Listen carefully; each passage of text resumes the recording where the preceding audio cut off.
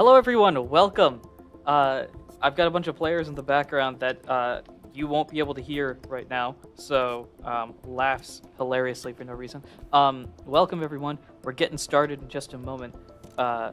So settle on in. Join us and this well-produced, he says sarcastically, show. With me here are a bunch of people that are going to talk while I pull out the things I was supposed to do, like dice and a player sheet. What's up? Hey, Can I be heard? This is where you guys talk. Go, go, go, go, go. Oh, I'm supposed to be talking. hello everybody.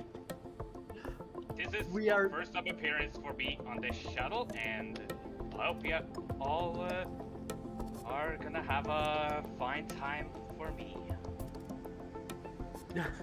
Yeah, we are. If you guys don't know, we are super professional streamers that we are totally know what we are doing. So yeah, It's not like I appear in scuffed streams at all. I always know what I'm doing, right? I believe Right? so. Yeah, I think so. You're the one that writes the Yeah. script for all this. Oh, that's true. Oh, yeah. Yeah, maybe I need to okay. get out my violet book over here for a second. We should probably give some introductions though for all of us. Right, real so, quick, I guess. We'll start this off with the easiest one, because if you're here, you know me, and if you're not here because you know me, you probably know one of the other folks here. Hi, my name is Ahdurin, the real world name is Ahdurin. I run all the content stuff in the universe, much to my schedule's chagrin. That's me. You might know me from such publications as Not a Scratch, a Pokemon Mystery Dungeon TTRPG actual play podcast, Operation E-Clock, which is a various other Pokemon Legend Zelda combo podcast that didn't release an episode because of finals week. You might know me from this very YouTube channel where I've amassed 1.2k subscribers by playing through Mystery Dungeon in the dumbest ways possible. And if you know me from some other place, you have to remind me because I don't know what those are. With me here are people that are better than me. Go. Definitely not better, but you know, we work together, so that's fine. Real quick though, looks like we got a notification in the chat that says volume is a bit low. Not sure if that's been Whose addressed, but whose volume then? Could you Yeah. let us know? but I could try to listen myself. Actually, that might not be a terrible idea. Yeah, Could you let me know? what's happening? Yeah. Let me know whose volume is high, low, left, right. I'll Great introduce backwards. myself. I am Daisy. I also am part of Not a Scratch, so you might have heard me there. I am recently joining on, what is it, the 6th arc that we've got? This is the 6th season, yes. Yeah. 6th season. And I do podcast stuff. I am more in the realm of the tabletop game things, so like tabletop role-playing games, whatnot. That is my specialty. Why I'm here today, I guess. And yeah, that's me. If you don't know me, that's okay. Hopefully you will by the end of this. I've boosted it up. I know As why. said earlier, this is what? probably Yeah. my first time here. Hello everyone. You may call me for this adventure Mochi, but for these players' characters, you will see who I'm gonna play. And to my left, top left, we have a guy who has been known as a Typhlosion and an Zangoose at once? Weird. close enough. It was a Sangus and Asleep. But yeah, hi. My name is Fran, but I also go on the internet as Magiciantronic. I've been a guest on Not a Scratch as well, in one of those mini arcs guest episodes. So you might know me from there, you might know me from other places on the Discord or internet or whatever. I used to stream as well for a time bit, and I'm planning to come back for it later as well. But yeah, I'm here to be playing as one of the characters as well, and I'm super excited to do it. and here on the script said that I don't know if I keep stalling or not. I think we have the volume good. We'll I know see. why. Time yeah. can always Let's be see. stalling, but I Time think can we can always be kind of just talk until we're interrupted again. Mhm. Oh, I forgot. Hey, for people I that are don't know. listening to the live stream, I'll probably be I'm talking a lot. unmuted. Eventually, Can you'll you- see what's going on. Sorry, I've been Daisy, talking. why I was talking to the live stream folks and not to you people because I had it muted.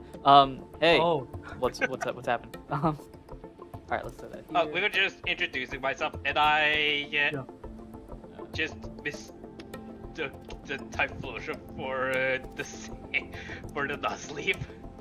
yeah. They're all the no, same it's at the okay, end of don't the day. worry about it. Pokemon or Pokemon? What are you gonna do? Yeah. Wait, am I species? You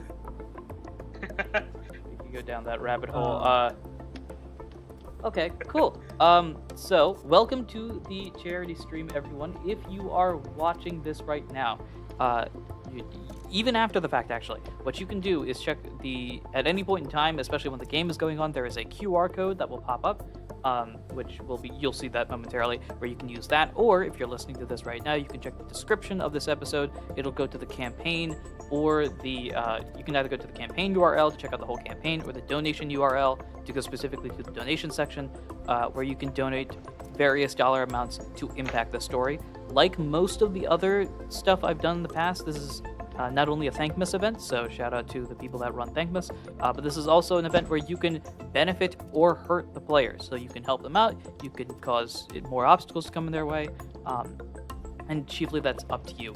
An important thing to note, and this is specifically for the people that are here now and later on, the different reward amounts, there aren't a lot of them right now. They will probably be added to as time goes on, depending on how the story goes, and the dollar amounts right now are not set in stone.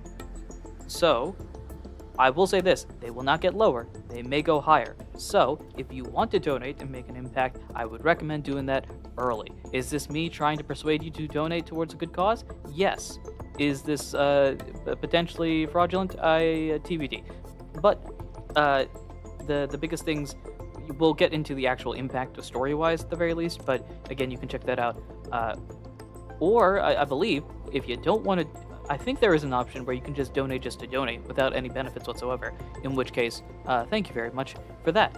There are various milestones as well. None of them are actually posted because I probably should have done that in advance, but and there are various different benefits, things like that, depending on where you're watching and why you're watching. If you're a YouTube listener, there are various different milestones that will reach that depending on the dollar amount.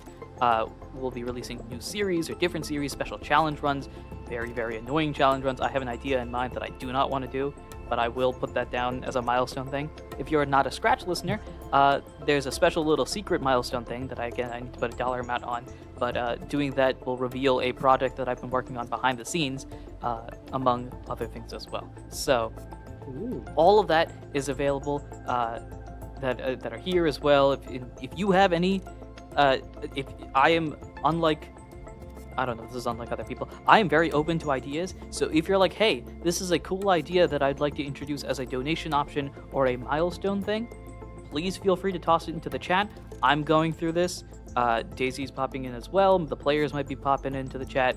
I might, I know my other co-host on Not a Scratch, Mohammed's here. I might drag him into this if without his permission, if things get really busy, among other things as well. So, and another thing as well, final thing before I transition over to the GM for now, Daisy, who's the first person that spoke after me. The final thing is that if you can, if you'd like, if you're able to, please promote this stream. I don't need subscriptions to the YouTube channel. They'd be nice, but I don't need them. I don't need memberships to the channel. It'd be nice, but I don't need them. What I do want, though, are people watching this and donating. So if you could go and politely disturb everybody, I would greatly appreciate it. Because the more people that watch this, the more people that could donate, the more it goes towards a good cause. Already Thankmas, the big day for Thankmas has already passed. But that doesn't mean we can't add some more dollar amounts to it as well. I believe Thankmas, as of this point, has raised nearly, it's at 6.299 million right now. And if we are on pace with what we've done in previous years, we can bump that up so that we can be the ones that say it's 6.3 million, because it's about $750 off. I've raised $750 in these type of events in the past. The only difference is it took me 14 hours then. I'm hoping it'll take less time now. If you have any questions, anything you'd like to ask, you can toss into the chat. I'm viewing, and among other people as well. And I think with that, I will hand it over to Daisy. Please steer the ship better than I can. Also, like the stream. Yeah, do that. boy. Dang, that no pressure. No pressure. Yeah, absolutely Better, no pressure. better than you. I don't know about that, but Okay, we don't will take see. don't take a sharp turn to the right for no reason. All right, then we'll take 3 left turns. Oh. Um, Actually, very never mind. slowly. Strike that. I'm running this now. Daisy, get out. All right. No, please go ahead. Okay, yeah, so hopefully this will not be absolutely chaotic, but I embrace the chaos as well. As Anirudh said, I am going to be the GM for this game, so I will give us a little bit of a backstory, just kind of like an introduction to what this is. If you didn't already know, we are going to be following a plotline similar to the Pokemon Ranger games.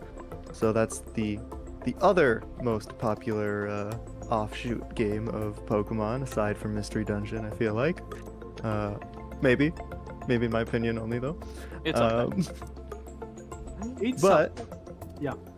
we're going to be playing as Pokemon Rangers, who are essentially a group of people who kind of like protect Pokemon, protect nature, and try and keep that from being harmed. Pokemon Rangers don't catch Pokemon in the way that normal trainers might with Pokeballs. We use our friendship, and we use magical or technological devices called capture stylers to embrace that power, to use our friendship to make Pokemon help us or ask Pokemon to help us. So we'll get to see some of that as we play. The location we're going to be at is called Ahdurin Island. It is a location in a region of my creation called the Corette region. And Ahdurin Island is known for its strange fairy-type properties. There's, for some reason, a lot of just like fairy-type aura, we'll call it, coming out of the island. Some people have figured out how to harness that to create energy, and have created some like almost nuclear-esque power plants to generate some energy. Because fairy types are quite electric, if we might say. But that'll be the setting of our game. It is an island off of the coast of the Corette region, so it is a bit isolated. There's a lot of fairy energy that people don't really know what's going on. And our Pokemon Rangers are probably going to get into some shenanigans trying to save the day. So, let's see. Anirudh, to start, should we introduce characters, or do you have the map to throw up on the screen? Let's throw the map up, actually. Let me hope this works. Hey guys, can you tell that I planned this all immediately after finals? Because that's kind of what I... actually, no, I'm lying. I contributed everything after finals. Daisy ran basically everything else. Let me toss that over there. I just wrote some things down. That should be it there. Ignore the fact that there's the whole Ahdurin region thingy thing there, and ignore the fact that I'm using Microsoft Edge. It's required for me to make this work. Otherwise, you'd be seeing my other screens, which don't exist. Here's the map, though. You can see it here. Nice. Perfect. Yeah. So, the map is as shows. We have our island. It's got some mountains. It's got some forests. But mostly it is all just there. And you'll see some things called clocks. That is because we are using a game system called Blades in the Dark. Traditionally, it is a game about people taking on heists, but we're going to change it to Pokemon Rangers. So the tone may shift a little, but we'll hopefully keep it light enough tone. And these clocks are important because that is how things get done. That is the main way that people affect the game. We're going to start off by introducing some characters. So, let's go. Mochi, would you like to introduce your character first? I'll set the scene a little bit, and you can kind of show us how your character is acting immediately in the scene as you explain. But you're all part of a Pokemon Ranger crew on Yurmine Island, and you've been sent off to do a mission. So we see you running through the forest, but there is some smoke in the air, and you can feel some heat. Why don't you go ahead and introduce us to your character? As he runs down, he just essentially places his pinky finger on his ear, just trying to signal, like, Colonel! I feel some heat coming in. I might need to request a backup. And who is your character? What is your character's name? And every ranger has a Pokemon companion. Do you happen to have an idea of who your Pokemon companion is? My character is known as Serpent, and his companion is a Kecleon named Solid. Oh boy. Oh, Okay. you noticed. Serpent and Solid. We have on the way through the forest, calling for some backup as things heat up and get a little smoky. So next to you is another character. Fran, will you introduce your character to the group? You can again tell us a little bit about how you look, how you're moving, what your actions are, and your partner Pokemon with you. So yeah, my character is called Franklin Ronda. He's so he looks tall, very thin, and he has a medium length wavy orange hair. He's currently wearing some shades and a bandana that is covering most of his face. And he has a partner called Mantra that it's a Gallade. And right now he is sensing that it's like smoke coming from a direction, and he's trying to figure out how like how close the fire is, and like how big the dimension is of the fire is currently going for. Yeah, so we see Franklin and Gallade, Mantra the Gallade, kind of on the way through the forest, and Franklin is trying to get an idea of this fire, and you can tell that Mantra is connected with you Mhm, as you kind of just get like a psychic signal back mhm. that's um oh gosh, how would Mantra talk to you? I think the response you would get is just like um there's Pokemon fleeing. So Okay. the fire is not like big enough yet that it is a drastic consequence. Mhm. On our clocks, we see that the clock of the forest is burning is at 2 of 6, Mhm. but there is definitely enough for the Pokemon in the forest to feel scared enough to try Okay. and flee. And then, Honoru, would you like to introduce a character of your own who may be running next to Franklin and Serpent? If I say no, what would happen? Then I would say, all right, let's move on. Oh, see. Now you have to deal with me as a player. Huh? How about that? Yes. Oh, I can so- deal. That's not the right thing at all. Yes. So, I think what you have is you see a taller guy that looks like his outfit. It's a normal ranger's outfit, but it's been purposely like left ripped up on purpose. They could have sewn it back together, like the sleeves and stuff, but he decided not to. And rushing out is my character.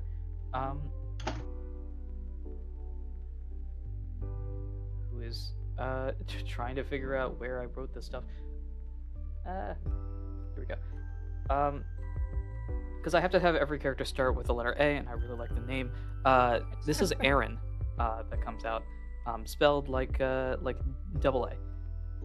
That comes out again, like sleeves are cut, they're still hanging on, but he's just refused not to actually keep it, like you sew it back together or rip it off. He's decided on this like neither pattern.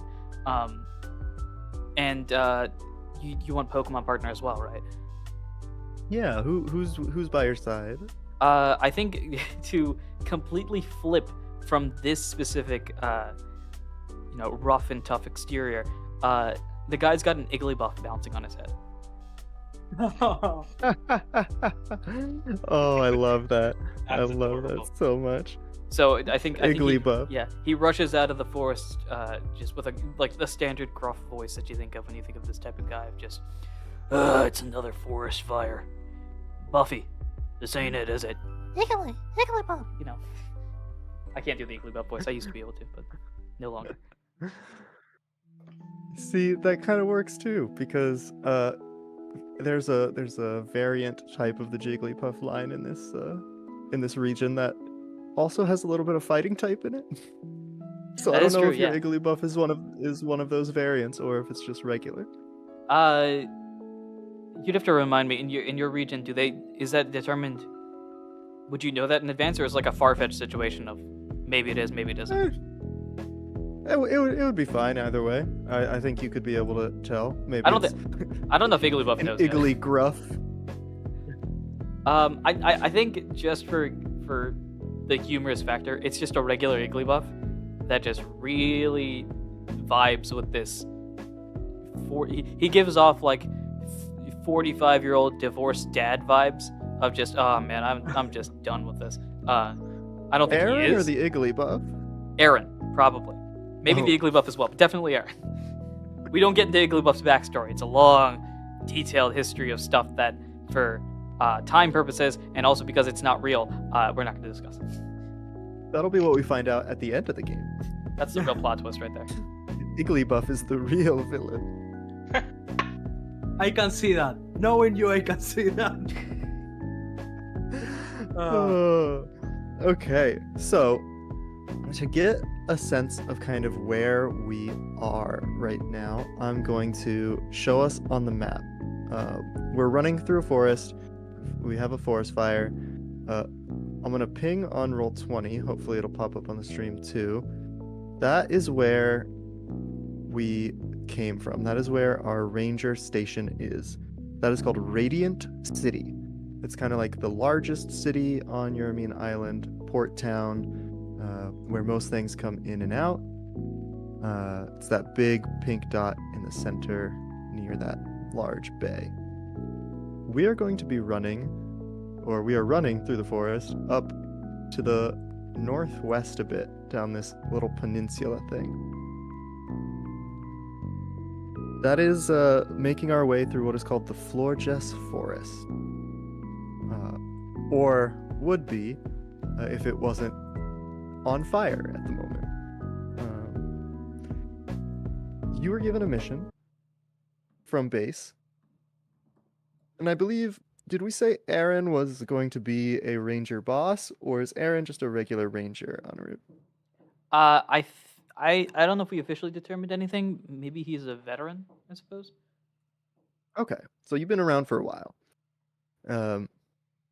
The three of you, though, remember just moments ago before you ran out that your mission was to find what happened, find the source of the forest fire, and save any Pokemon you can. If you can put out the fire, if it gets too much, that's great. But the important thing is we find how it started, and saving anything we can, saving any Pokemon. So, our three rangers, partners by their side, stylers in their hand. What is the action here? How are we trying to address this obstacle? Our mission of finding the source of the fire and dealing with the burning forest, that is. It's very hot where you are, so things are risky. Doing actions is going to give the potential of getting hurt, getting burnt. But how are we addressing it? In Blades in the Dark, you have the ability to kind of freely try different approaches to solve this problem. So, does anybody have an idea of where to start? How they might think about this mission? I do have an idea if I may start. Absolutely. Okay. What is Franklin doing? So Franklin, I forgot to add that his Pokemon Ranger stylus is like a huge cane that has a lot of like runes in guard on it, and he's trying to maybe closer his normal senses and try to figure out like where could the focus of the fire would be with the help Okay. of his Khalid. So you're trying to figure out where the source might Yeah. be in that way. Yeah. How are you trying to do that? So you have different Yeah. actions in front of Mhm. you that you, as the player, get to decide what you're doing. After that, I'll tell you how it might work, how it might affect. I want to use my attune for that specifically. So I Okay. may go around like the smoke and anything like that, so I have like a much more clear. So It what does. specifically are you trying to attune with? Are you trying to attune with Mantra, who is like maybe has a wider range of senses? Are you trying to attune with like Pokemon who might be fleeing the area? Like what being or Yeah. thing are you trying to attune with So there? what I'm trying to do basically is Mantra and I have been trying to use different aura mechanics. So what I'm trying to do is like focus like on any kind of aura that could be like trying to maybe like being like, I don't know, like rampage or anything like that it's contrasting with all the Pokemon fleeing, so we can like figure out how the fire has started. Yeah, okay. So in Blades in the Dark, when a player takes an action, they state which action they're doing. You have said you want to attune. Yeah. Now, as the GM, I will set what is called position and effect. Position describes the situation that you're in. It Mhm. describes how dangerous it might be to do this. Effect describes how effective you and your action will be on the obstacle.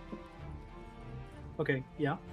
As I stated before, with this fire here, I think we are in a risky position, Mhm. which means risky is kind of like the regular thought for rangers, because you're always putting yourself out there. You're always trying to get something done, so there's always a possibility of danger. So it's definitely risky.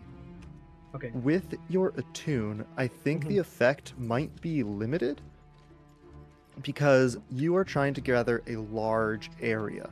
Okay. You have been training your aura powers and training your powers with mantra, but you are still kind of like pushing to your limits. Mhm. So you'll definitely be able to do it. You'll definitely be able to roll, but the effect would be limited. Okay. Okay, yeah. Just to help us go into a certain direction that works for me. Okay, so for your roll, Mhm. how many dots do you have on your attune I action? have 2 dots. Okay, that means you can take 2d6 Mhm. and roll 2d6, and we see the result.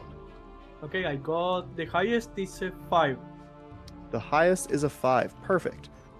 So that means you do it, but there is a consequence. Okay. You might suffer harm, a complication might occur, or you might have reduced effect. Mhm.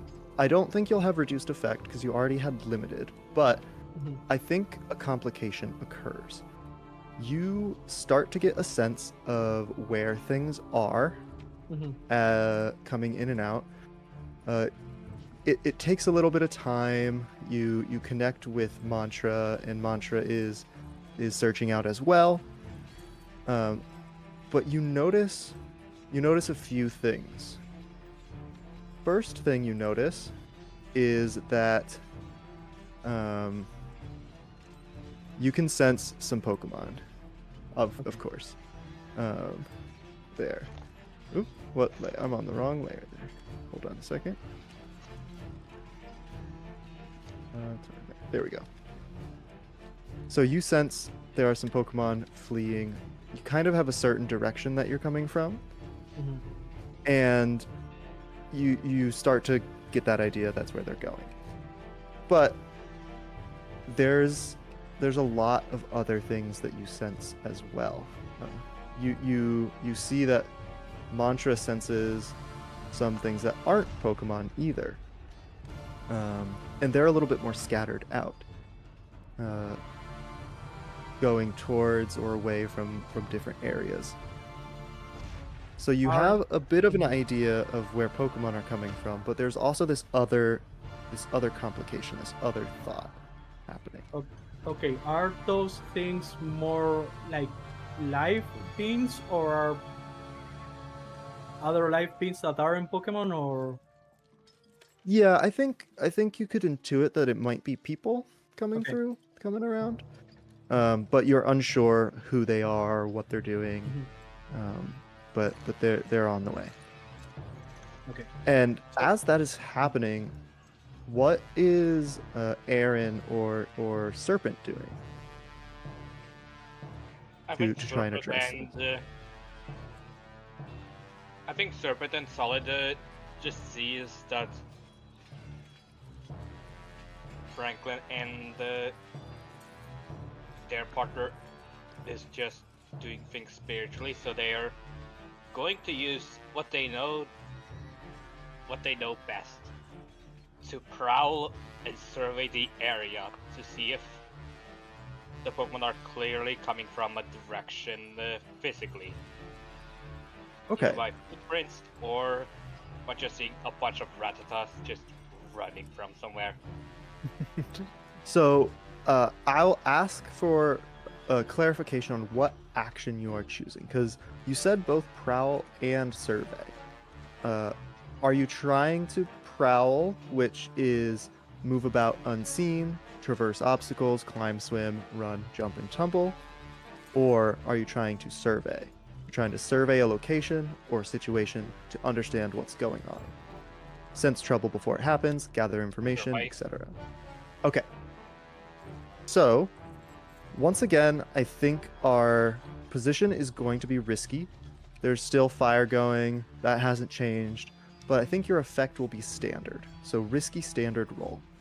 How many points do you have in your survey? 1. 1? Okay. So your options are roll 1 dice to see if you can succeed. You can add an extra dice if you want to do something called pushing yourself, which is drawing on an extra reserve of energy.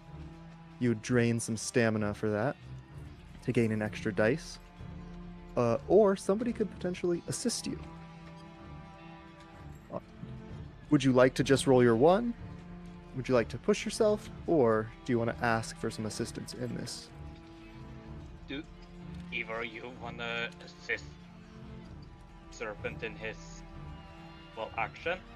How would the assist work in this regard? Would we just add So, the die in lieu of our turn? there's not necessarily strict turns here. It's more of just as things flow. But if you wanted to assist, you could mark down 2 of your stamina, what we're calling stamina, which is stress and Blades in the Dark, to give +1 dice to that teammate. So if you were gonna help Solid, or not Solid, if you were gonna help Serpent here, and Solid, I guess, you would describe what you're doing to assist that. You would take you'd mark off 1 of your stamina, and you would add +1 dice to Serpent's roll. Could you, Serpent, remind me exactly what you're doing? Because I'm leaning towards assisting here.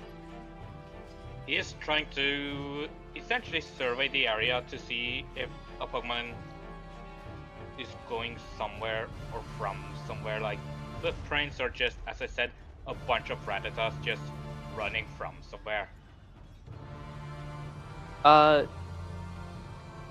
Yeah, I think I would probably I think I would assist as well. I think as someone that's been through this for a while, I think I just hop on by. I almost probably, not literally, but sort of emotionally chuck Igglybuff at you, being like, here, take this. This guy knows what he's doing. Buff? Yeah, you got this. And try to assist with that. So kind of just giving up Igglybuff in a way to assist with the surveying of the Pokemon here. Okay, so Thank you, Colonel. Igglybuff is adding in the assist then, or are you giving Igglybuff over to do something yourself? Igglybuff isn't a separate character, right? It's sort of an extension of us. Yeah. Yeah, then I'll probably walk up to Serpent and literally take Igglybuff off my head. Igglybuff still holding onto a hat that I wear or something, and just be like, here. Thank you, Colonel. Yeah. You're off great at this. Yeah, that's fine. Look, I better have Igglybuff back in one piece. If I see so much as a hair slightly off, I'm coming after the enemy, and then I'm coming after you. But so you better fix the hair I in that time. understand. I think Igglybuff in that time period is debating like, if I mess up my hair, would that cause the same issue? I was gonna say, does Igglybuff take a hand and just like tousle its own hair Just like right tossing now? hair. Or take Oh one no, single hair? tragedy. How could this happen?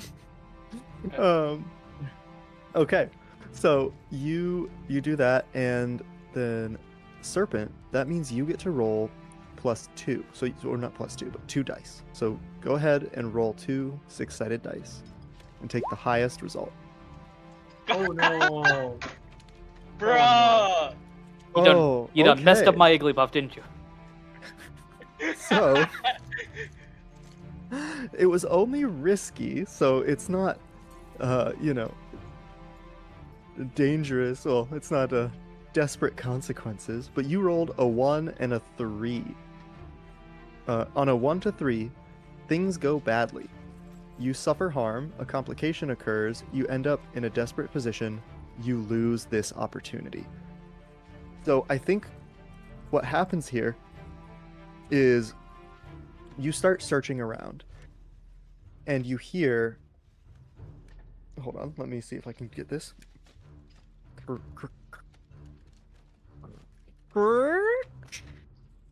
Crash as a burning log drops behind you and kind of blocks your path to the rest of your crew right now.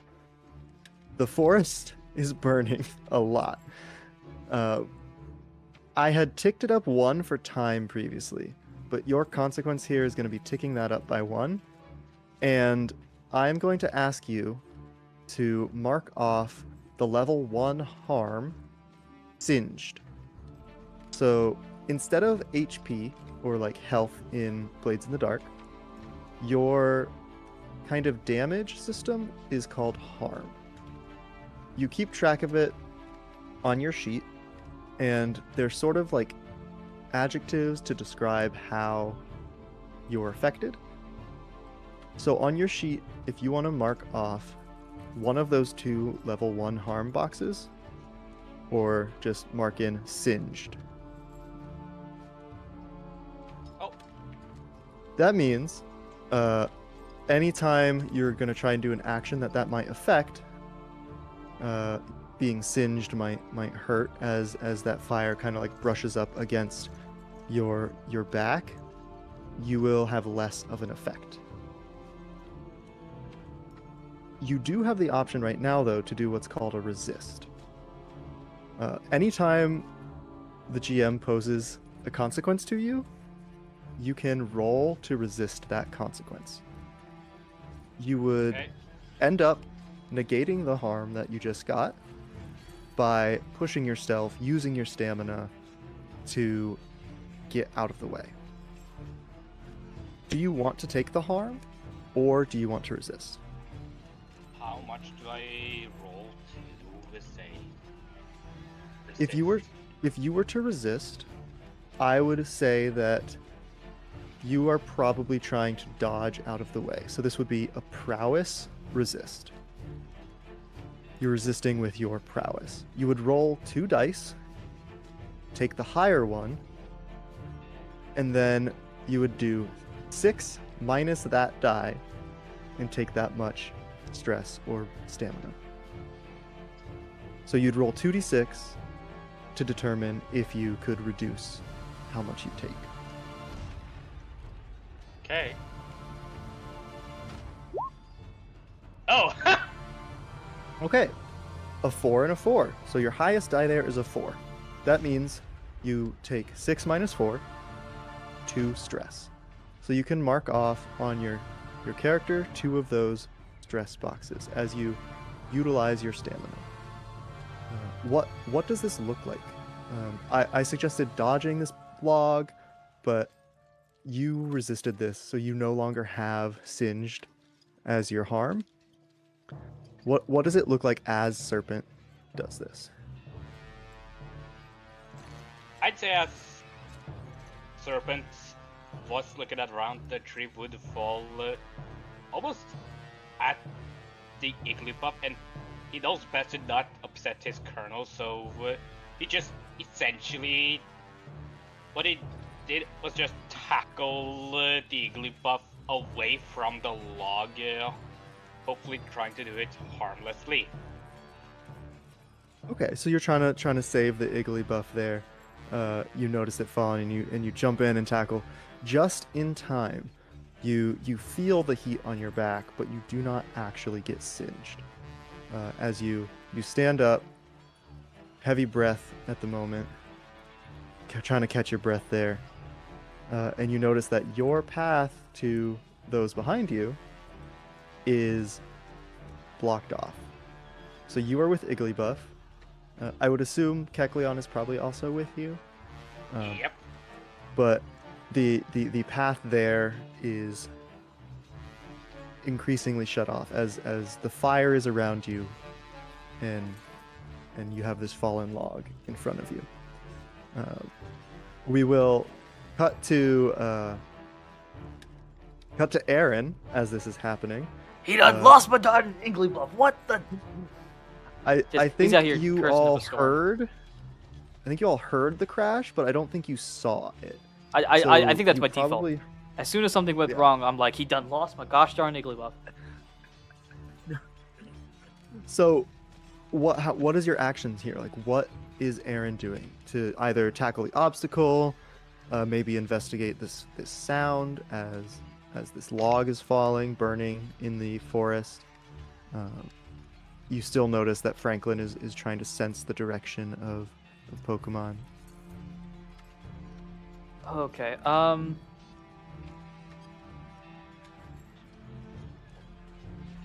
would be best here?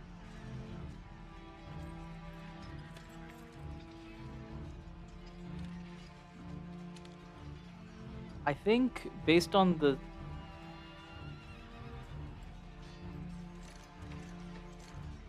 situation, we need to find a solution for this fire at this point. So, we need to find a way to figure this out. Yeah. I would.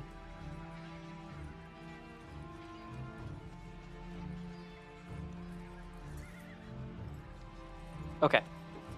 I'm gonna dive into the essence of this game and try to force my positivity. I think I would study the area to find the source of the fire. So looking around. Of the fire. So looking around, because clearly this has to start from somewhere. And so at the very least, finding a way to stop that would prevent it from spreading. Because there's no point going to the outside. Because then it could just pop up in a different direction. Study is study a person, document, or item with close scrutiny to gather information and apply knowledge. So what is the thing that you are using to help you kind of figure this out? Are you like looking at a map, studying that map for possible locations? Are you trying to like think through your ranger training when you were wandering through these woods to catch Pokemon? What does that study look like? So I think the forest itself is an area that I've lived here for decades on decades on decades. I'm actually 127 years old, but I look like no, I'm probably not. But I've been here for a while. I know this area pretty well, and so I feel like I would know the wind patterns, the ways that things would spread. If you were starting a fire in this corner, it would spread this way, that corner that way. And so clearly we've been sitting around for a little bit as this fire has spread a little bit. So just reversing that would be the idea. So going back to the history books of weather patterns, and based on that, go that way. Go the opposite of that. Right, cool. Then that, I will say, with your study, we're still a risky position. Although if we are not moving too much soon, we might move to desperate. I don't know, because this fire is kicking up unless we do something. But I think with your searching of this knowledge, you'll have a standard effect to kind of figure out how this fire might have moved around the forest. So what is your study rating? How my many study dots do you have in your is study? a 2-dotter. Okay. Once again, you have those same options. You can either push yourself, which is taking 2 stress, 2 strain, 2 stamina to get +1 dice. You could ask for some assistance, although I'm not sure how someone would assist you in this specific study, as this is kind of recalling your knowledge. Right. But that is a thing you can do. So 2 questions. If I'm reading Yes. this right, 1, 2, 3, 4, 5, 6, 7, 8. We have 9 stress as our max, or 9 stamina. I believe. Or is it so. 8? Let me take a look. The sheet, I think, I can't tell if that last one is part of stress or trauma. I'm guessing it's stress because it's Yeah, What? you have 9 Or yeah, All right, I'm just jotting that yeah. down. You have So- 9 stress, and and then once you hit that 9th, what happens is you're actually taken out of the mission right. because you have expended all of your stamina. You've got all your stress. You cannot like be effective in the mission anymore. Mm-hmm. So you effectively are removed because you've overreached yourself. Correct.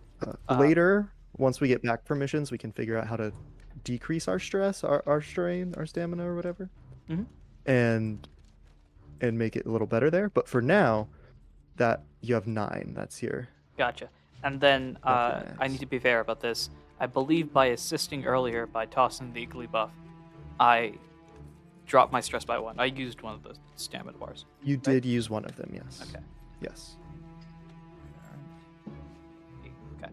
I am not going to expend myself. I think I'm going to Okay.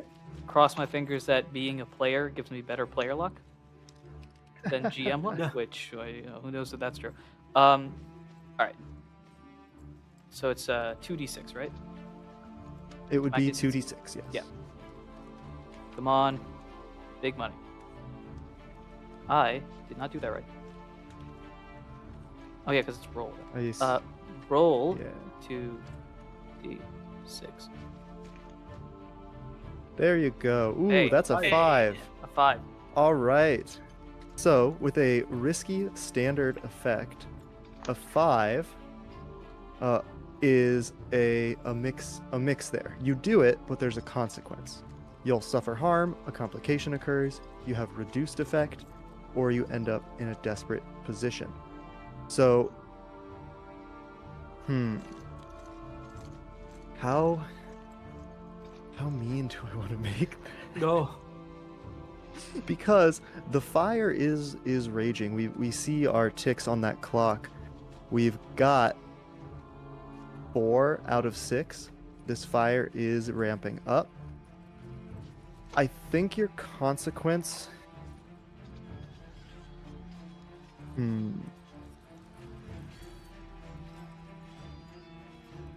No, I have a different one because Desperate's real bad in this game, and I don't want to just hit you with that desperate hammer right away.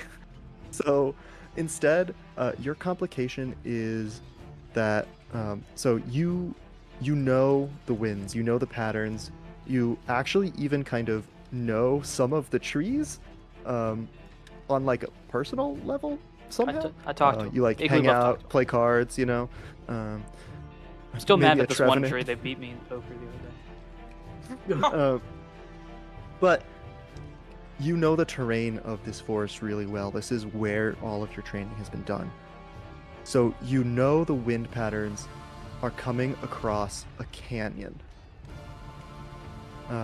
This is the let's see. This is the Tinkaton Canyon. Perfect. And it's not Grand Canyon, you know, it's not absolutely enormous, but from your understanding, the source of this fire is probably on the other side of that gap. So you have another obstacle in front of you that you'll have to get over. But you did have a standard effect in assessing that that situation, right? So the find the source of the fire is actually going to move forward by 2 ticks. So you are 3 out of 4 in finding the source of this fire. So let's talk about what is going on now. We have Franklin and Aaron. You've realized that Serpent, or is that your name, Serpent? No. Yeah, Serpent. Yeah. I keep wanting to say the other one, which is not the joke one. I can't call you the slithery reptile. You've realized that Serpent is hasn't returned from this little scouting mission. Franklin, you got that sense of kind of where things might be coming from, and that confirms Aaron's understanding of the terrain and how the fire may have jumped, because a lot of the Pokemon you sensed were fleeing from that direction.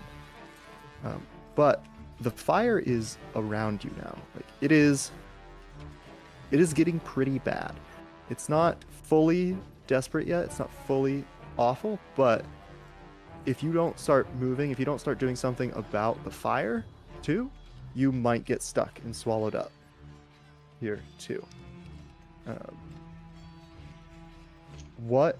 How are we tackling this? I assume Aaron has conveyed the canyon conundrum to you. Yeah, I think I turned to. I'm sorry. Remind me your name again. Franklin. In game. Franklin. Franklin. I turn to you, Franklin, and I'm like, all right, I got good news, bad news, and really bad news. Good news, I know where the fire is. It's that away. Points towards like the cave canyon area. Bad news, Serpent's probably stuck behind the logs. And the worst news, Igglybuff stuff, which is tragic. Screams at the top of the song. Let me add into that, sir. People are behind this.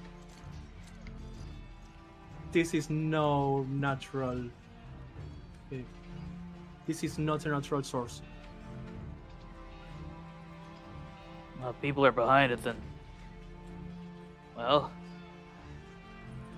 How much do we trust Serpent to get out of this situation? How confident do we feel? Sir, with all your respect, we need to put this fire because we might get caught up in that as well.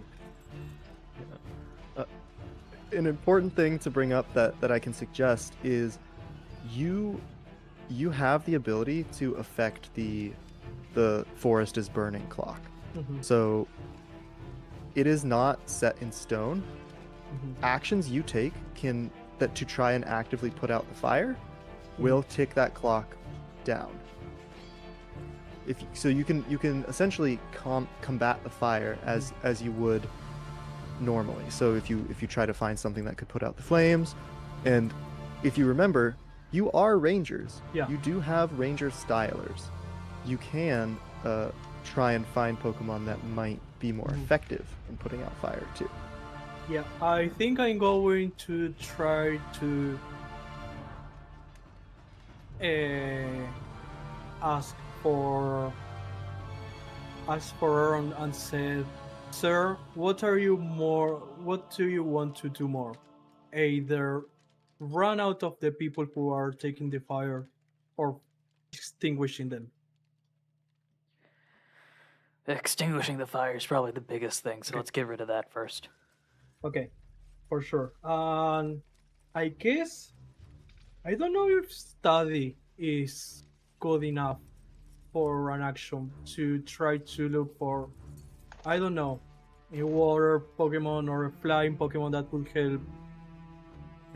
So here's what I'll do. I don't think you have to roll to find a Pokemon because you're out in the wild. There's Pokemon here. The roll that I'll make will probably determine like how good of a Pokemon will you'll find. Okay. So it's something called a fortune roll, which basically is like a regular roll, but there's no consequences attached to it. So it's a roll without position. It just determines like how effective or how good of the thing it is you find. So if you roll well, you'll probably find like a water Pokemon that can do a lot of things, so you'd get great effect on using it. If you roll poorly, then you might find like a grass type Pokemon who doesn't want to put out this fire. So talking about that, yeah. Like it's Kyle. oh no. I mean, Don't Kyle bring right Kyle now, into technically, Kyle technically right now, the Trico is the Pokemon sponsor, which is a new incentive tier that's available. I've done this in previous years. If it's the smallest donation thing, it is $1. And in exchange, you get to control what that Pokemon is on the screen right now. So right now it's Kyle. I'll be honest, I do not know if it's Kyle the Trico trying to support us, or if it's Muhammad trying to spite me. So if you want to change that, you can do so. I call you out, Muhammad, because I love you, Yes. and also because I'm pretty sure you don't. You hate the GM. So one question: Can we like if we both are looking for the same thing with each other? Can we like help each other and add one more die for that fortune roll? Yeah, so assigning the number of dice for the fortune roll is looking at a bunch of different factors. Okay. If you take into account, I would probably say, what is your study, or not your study, your survey rating? My server is 1. Your survey is 1. Okay, because that would be one thing to take into account because you're trying to find it. Yeah. You're trying to look around everywhere, kind of. Alternatively, it could also be like your hunt, because you're trying to track down your track skill, basically. Yeah, I That still believe. is 1. Yeah, that's still 1. Yeah, but I think in this situation, I believe that either of those could work. Yeah. Yeah. I think regardless of that, what would help Mhm. though is having Aaron there, and if Aaron is like, you know, knowing the terrain, knowing all of that, and offering things up, Aaron might know where some water Pokemon normally would hang out. So let's say this is a fortune roll 2. So go ahead and roll 2d6, and we'll take the highest. Okay. Does it matter who rolls? I guess. In that case. Frank. Okay. Because you're just basically like, I know where a river is. I have an idea. So that's a 5. That's good. Okay, yeah, 5 is good. So it's not full 6ness, but 5 is still a success. And the 4 would have been too, because you got a 4 and a 5. But let's look up random water type Pokemon generator Maybe. to see who you May I find. suggest something that it's Yeah, kind of yeah. feeling for a forest? what's What that? about a Lombre or a Ludicolo? Ooh, that would be cool. Yeah. Let's go with that. Yeah, let's go with a Lombre. We find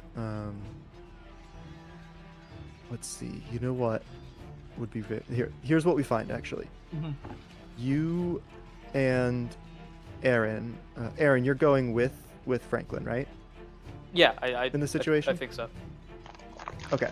So you start like heading through this forest, and you're like, I know where things are. I know where there's a water Pokemon. I know a river, a lake here, and you're guiding through, and you find like a little pond, like a little swampish. Is swampish a word? Yeah. Let's go for it. Swampish pond, I guess. And what you notice is there is a small collection of Lotad in the pond, and a ring around, like semicircle, half moon ring around the pond, is trees that are on fire with branches falling. And there's three Lombre there, desperately trying to put out that fire. They're grabbing water, they're spraying it at the fire. It's doing something enough to like not completely burn and boil up the pond, but it's not stopping it either. They're there. They're trying to help out. By themselves, it seems like they don't have the full ability to.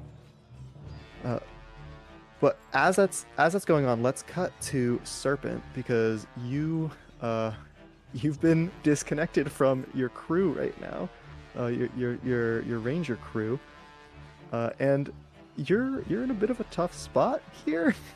There's fire kind of everywhere, and the path is a little blocked off. And Igglybuff is like, I don't know. Igglybuff is tough, right? Right, Honoru? Igglybuff A little bit. is a tough little guy, yeah. I don't know if they specifically the fighting type version, but they certainly wish they were at the very least. So I think Igglybuff is like floating above your head, like looking at the burning log behind you, just like air punching, like.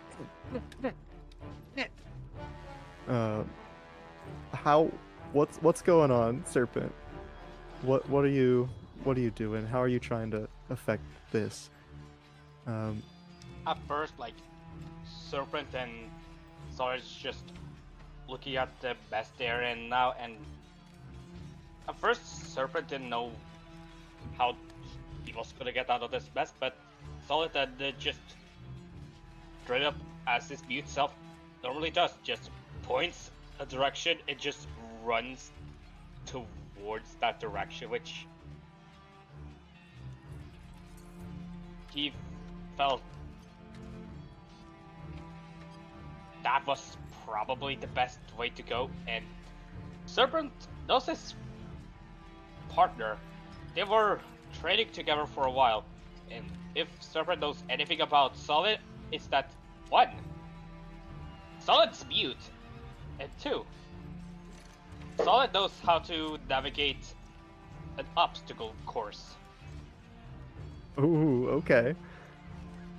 So yeah. What do we see? We get Solid like running through the forest, kind of trying to jump over logs here and there, slide under some burning things as they go, running in a direction. Yeah. Okay. Let's see. I think. Like pretty much, Solid is trying to lead Serpent and the Igglybuff to at least safety, aka a clearing, or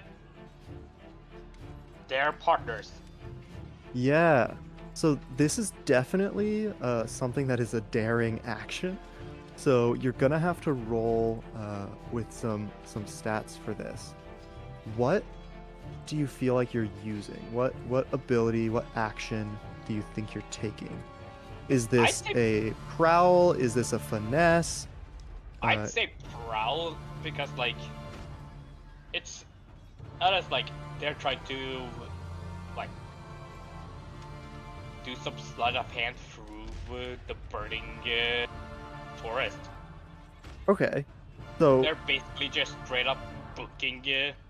Yeah, prowl is about unseen and traverse obstacles, not opticals.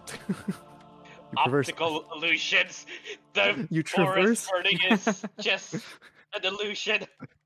You traverse obstacle illusions. Climb, swim, run, jump, and tumble. Okay, so this is. Let me take a look. Given where you are, oh shoot, hold up a second. I think this is going to be risky. For sure, we're still in a risky position here. Though if this goes bad, things might shift to desperate with how we've been. And I think, I think given your situation, you have a standard effect on this. So risky standard still. Go ahead. What's your prowl? 2. Okay. Do you want to take stress for an extra die, or yes, or something else? Okay. So it'd be you would... pretty draining of stamina and pretty stressful altogether to just do stuff like running past falling logs, jumping past fires. Very true. So go ahead and mark 2 more off of your stress or stamina. So you should have 4 now. And you can roll 3d6.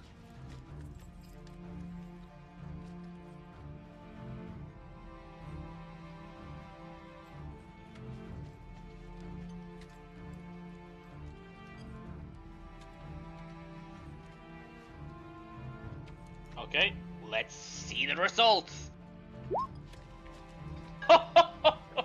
Ooh, that is That was close. Yeah. Damn! A 5, a 1, and a 3. But thankfully we take the highest. So Ah! on a risky, you Oh, do it, boy. but there is a consequence. You suffer harm, a complication occurs, you have reduced effect, or you end up in a desperate position. Oof. I think I'm gonna have to do it to him, folks. Don't do it to him. You don't need to. It's fine. You are like dashing through this forest, dodging things left and right.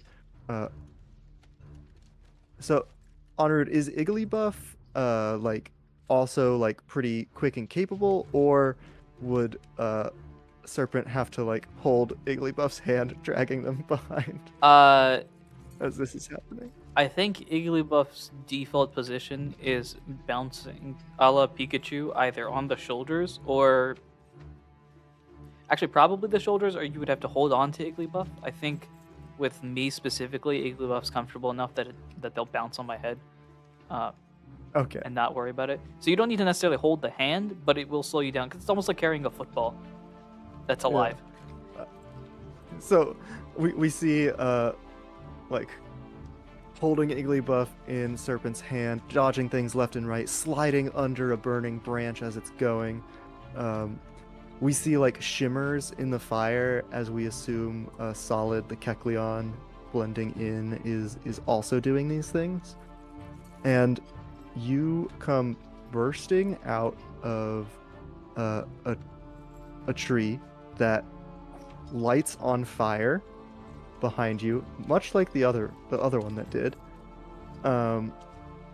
And much like in a cartoon, we hear the like screech, tire screech noise as you try and stop yourself from absolutely launching yourself right into Tinkaton's Canyon. And I think we hear those tire screeching noises. We see your heels like planting and like scraping along the ground, and you stop just before you would have fallen in. And when your footfalls happen again, we hear whoosh as the trees behind you are aflame. You're in a desperate position now.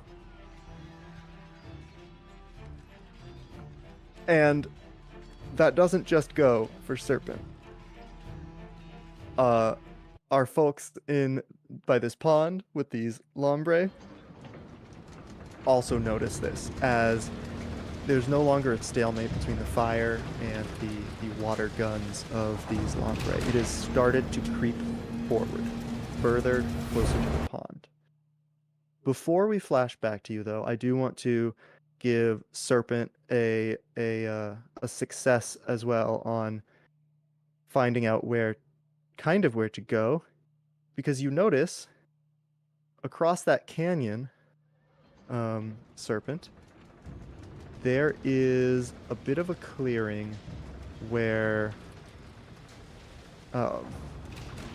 there is a large like staff looking item sticking out of the ground that is just on fire, and like circles of fire keep whooshing out from the top of it.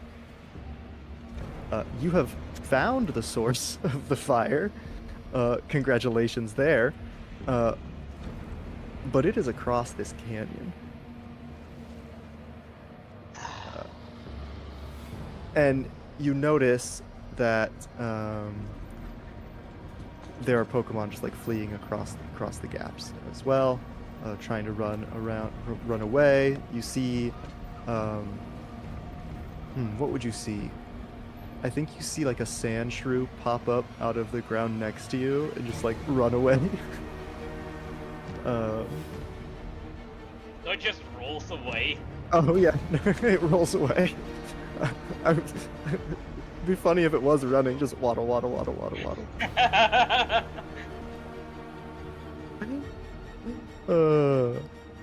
Okay. You're watching that happen, and we flash to the Lotad Lambre situation. Franklin, Aaron, what's going on? We have these Lombre desperately trying to push back this fire. That fire has started to encroach. Things are getting desperate here. What are we doing? Oh gosh. What would work here? Keep in mind, you can use your stylers. You can use your I stylers to was try thinking, if we use our befriend. styler, it's like technically we are powering up, right? Yeah. So what I will say with the styler is, in Pokemon Ranger games, we often see the Pokemon Rangers go around finding Pokemon that have specific abilities to help them at their task. For example, if there's like a mission in a burning forest, you can find water-type Pokemon to put out logs that are in your way or try and calm down flames. You would capture them with your styler and then ask them to assist. In this case, I don't think that would be two separate actions. Whatever you would be doing here, however you're trying to utilize that, would probably be the one action to try and get them to help, because that would determine how effective they are at doing the thing you want to get done. So either of you can work on whatever's going on. You can do a separate action. If anybody wants to maybe like grab the low tab, that could be something you do. What's up? Who's acting first here? So I believe Franklin's going to Aaron. So do you know if any of these guys can learn rain dance?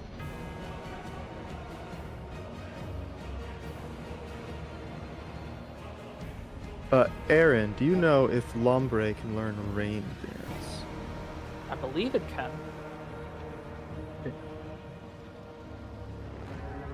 So I suggest we try to wrangle one up and start with that, and it can power up every single one using their water attacks. So if we want to Okay. be more specific, Rain Dance specifically, I think is a TM move for Lombre. Yeah, it looks like it. Ludicolo, Or- however... Okay, well, so it depends on the generation. If we're going by the most recent generation, Lombre needs the TM, Ludicolo does not. Though Lombre used to have it be a level up move. So I leave it up to us as to how we want to play that.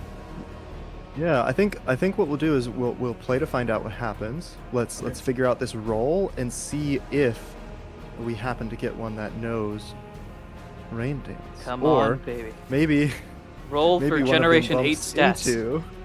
into a water stone that just appears. Do you want to roll for wrangling up, and I can help you for that? Sure. That would be a fortune roll, or... So, what is the action we're taking? If we're trying to throw out our styler, to like, grab is probably not the right word. to That's why start I this said capture. wrangle, yeah. Yeah, wrangle, capture, befriend, I guess. These Lombre. What sort of action do you feel that is? Ooh. It depends on who's doing the wrangling, right? Right. You can decide. So it could be a couple of things. Technically, I'm not supposed to tell you an action to do. Right. But looking at this action list, a tune sounds interesting. Technically, in Blades in the Dark, there's spirits and ghosts. So a tune is you Yeah. attune to spirits and ghosts. Channel electroplasmic energy. Ooh, Yeah. I have Maybe a, that is friendship. I have an idea. It's kind of convoluted, but it does fit my character specifically. Whether or not we want to go with that leaves it up to us. But I could just command them and be like, guys, like, gruff professor showing up. Be like, guys, you're not efficient. Let's go. Do this right. That way. This way. Right. Why are you hitting that You- leaf? you That were leaf is wrong. clear. You can wrangle with command, and I can help you with a tune, like with styler, like with the runes of my cane and everything like that. Yeah, so what we could do with it is So command definitely sounds like it could be a thing. By itself, it might not have as great of an effect. But with Fran's suggestion about Franklin doing the attune, that sounds like something that's called a setup action. One player can set up another player with an action. Okay. So basically, Franklin would roll a tune, which would be throwing out the styler, trying to capture them. And then Aaron could roll command after that.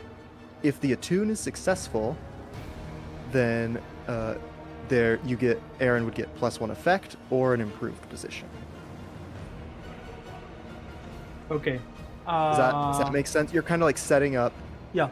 the Lombre's ability to like actually care about what Yeah. Aaron has to say, because if you're not too friendly to them, they might not like your command very much. Guys, it's your forest, I do shut have up. two. I have two for attune. Can I use like an stamina or something like that to bump it up to a 3? Yeah, if you mark off 2 stamina, 2 stress or stamina, Yeah. you can add an extra dice to your pool. Yeah, I think it's necessary because we are almost at the forest fully burning down. So yeah, I'm going to use 2 points of stamina and roll 3d6 for this. Okay. It's a good thing. Dang. Ooh. Oh no. Wait, hold on. What is this roll? I see 2, 4, 2. Is that the right one? Yeah. Okay. That's not bad. That's not bad. A 4 is still something. The 2s threw me off. I was so confused. Although I did also forget to set the position effect before, but it would be, I think, standard. But we are in desperate. So a 4 or 5 in a desperate position, you do it, but there's a consequence. You suffer severe harm, a serious complication occurs, or you have reduced effect. I think here is what I'm going to say happens. I am going to, let me find my Roll20 again. I'm going to do 2 things. Severe harm is a lot, so I'm not going to fully give you severe harm. But what I am going to do is tick a mystery clock. We've got 4 mystery clocks up there in our faction clocks. A consequence that you hadn't accounted for or even realized was happening is ticking. But also, I'm going to ask you to take the level 1 harm. Okay. Shoot, is it level 1? Let me take a look at those. Level 1 or... I'm going to have you take... what's a good word for this? I'm going to have you take the level 2 harm, 2nd degree burn. As Okay. you run in, you throw out your styler, you start to circle them, but as that's happening, you kind of like step out of position for a bit, or the fire kind of encroaches, and you're in a place where you can't compromise your capture. You have to get it done, but you can't move. So there is just fire just on you right now, and you do get burnt from that. You can resist that consequence if you want. That would end up potentially getting you stress, or you can hold on to the level 2 harm. I think in this condition he's pushing himself too much. I'm going to try to resist that. Okay, so a resistance again is going to use one of those 3. How do you feel like you're resisting this? Are you resisting this with prowess, which would be figuring out how to move out of the way? Or are you resisting this with resolve, where you are just kind of like pressuring through the situation to not have it affect you? Yeah, I believe that Franklin he's pretty stressed out, but at the same time, like it's he doesn't want to be perceived as a liability. Mm-hmm. So he's trying his best to mask it for everyone. Mancher already knows that he's on the brink of everything. Right. But he's trying his best to help and don't hinder anyone. Okay, so you're just kind of pushing your resolve to power through. It looks like you have one resolve. So, for people interested in the mechanics of the game, resolve is something called an attribute, which is just like a collection of actions, and underneath that attribute are 4 different actions. And for each one of those actions that you have at least 1 dot in, you have 1 point of resolve. So Franklin, because you have dots in attune, but nothing else, you have 1 resolve. Okay. So you would roll 1d6, and you would take stress that is equal to 6 minus that dice. Okay, I'm going to take 3. Okay, yeah, so 6 minus 3 is 3 stress. Mark 3 stress on your character, which I believe puts you at 5. Is that right? Yeah. Okay, 5. Getting up there. Not too wild yet though. And so that would let me take a look at these again. That would, I'm gonna say that's completely gonna nullify the harm. Okay. In another situation, minus 1d6. yeah. Actually, I'll say that it's gonna be a level 1 harm. It's gonna bump it down because you were at level 2 because it was dire. This is gonna bump it down to a level 1 harm, and that harm is going to be it's gonna be called pressured. So you are feeling pressured. Okay. By this. It's not as bad. You are not physically getting hurt by it, but because you're pushing your resolve, you're powering through. You are being pressured here. You feel that. And that though is a successful setup action because you got that 4, that mixed there. Aaron, give us your command. What does this look like? What's going on here? I think quite literally like a professor clears the throat. And then just goes full army sergeant. Now, if you guys want to get this fire out, you got to do this correctly. You understand me?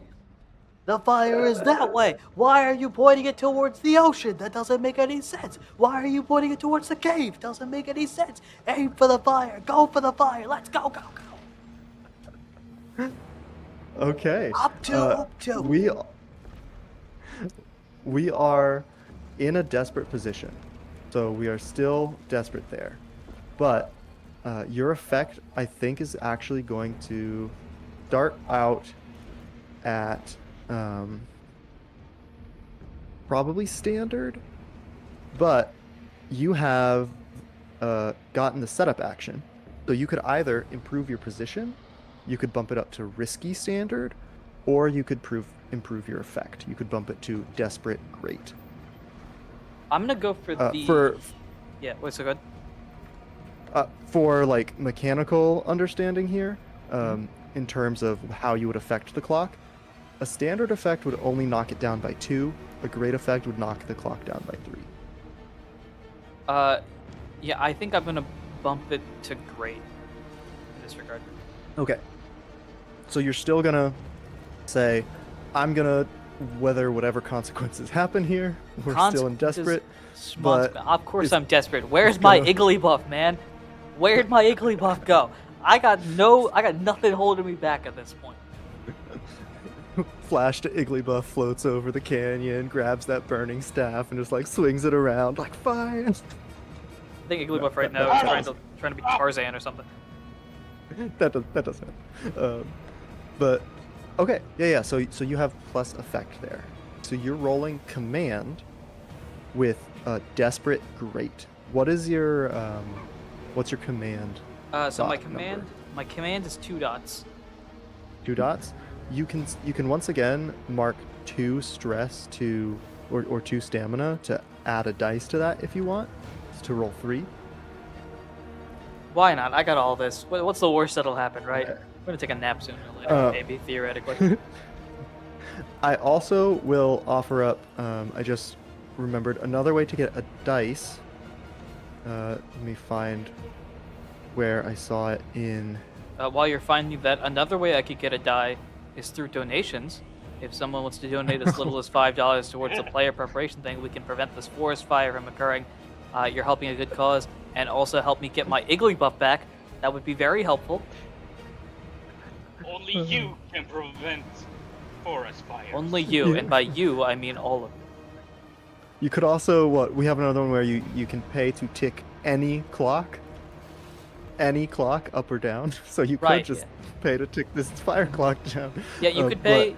Yeah, you could pay to fill up the fire clock, which would make things very desperate for us. Or you could pay to eliminate a tick from the fire clock, making things that much better. Cough, cough, wink, wink. I'm not panicking. To not chill here. I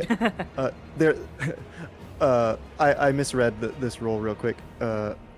It's not another way you could get a dice. It's just an alternative. So there's something in Blades in the Dark called a Devil's Bargain, which Giratina's bargain, yeah. Giratina's deal, Giratina's bargain, where you get an extra dice, but I get to do a thing.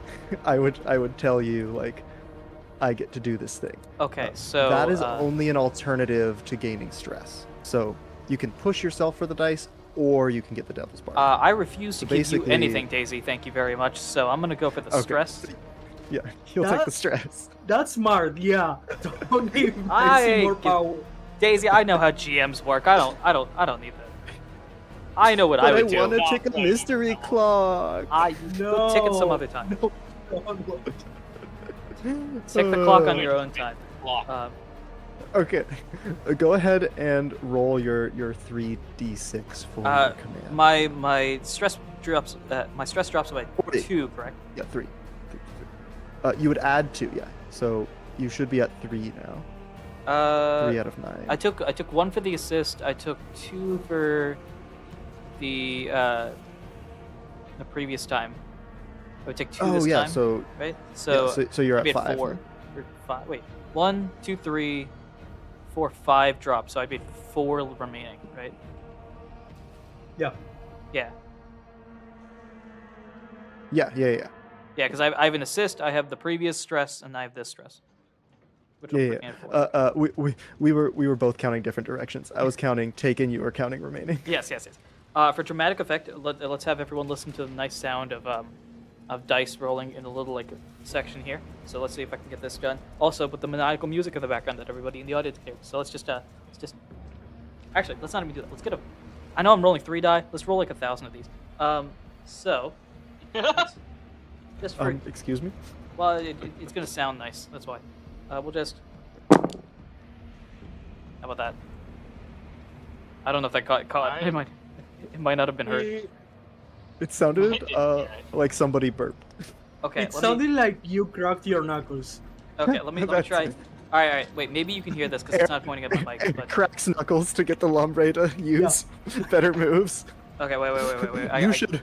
You should learn Rain Dance right now. No. Threateningly. This is probably gonna You should scatter my use dice Hydro around. Pump. But Now. wait. Let me see if you guys can hear this because it's not pointing at my mic. But if I do a. That better? Slightly. Alright, whatever. It still sounds just like a Alright. bump. Let's roll the real dice because clearly this isn't working.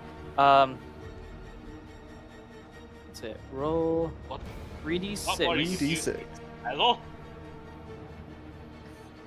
No one's getting a Ooh, 6. Five, good. nice. 5, 2, 2. So, that is a desperate 4 or 5 result. You do it, but there is a consequence. You suffer severe harm, a serious complication occurs, or you have reduced effect. I'm not going to reduce your effect, but I think I am going to do the same thing, offer the same thing I gave to Franklin, which is I'm gonna tick my mystery clock. Before you do because that, that's fun. because this is maybe important. I don't know if this matters.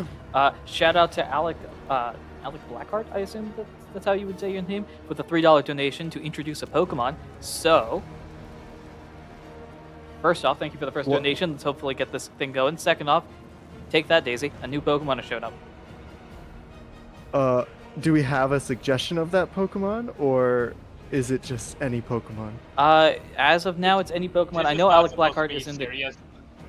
You are in the chat, Alec Blackheart. Do you have a suggestion of what Pokemon you would like to toss in? We're gonna have to wait a second. Yeah, that's okay. While that's happening, I'll outline the consequences there. I ticked a mystery clock. Mwahahaha. Boo. And Oh, no. you can take Roll with brain dance. you'll have to take or resist the level 2 harm second degree burns. So Alec Blackheart has confirmed Squirtle. They've recommended with Rain Dance. I don't know if you'll allow that, but at the very least, it's a Squirtle that's showing up. To resist this, would I get to choose how I resist this, or is there a specific one? Yeah, in the same sort of way that I offered up to Franklin. The reason you're getting burns here is because you're actually the fire is still raging. It's getting more and more, but you've noticed that the ground is like shifting a bit. It's not like earthquake shifting, but there's something weird happening with the ground over here. That's fun. So branches that are on fire are kind of like falling your way, and at one point you'd have to like smack it out of the way as you command to do this. So you could use prowess to kind of dodge out of the way. You could resolve like Franklin did to just like pressure through, be like this doesn't hurt. If you can give me a good idea for insight, you could figure out how to use insight. But with this, I'm not too sure where an insight resist might fit. I yell at the fire loud enough, since it's the command is part of resolve. I study the fire hard enough. I beat the fire in a game of chess, and it decides to stop. That's exactly. No, I think It's like a game of shoops and ladders. I think prowess is probably the best out of the options here available here. Oh, and what is your prowess rating? So does that how does that work? Does that total up the number of different ones or the number of dots? It's the same for me. So it would be one. You'd have one for every different action you have in prowess. Okay. It's the same either way. That'd be 2. 2. Okay. Just for reference, real quick though, what are the 2 actions under prowess that you have? I have how many do you have? I've got 1 dot on prowl and 1 dot on finesse. Okay, cool. So you will resist with 2d6 and take the highest. Where is? I'm operating on one screen, folks, so apologies for that. Roll in 2d6. We're gonna take the highest. Please give me a high number, because if it's low, Ooh, I might get knocked out. that is very good. You got I haven't rolled it yet. yeah. Oh, you haven't? No, No. that's my old one. Oh, oops. Oh, Sorry. gosh, wait, roll 2d6. Of course not. No. Ooh. I'm sorry. So you got a 1. You got 2 ones. Nothing special really happens with 2 ones. Also, this is a resist. That just means you have to mark 5 stress. Yeah. Right, he's that's out. the problem. I have 4 stress. So, I've decided to go with my Igloo buff and not be here. Oh no. No. The Hey, the at thing least- is, This is looking great, guys. so first off though, I will give you the positive effects of your action here, because while you resisted and while this is a lot of stress, you did the thing. You commanded it. You got a success on a great. So the forest burning is going to drop down by 3. So we're here. So we are, we were at 5. So we are back down to 2. 2 ticks on the forest's burning clock. But you also have to take, you resisted the level 2 harm.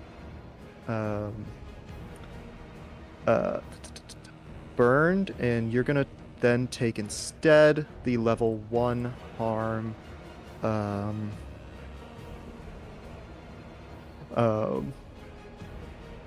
How singed? Maybe I'm trying to. How did you resisted with prowess, I right? did So did you prowess, just yeah. like? Did you smack it out of the way? Did you? Like what did that look like? Did you dodge out of the way? I was thinking dodge. Okay. So this feels like dodge, but not dodge well enough. Oh, the old Well, war here- injury. I will tie it into to our Squirtle showing up, because you dodge out of the way as a Squirtle comes flying in from the side screen and conks you on the head. So you take level 1 harm, conked. Yep. Hey Kyle, guys, I'm sorry. I I- found it and tossed it your way. I appreciate the donation. I do not like the concussion I now have. No, not concussed, just conked. Oh, just conked. Yeah, sure. The potential. Just conked. concussion. I just got tackled by a turtle. And you like fall over. We'll touch on this a bit later, because normally in Blades, when you fill up your stress, you take a what they call trauma, but we're not going to do that for this, just based on the style of game. We're going to have you take a condition, but we can talk about that around downtime. Minor brain tablet. Little wee bit, So- wee bit. Let's Squirtle comes in, ends up standing on your head as you are like conked and sitting on the ground, and a second ranger crew comes in. Out of game will know that this is a student squad from the Ranger Academy. And great. there's a trainee ranger that has this Squirtle that comes in, and instantly the Squirtle starts rain dancing and On my head? looking at the Lombre like, you got to join in on this, let's rain dance, and they all do it, and So it they're starts doing- to pour. So just to confirm, the Squirtle is doing a river dance on my slightly out of it head. Rain dance, but yes. Oh my gosh! I just imagine just Squirtle out here with like full on like what's it, the Rasputin dance thing? Just doing that on top of my head. I know why. I was thinking Gangnam Style. Just doing gang- Oh gosh. And we, as that's happening, you see these Ranger Academy people come in, and they start to check on you, Aaron. Their leader like sends them away with you to be like, take this Ranger back. He's not doing too well. I need my And pension. that Ranger sticks around with Franklin there, as we cut to Serpent. Oh my gosh, I keep want to call you Snake. Oh no, I said the thing. Oh no. You could say the thing. Oh no, just... the illusion is broken. No. It's Snake like Who said that? it's Snake like Arbok. You know. That Okay. one. Nope rope. Brook Danger noodle. Wee woo. Danger Noodle. So Serpent. You've noticed that the fire has started to calm down a bit. There's clouds overhead that have started raining, so you're no longer in a desperate position here. But what are you doing to try and get across this canyon, this ravine that you've come upon? You see that staff in the distance that was sunken into the ground, still radiating off the fire. So the fire isn't completely gone yet because this is still churning it out. But behind you, it's not as dangerous anymore. How are you trying to act to get across? You, Igglybuff, Kecleon. You could also try to get a Pokemon capture with some of the any Pokemon that is currently fleeing the fire. If that's the attempt you want to do. What's up? What's your question? How big are the flying type Pokemon that resides in this forest normally? Let me take a quick fortune roll for that. I'm gonna roll. I'll say because this is a pretty depending big on how forest. big the average one is, that might change my course of action. Yeah, I rolled 2d6 and got a 4. So, I would say they're not as large as like a Pidgeot if you wanted to like fly across on a Pidgeot or like a Charizard or Dragonite, but there are some things that are like large enough, but in a strange way. So there's like Drifblim. Yeah. Yes. I was gonna say Drifblim are there.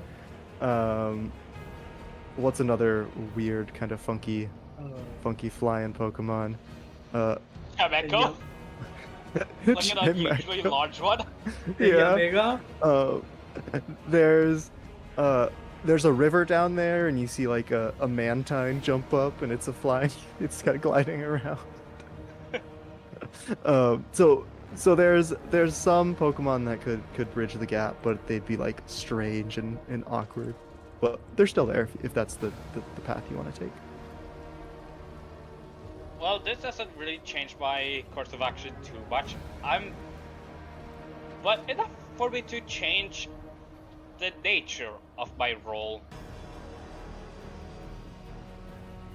How do you mean? Because if it was $16? It's a $16 donation from me, because if I can't do anything as a player, I'm doing things as a donator. Yeah, take that, Daisy. That's right. Plot twist. Players can donate as well. So, a donation from me to me, because I apparently can't trust the dice. So, the first one, the smallest one, is that I am donating $1 to change the starter Pokemon, the Pokemon of the stream, from Trico to Igglybuff, because, of course. The second thing is I've added a Ranger preparation thing, which I believe is a D6 die in the pool that you could go through. Is that right, Daisy? Yeah, you can either take an extra dice, you can improve your position, or you can improve your effect with the Ranger prep. Do I have to specify a person for that, or is that just anybody that wants No, to access? it's just in the pool. Anybody who wants to. All right, so that's there for anybody. And then the final thing is that I'm taking away one of the mystery clock slices. Oh, thank you. I'm doing Aw. that. Goodness. I'm doing that because I know what happens, Yeah, and I I'm don't want it scared. to happen. I'm gonna Boo-hoo. scare as well. But No alright. fun. Look, Daisy, look. If anyone really, really likes Daisy, which after this stream, I don't know why, but if you have to, then all you have to do. There's my little bouncing Igglybuff.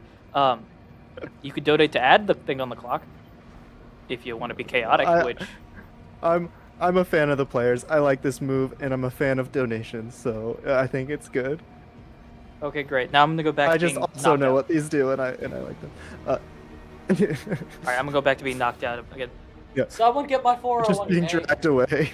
Aaron, need to Aaron adjust just, my will, throw please. some money. Anyway, Serpent, back to you. What were you planning on doing again with your action? Instead of going for a prowl to see like how far I have to go to, go around the canyon. Uh-huh. I'm gonna use Sway to capture like a driftlim, Okay. like a driftlim, like Yeah. driftlim, to just carry Solid, myself, and Colonel Iggly. Igglybuff. Okay, yeah. So, what's your dot rating in Sway? 2. 2? Oh, nice. So, you are at a risky standard effect right now. If you want, you can utilize one of those dice in the pool to either increase your effect or position, or you can add an extra die, so you'd go from 2 to 3.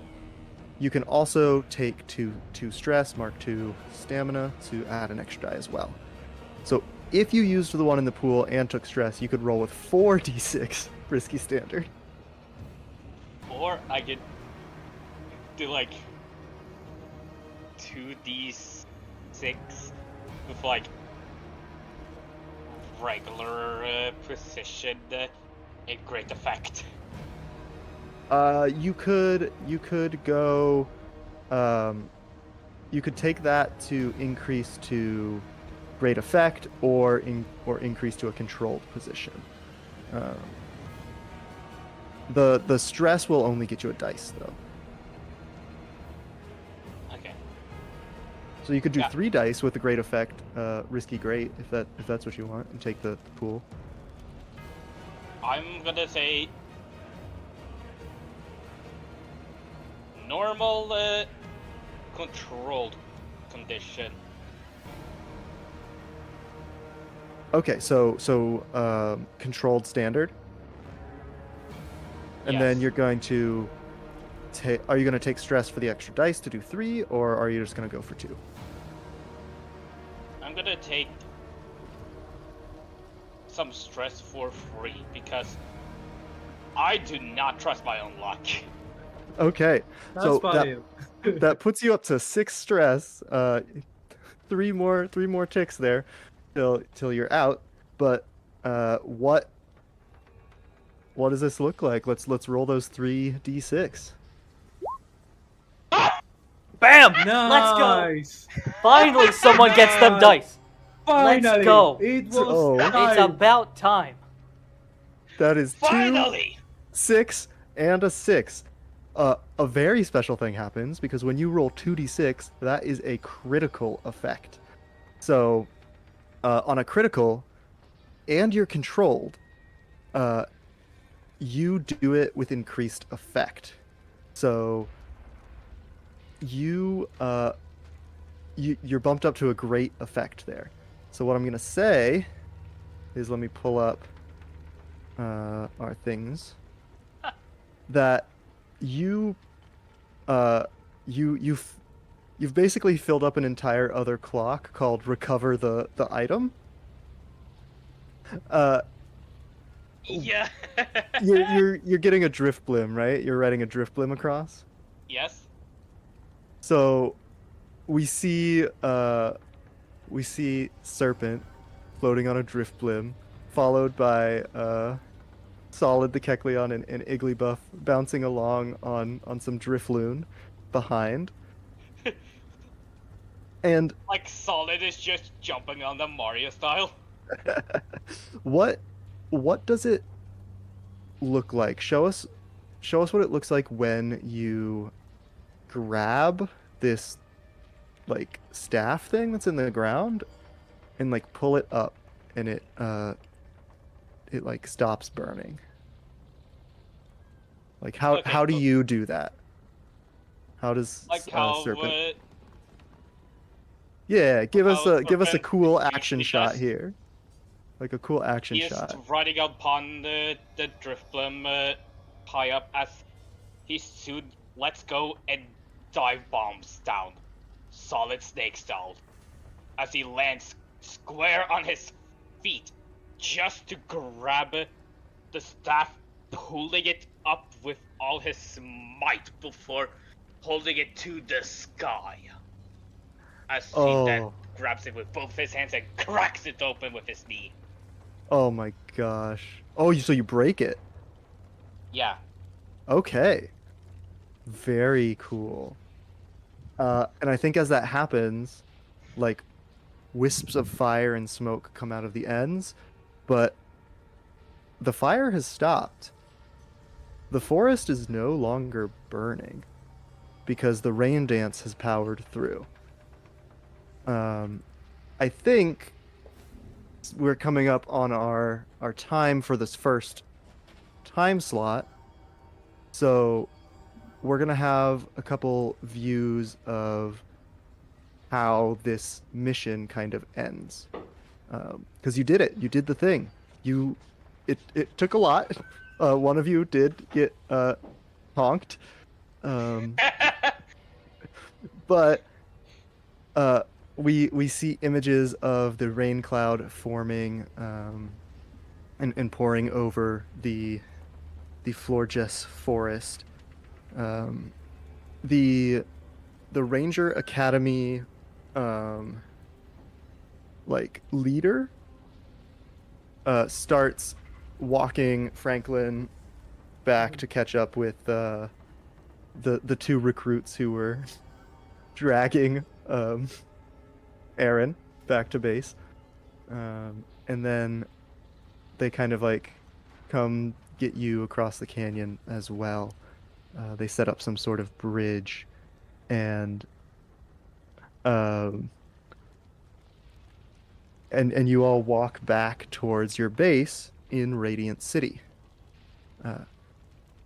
We get a last glimpse of that clearing where you found that staff, though, as everyone is back.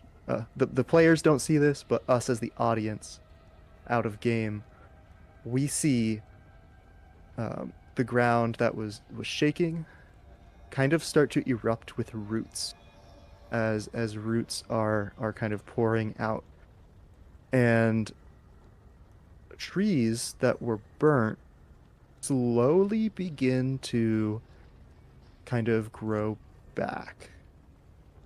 Okay.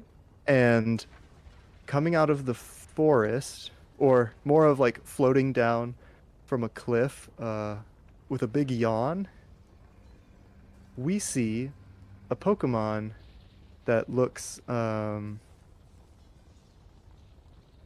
it looks kind of like a bull, and it's holding a bell. A bull is a bit of a stretch, but we see Tapu Bulu yawning, floating down, sparkles coming off as trees start to grow back.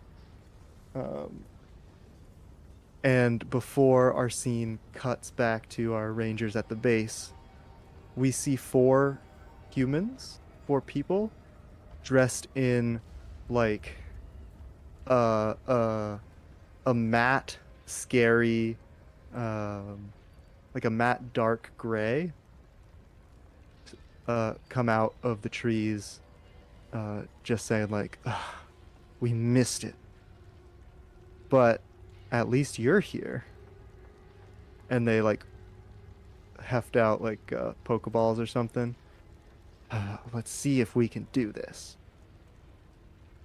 And then the screen blanks, and we go back to see everybody back in the base, happily like bandaging up what we've got.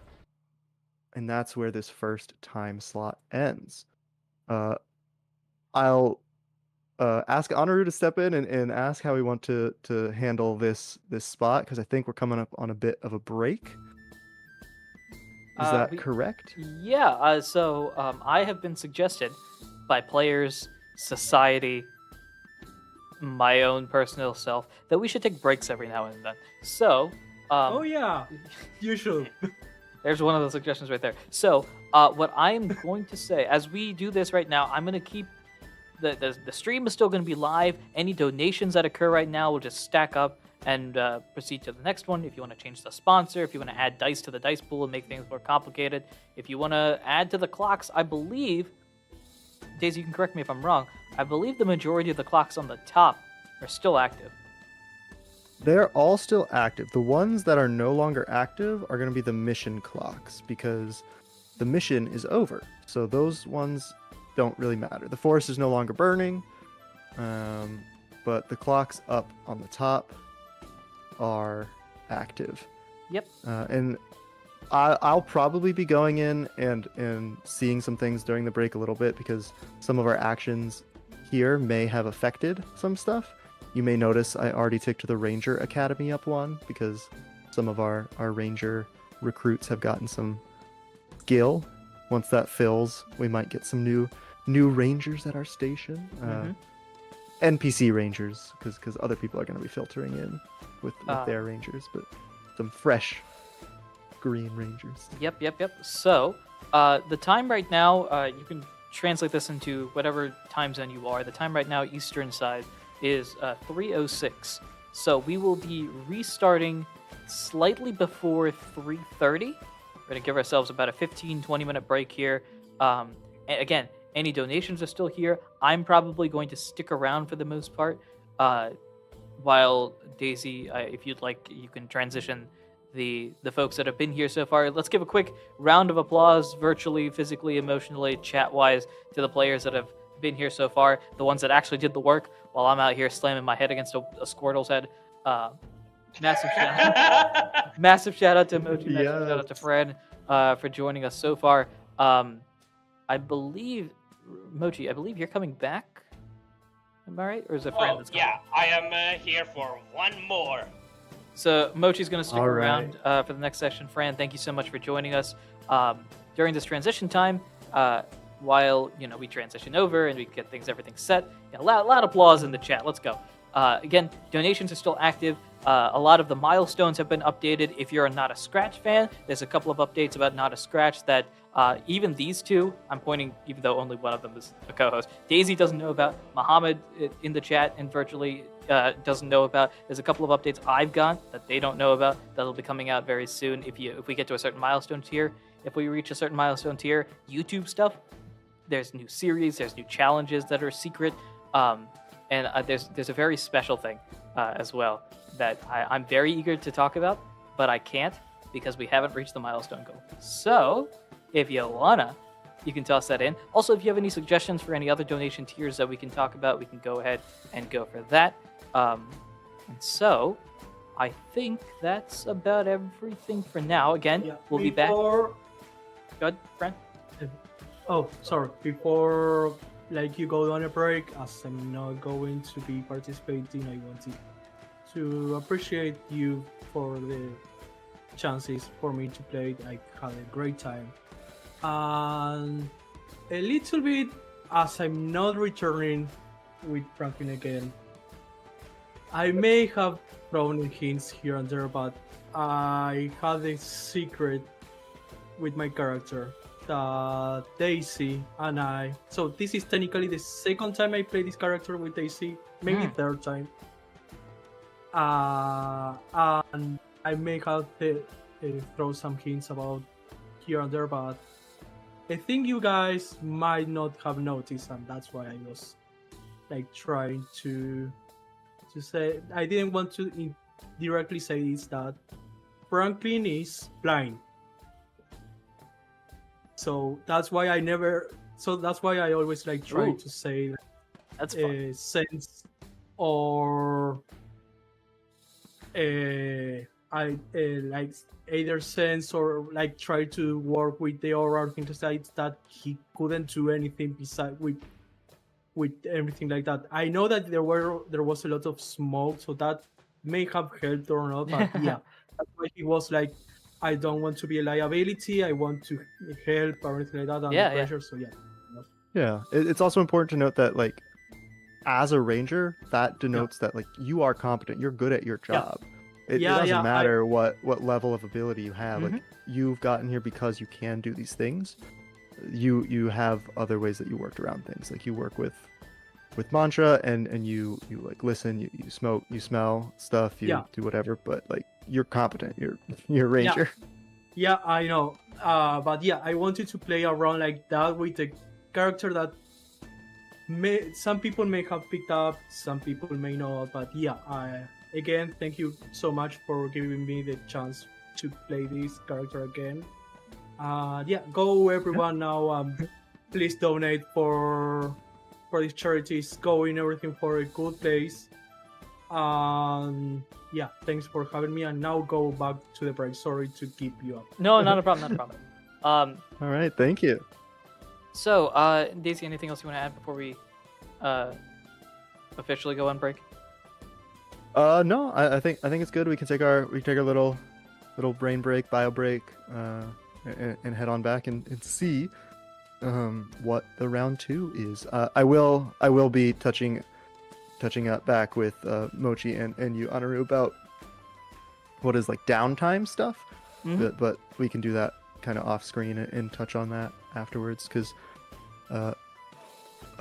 Serpent's got some stress that may need to be reduced. I have no. I'm in the hospital wing right now, so I need to figure that out. You're back down to 0, but I've got something for you too. Just Oh yay! That sounds like other than fun. that, we're good. Oh, yeah, knowing Daisy, that's. It's Good luck not with bad. I'm It's killed. just another thing to choose. But yeah, I'm good. Let's take our bio break and see you all in a bit. Yes. So Bye, everyone. again, we're gonna, as I transition over to here, I'm gonna switch this off because that's not a big deal. We're gonna take a break, like mentioned. In about 15 minutes, we'll be back because breaks are important. I would prefer if you stuck around in the stream, even though the music will play and everything like that. But I obviously understand if you have to pop out for any reason. Oh, this is big. That's why.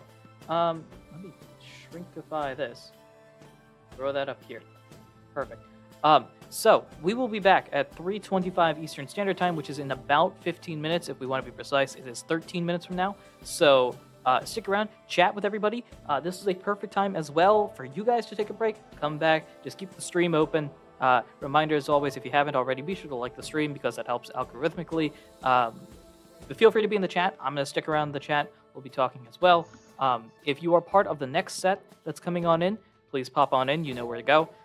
And we will talk to you guys in a moment. So I will transition from that to that.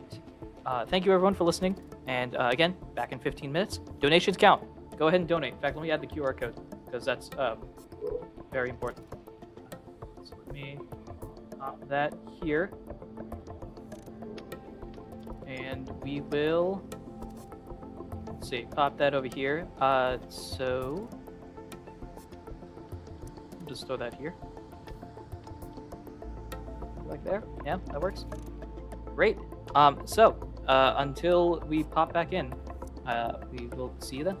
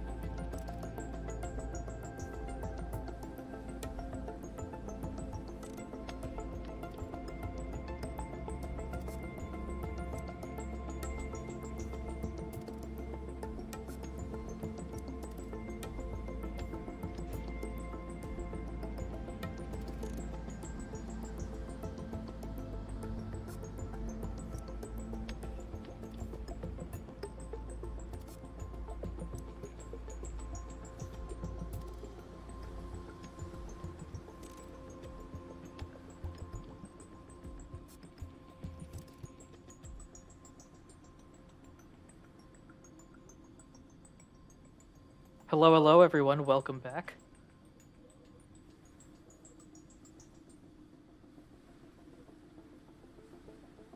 All right, everyone. So, right now, you guys can hear me. The other folks can't. So, as we're back. So I can actually hide this message right here very quickly. We are back. Hope everyone's ready to get started again. I am very excited, despite all the chaos that I've done. Uh, but looking forward to things again. If you haven't and you're interested, of course, if you're able to, please donate to the cause because it's greatly impactful. I know we've raised a lot in the past, and I'm hoping that we can reach similar amounts this year. And plus, you can help the story out, make it easier for the players or tougher on the players. As a player that just recently did not do well, but we can use all the luck we can get, or you can really enjoy the pain that I get and throw even more complications our way, whatever ends up working in that regard. So if you have donated already, thank you very much, and I look forward to seeing how those donations play out going forward in mission number 2. And if you haven't and you're interested in doing so, again, the donation link is it's linked on the top up there. All you have to do is click that, pick the donation tier you want, answer the questions if it's got questions, and then change the story from there. We've got a bunch of different milestones as well, depending on if you're not a Scratch fan, a Ahdurin region YouTube channel fan, introducing a bunch of different secrets that I'll be unlocking and revealing if we get to each of those donation tiers, new stuff on the Scratch podcast feed, or new things in general, or it could be new series and channels and challenges ideas on the YouTube channel. There's a bunch of other things as well that I'll probably, once we get to certain benchmarks, I'll probably increase from there. So very excited for that. Let me check this question really quickly. Am I allowed to donate multiple ranger preparations to allow for future use? Yes, you can. The way that donations are for the ranger preparations and the GM preparations are effectively adding dice to a dice pool that the players or the GM can access at any time. So if you really wanted to, you can stack the dice pool now and then cross your fingers that you can use them if you're a player later, or hope that the players will be able to recognize and use them over time. So they will stack the donation things. So I thought the message would... Oh, it didn't clear. Okay, yes. They will stack, so you can absolutely donate. If you really wanted to, you could donate like 10 dice preparation things now itself, just to set ourselves up for a better success going forward. Or not.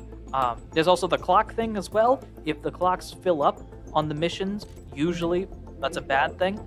Depending on the type of mission that it is. If it's something for the players, then filling it up is a good thing because that means we accomplished the goal. The majority of the clocks that were listed on the top are actually bad things, which we don't want necessarily to happen, and you can help either get rid of them or add them up.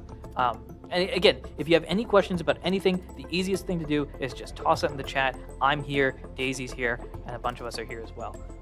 If you haven't already liked the stream, you can subscribe if you want. You don't have to. You can become a member if you want. You don't have to. The biggest thing is promoting the stream and share it with as many people as you can, because that helps the donations, helps spread this overall, and makes this an even better, more fun story than we already have. So, thank you everyone for listening to this little brief chat. I'm going to pop back in with the group here, and then we'll transition over to the story that we've got. So, be right back in just a moment as we prep for mission number 2.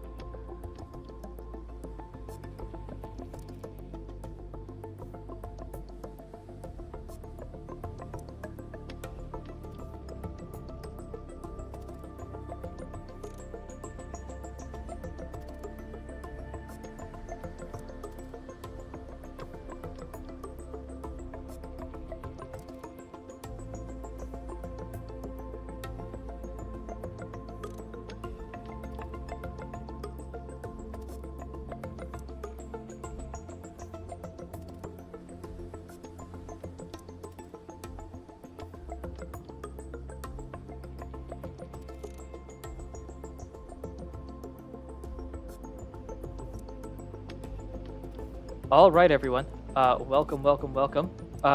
Thank you, everyone, for sticking around, being patient. We are going to jump over into talk show here. Just keep things nice, calm, cool, and collected. Hello, everyone. Welcome back. We're ready for mission number 2. I hope everyone is very excited about this. I am excited as well.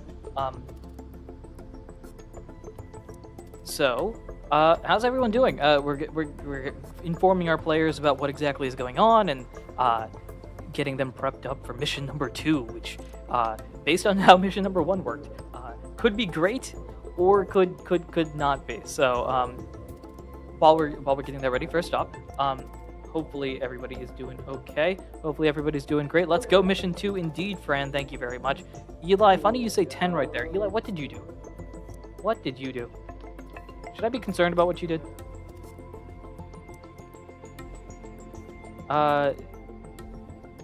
Ooh, we have a bunch of donations. Oh my gosh, Eli, are you serious? Oh boy. All right, we've got a bunch of donations that that my players, maybe if they're listening, because they're in their own group chats, they're getting ready for things. While we got this, but I'm very excited for all the things here. This as well, I think. Eli, what did you do? This is very exciting. I do not actually know. Actually, let me hop over to the studio mode real quick while I kind of scan and see.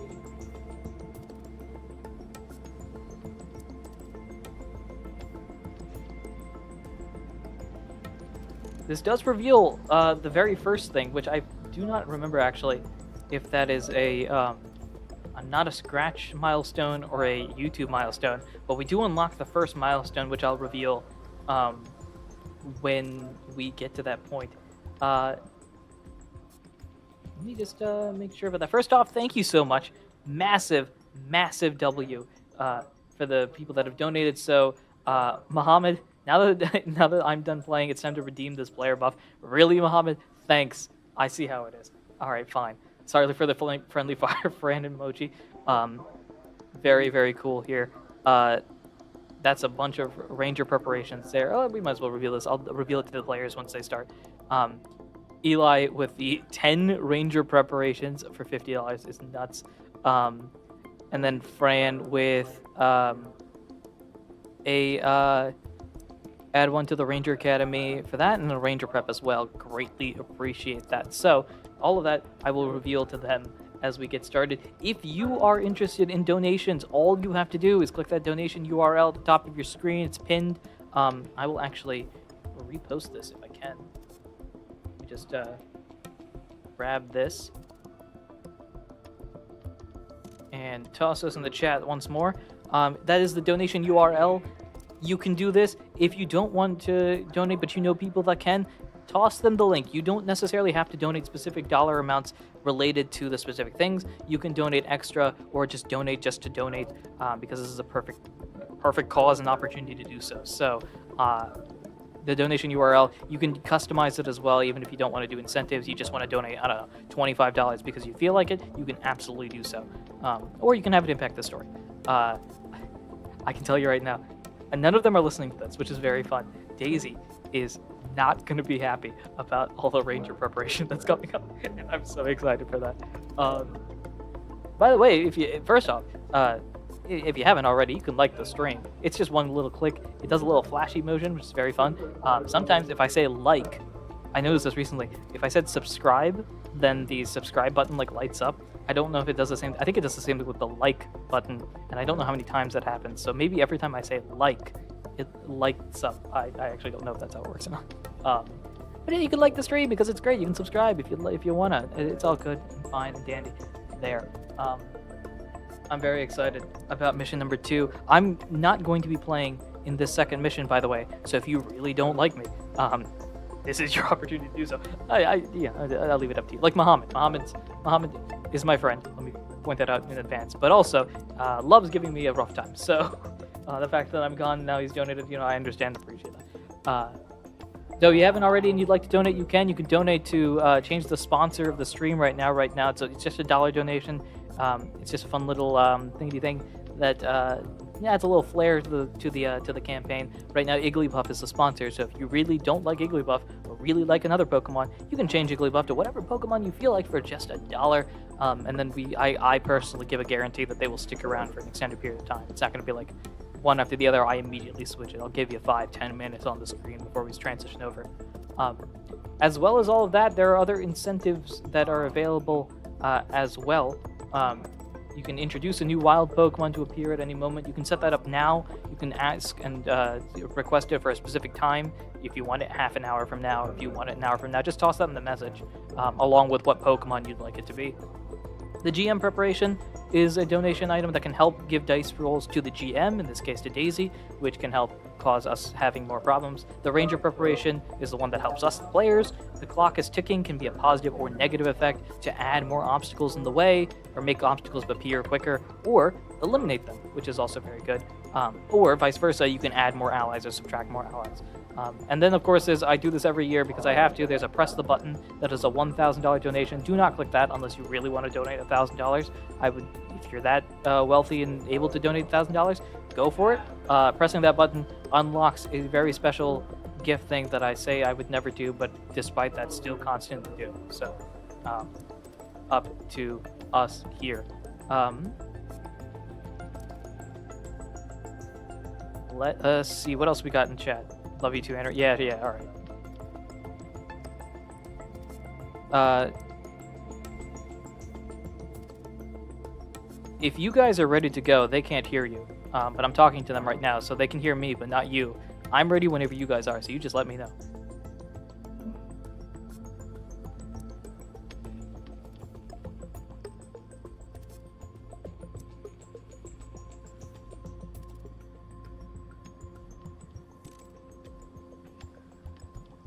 I will say they can't hear you, so I don't know if you want to do this live or not.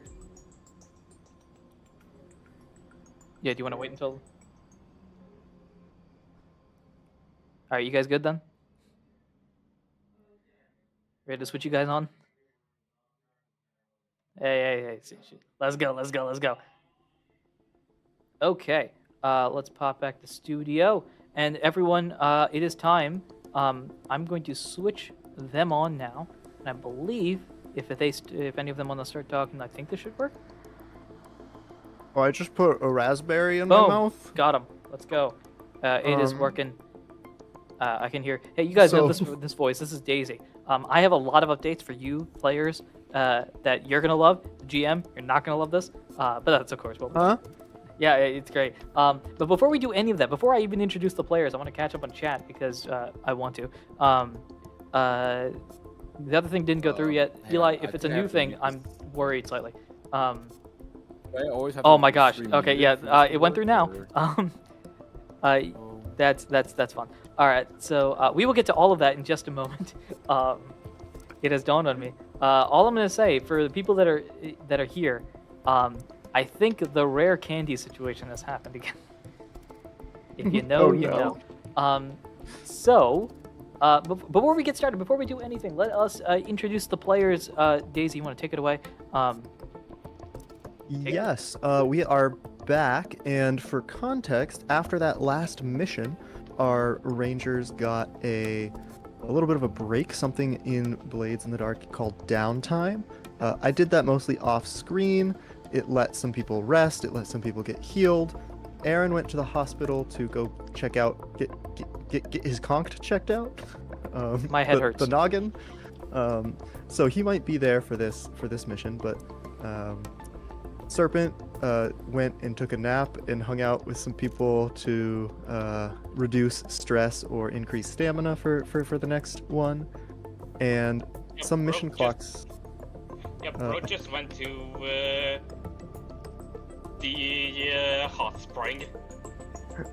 Yes, that's yes, the hot spring. I'm at the hot spring. Igglybuff is And- there as well. We're both taking a nap. I think we're debating retirement. And after Are you using your alien buff like a pillow? oh No, gosh. Igglybuff is using me as a pillow. Let's get the pecking order right. It is Igglybuff first, Okay. then me. Actually, no, strike that. It's Igglybuff first, then anything Igglybuff wants, then me. Yeah. I am third in this Yes. family. Or Thank for you all very more much. positions, Jigglypuff. Like Eagle Bluff, Trendigan, then Aaron. It's Igglybuff, perfect apples, regular apples,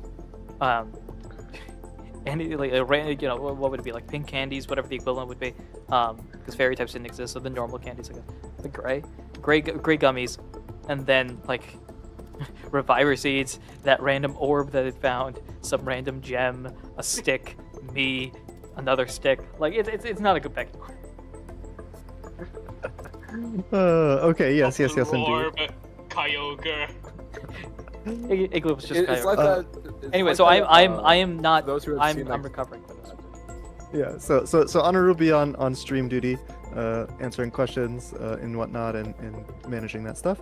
But our rangers, we have some new ones because our other rangers went on break. They're probably gonna go do some patrolling around, doing other things. So for the next mission that's going to come up, some new rangers have joined our group. They are just other rangers who were working at the ranger station, and it's their time to shine. So, who would like to introduce themselves first? New wise, you can let people know who you are, and then talk about your character, so we can figure out what's going on. I guess I'll take the spotlight first. Hi, my name's Dakota. You probably know me more as Pure Glaceon. I'm in the Not Scratch server and the PTT server. And the character I'm going to be playing today is Roger Redwing. He's a 19-year-old male human. Obviously, I'm not used to playing humans, so this is going to be fun. He's a brown blonde, blue-eyed, serious guy who is lawful neutral, and I really should have written more notes for him. All it says is he a human. So yes, he a human, and he has a partner Pokemon, Lucille the Lucario. I wonder where I got that idea from. But yeah, he, as for his stats, he's got 1 dot in Hunt, Study, Survey, Tinker, Command, Consort, and Sway. And that is my character. Very, very across the board there. Nice. Yeah, I made it nice and even. And then next, why don't you go ahead and introduce yourself and your ranger character? All right. Hello, everyone. I am Micah, but in the PTT server as well as Not Scratch server, I go by Spirit. Today, I'll be playing a young human, 19. His name is Salix Lycran, and he's 5'2", pretty short for his age. Tan, silvery gray, long bushy hair. Purple eyes is what I kind of like to go off of. I just thought that was a cool addition. As well as to help him stand out for the crowd, a shiny Hisuian Zoroark mask. Oh. Okay. Yeah. Very cool. Gotta stand out somehow. Yeah. And then what? Will you give us a rundown of your stats as well? Just like where you put your Right. 7 dots. Alright. Oh, right. Also, I forgot to mention my partner Pokemon real quick. Yeah, I got myself a cute little Buizel that goes by Taya. All right, Taya the Buizel. Yeah. Yep. A Pattaya. And... Yep. It's spelled like Tia, but it is Taya. Those who are Spanish. Yeah. Yeah, but for my stats, I got 1 in Survey and 1 Tinkerer, as well as 1 Finesse, 1 in Prowl, 1 in Skirmish, and 1 in Attune, and 1 in Consort. All right, nice. Also, pretty across the board there. Wonderful. Yeah. And since you all are kind of just hopping in, I will give a brief explanation of kind of what those are. Unlike other games like Dungeons and Dragons or things where your stats are like you roll a dice and then add a number to it, your stats are how many dice you roll. So if you have 1 in something, you will roll 1d6 and then take well, with 1, there's only 1, but you take the highest result of the number that you roll, and that'll be determining whether it's a success or failure. Well, success, mixed, or failure. A 4 and 5 is a mixed result, which is still pretty good. A 6 is a full success, no consequences, and a 1 through 3 is a failure. So anything you do, if you have 1 dice, you basically have a 50% chance of succeeding at it because you are a ranger, you are good at your job, and you can get things done. There are other ways that you can add dice or other things to make it better, but right now that is what you need to know. And real quick, gotta update a clock as the Ranger Academy is getting more skilled.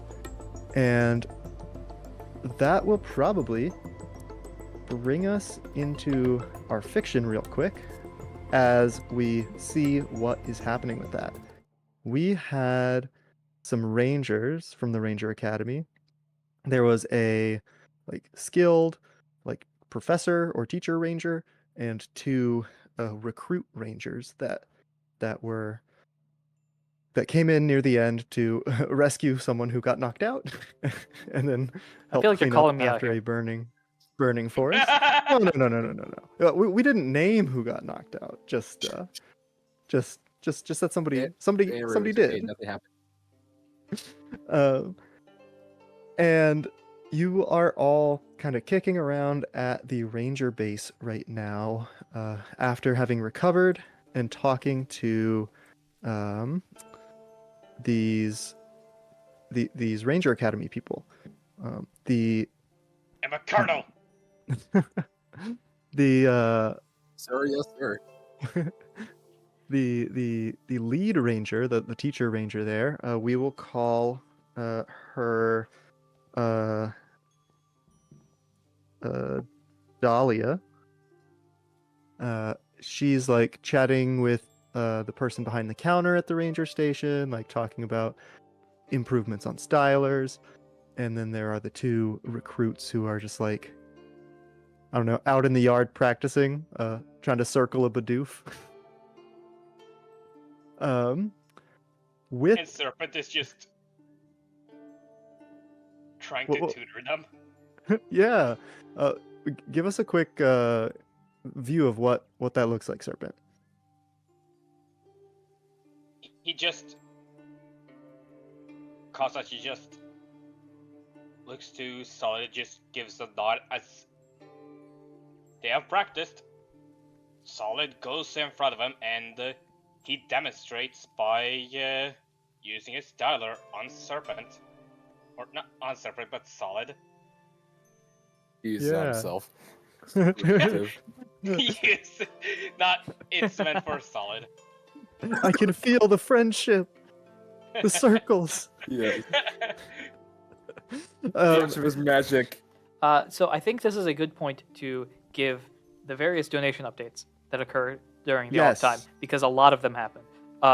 One of them. I did forget that you were going to do that because I wanted to have more power. But no. Right. By more power, you mean no power at all, my which I'll explain in a gosh. moment, as you see on the screen right now.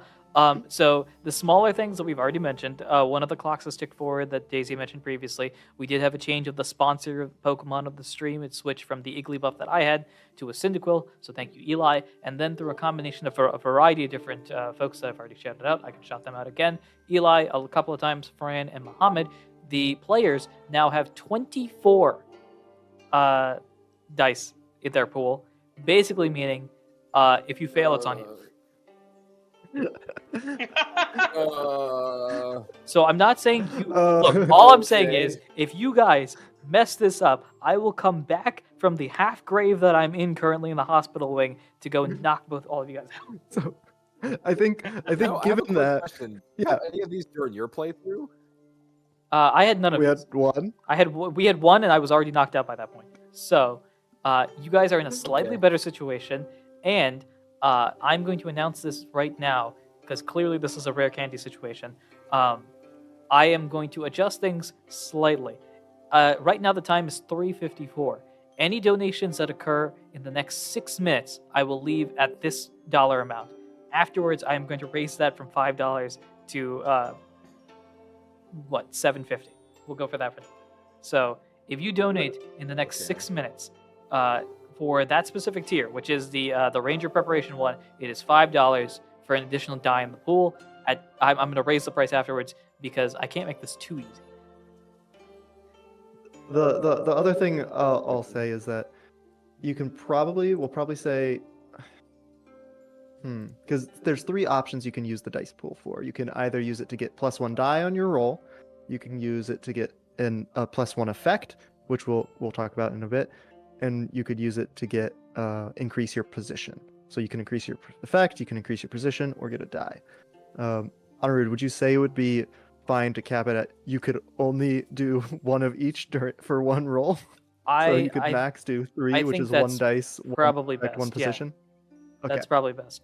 Cool. Otherwise, this is going to turn into a clocks are turning backwards thing, which is going to be real. The first 24d6. Oh gosh. Darkrai driving. Oh, I see in the chat someone said all ones. Hey, I look. I took 2. I took 2 die and rolled nat ones on both. So who knows? Darkrai, do not say that. I would not wish that upon my worst enemy. Okay, so we will see that. Keep the donations coming in if that is how we do. I truly, if you want to just bump up the players, please do that. Daisy will find a way. You can donate to me too if you want, but no, you don't. Need, Daisy will find a way. Trust me. The dice do their thing, and probability happens. So sometimes things will just happen. That sounds like terrifying situations. Let's cut back into the fiction then, and we had Serpent was out training these recruits at the school.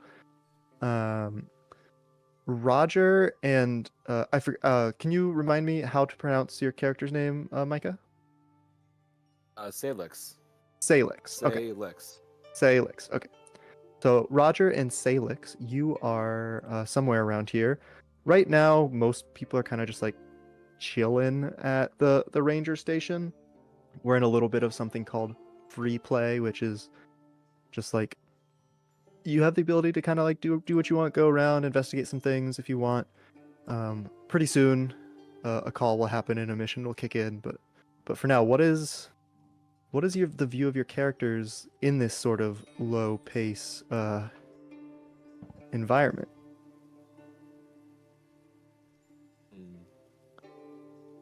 The awkward silence. Dakota, do you want to go first? Okay, so what's the situation currently? You said something about a Bidoof, and we're being trained, correct? So Okay. there's a Bidoof outside that the recruits for the Rangers are being trained with. It's just there's a Ranger Academy, and they are training some people. You are full-fledged Rangers right now, so you don't necessarily have to be training. I feel like that's a bad idea because for those listening, me as a person, I have never played Ranger. I have never seen any Ranger media or even know how anything works. So I have a feeling I should have failed my Ranger Academy if there's a school for Rangers. I didn't even know I went to school. So I guess Roger is a full-fledged Ranger, but he has dementia. It's okay. I'll let you cheat off my test. It's okay. Yeah, and you do not have to actually know anything from the Ranger games, but that makes your character is still a competent Ranger just by being a Ranger.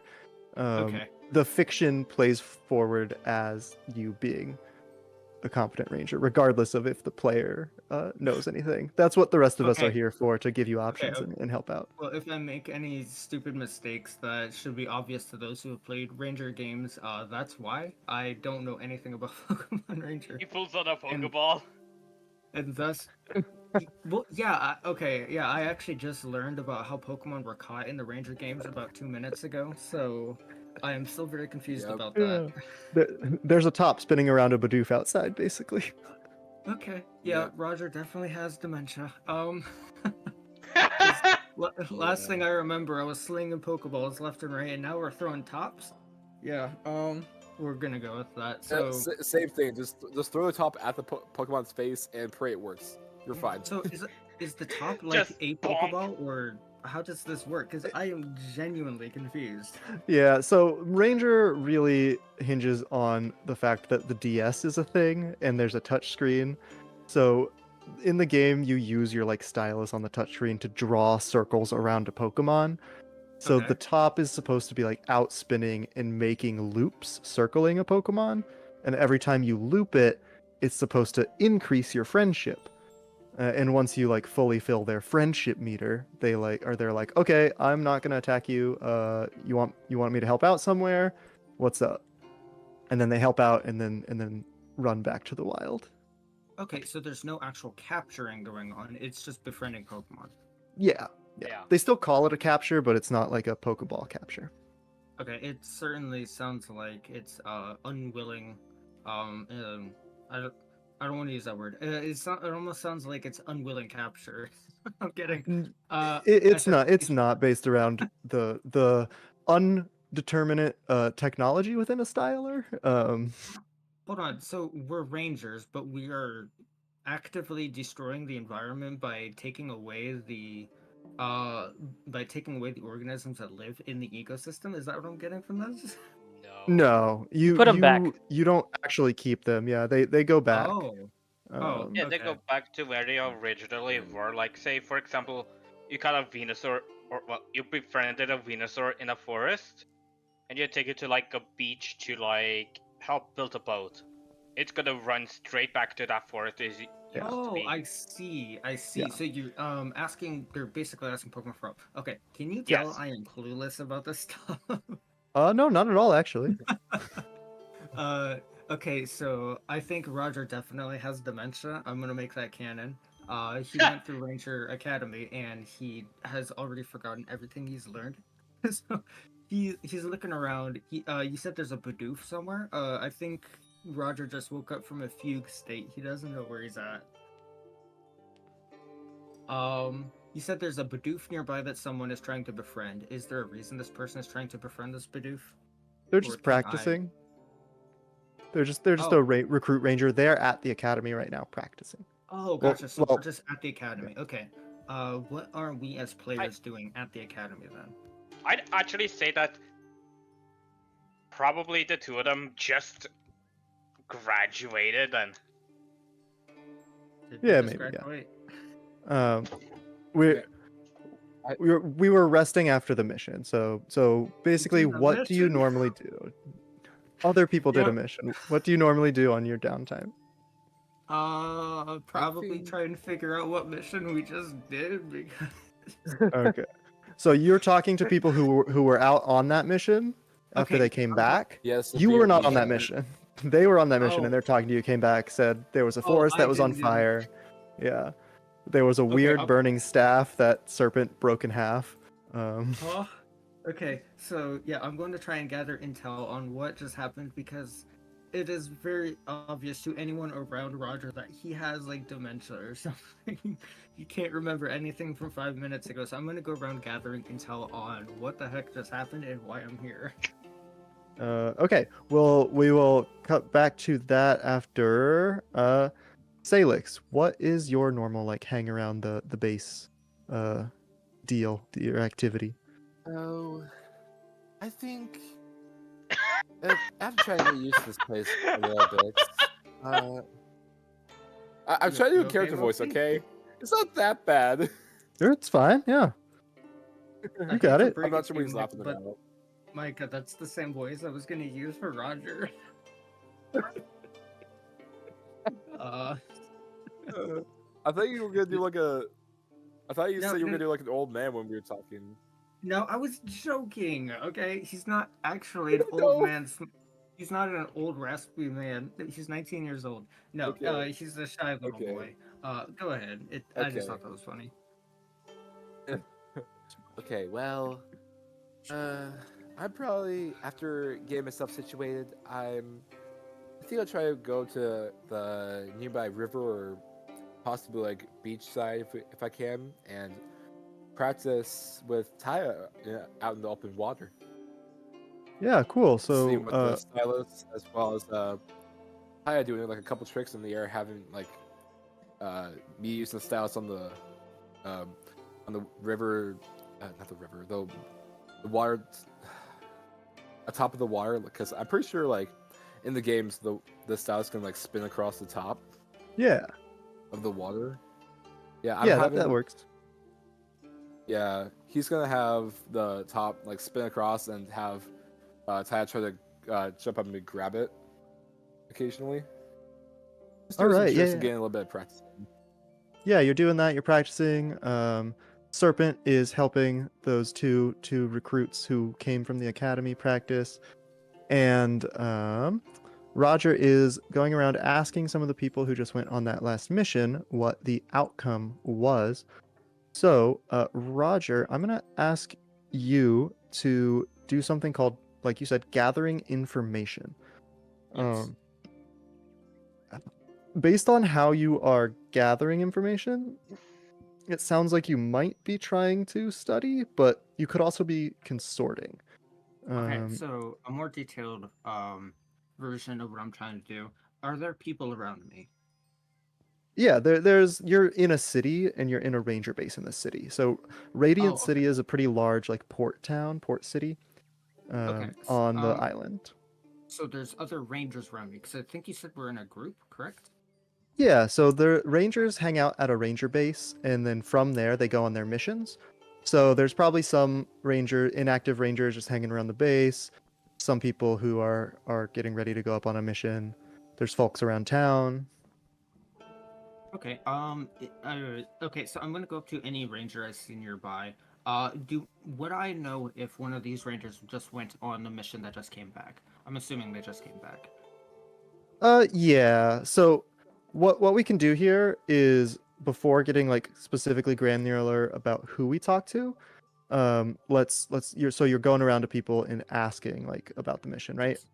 Yeah, Okay. specifically talking to people who were just on the mission. I'm trying to Right. gather intel on what happened there, any information that might be relevant to what I'm about to do, if I'm expected to do anything, and just generally any information that can give me details on what the Hacker Ranger is and what it's supposed to do. I'm trying to cure my dementia. I'm sorry.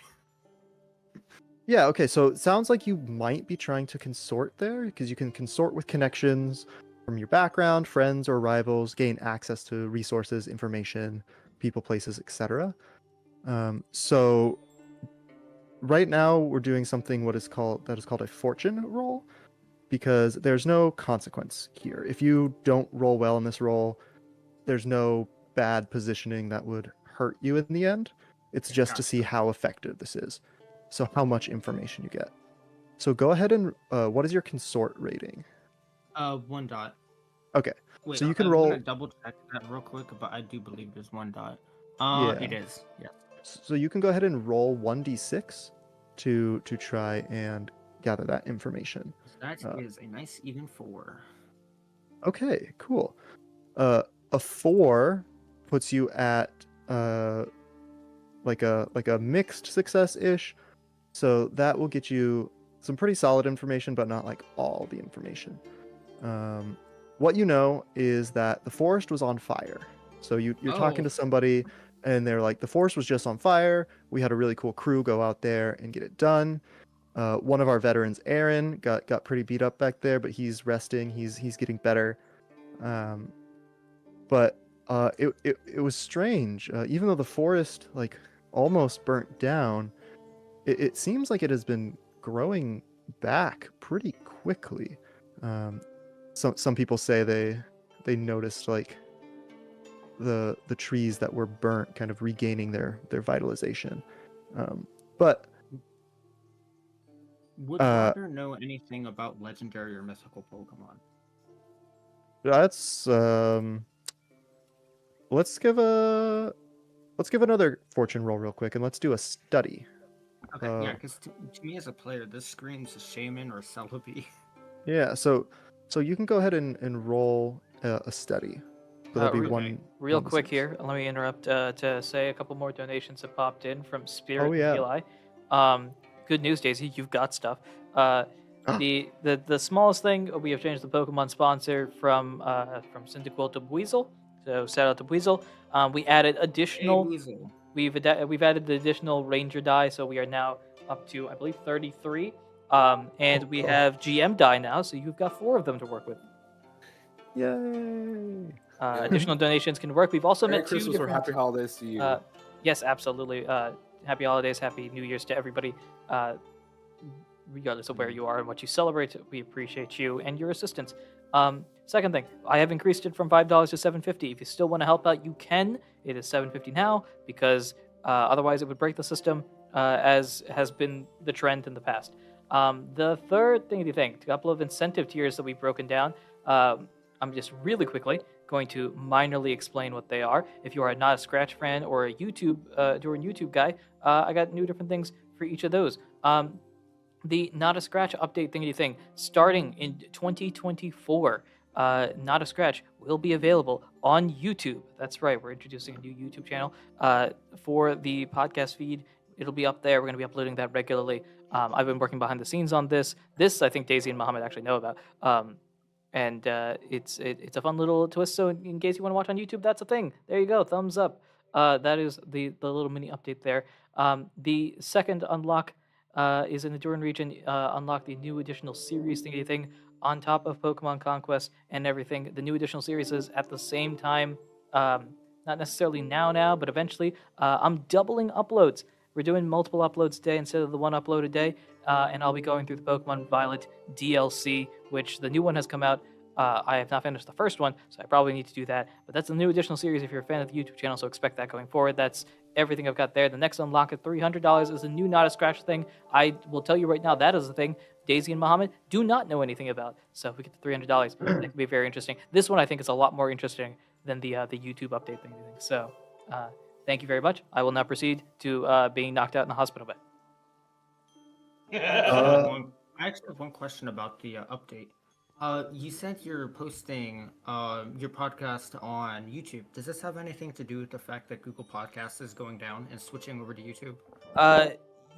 Yes and no.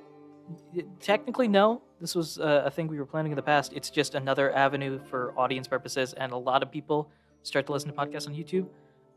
The fact that Google Podcasts is switching to YouTube makes it a good transition time.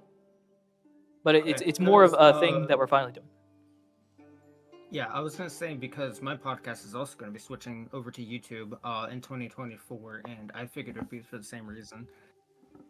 Shout out PTT, by the way. If you're a fan of Not a Scratch, you should listen to that show as well. Similar I guess if universe, we're doing the similar plug vibes. here. I highly agree. Yes. All right. That's everything there. If we get to 300, I'll talk again. Bye. Okay, so I believe, Roger, you were just about to try and see if you knew about any legendaries, so you can go ahead and roll that fortune for survey. Yes, I rolled a 3. 3? Okay. You're hearing the things that they're saying about what's going on, and it really it doesn't sound familiar to any legendaries you might have heard about. You can't really remember any legendaries that might increase like grass things and whatnot. So that's kind of where it's at. I'm pretty sure those unnatural growths are perfectly natural. And that is about when somebody bursts through the door of the ranger station you're at. At the exact same time, Salix on the beach, you notice out in the distance, there is a large, like, geyser of water, like explosion of water up out of the bay. And I guess your styler might have like a pager function on it, because that starts buzzing to be like, back to base, back to base. You're going on a mission Oh, soon. boy. Um, Okay. Question. yes, What's a styler? that's the thing that has the top. I thought it was just like a pocket full of tops. No, Is it's this one. like It Well, is this like a Poke Gear thing? sort of. It's actually, So you know, are you familiar with Yu-Gi-Oh? Nope. I know Okay. Micah is. I do you remember Beyblade? Okay, imagine Yeah. imagine a Beyblade that instead of doing the battling goes and captures the Pokemon. That's effectively it. Yeah. Okay, so it's like a lawnmower pull string on a top. Bingo. Is that what I'm getting? Yes. Yeah, Yes, you that's have, basically you have what a it is. technological device on your wrist that shoots out a top. Okay, gotcha. Yeah. I just have top guns on my wrists. Understood. Yep. And the person barges down the door, and then you see that splash, and this person is panting a lot as they run in. They're wearing a nice gray suit that has like a disheveled tie. They have short gray hair, and it's like kind of all messed up and matted. It looks like they've been running. They're panting. Okay, we need something now. There's a lot of Pokemon. Water. I look at the dude in the gray suit and I say, if you're expecting to be running, then maybe you shouldn't be wearing a gray suit. So this is Any suit. this is Theo, who you probably know. Theo, they are one of the like managers of the power company that is on Yuramine Island. There's natural makes sense. fairy energy coming out of the island, and like fairy aura or whatever, and they have learned to harvest that energy, kind of like nuclear reactors, because fairy types are scary, big go burr, but less dangerous than nuclear reactors in a sense. Okay, so this is very much a ecological destroying facility, is what you're saying? Because what I'm trying to get at is Roger does not like wealthy people who have more money and don't actually spend it on ecological resources, which I'm assuming is what my ideology is leaning towards as a ranger. Sort of. It's less direct destructive of the environment because it's not like oil mining or anything. It's an alternative like energy source, and it's just like it's natural energy from the island that is being utilized. Okay, Most of the island is powered by this type of thing. Okay, yeah, Roger is not too happy with big corporate types, which is why he's being a little bit sleazy with this guy. Very fair. Over on the like right end of the island, you see like 3 gray circles, and then there's that like, tiny pink circle on the side.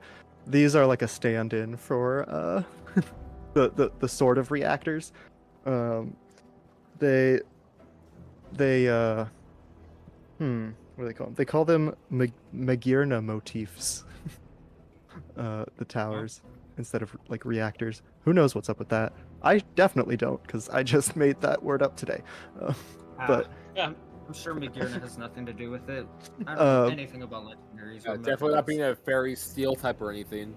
This doesn't No, have any no. relevance I'm here sure, whatsoever. I'm sure we're fine. We don't have to worry about that. Actually, yeah.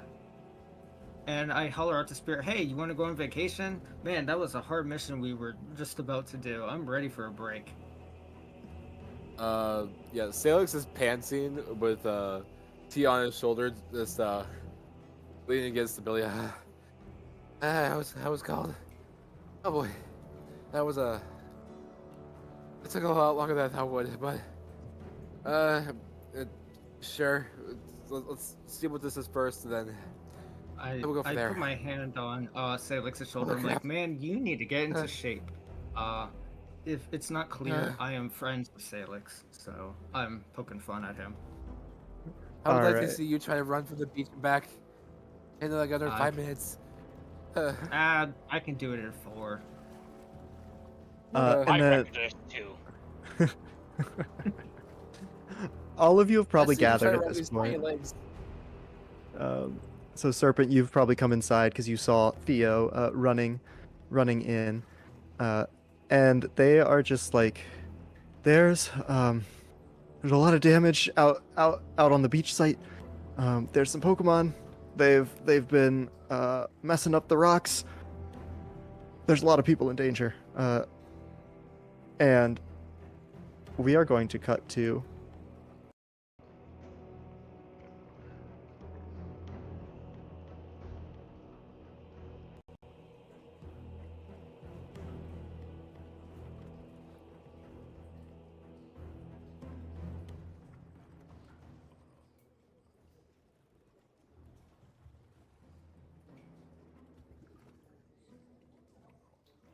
Roger, yeah. you're with So me. what happens now is we do something called an engagement roll, which kind of determines the basic position that we're in at the start of a mission. It's generally based off a couple things, but right now I've been rolling it off of the tier of your ranger group, which is a 2. Tier basically just shows how much effect or influence on the world as a whole they have.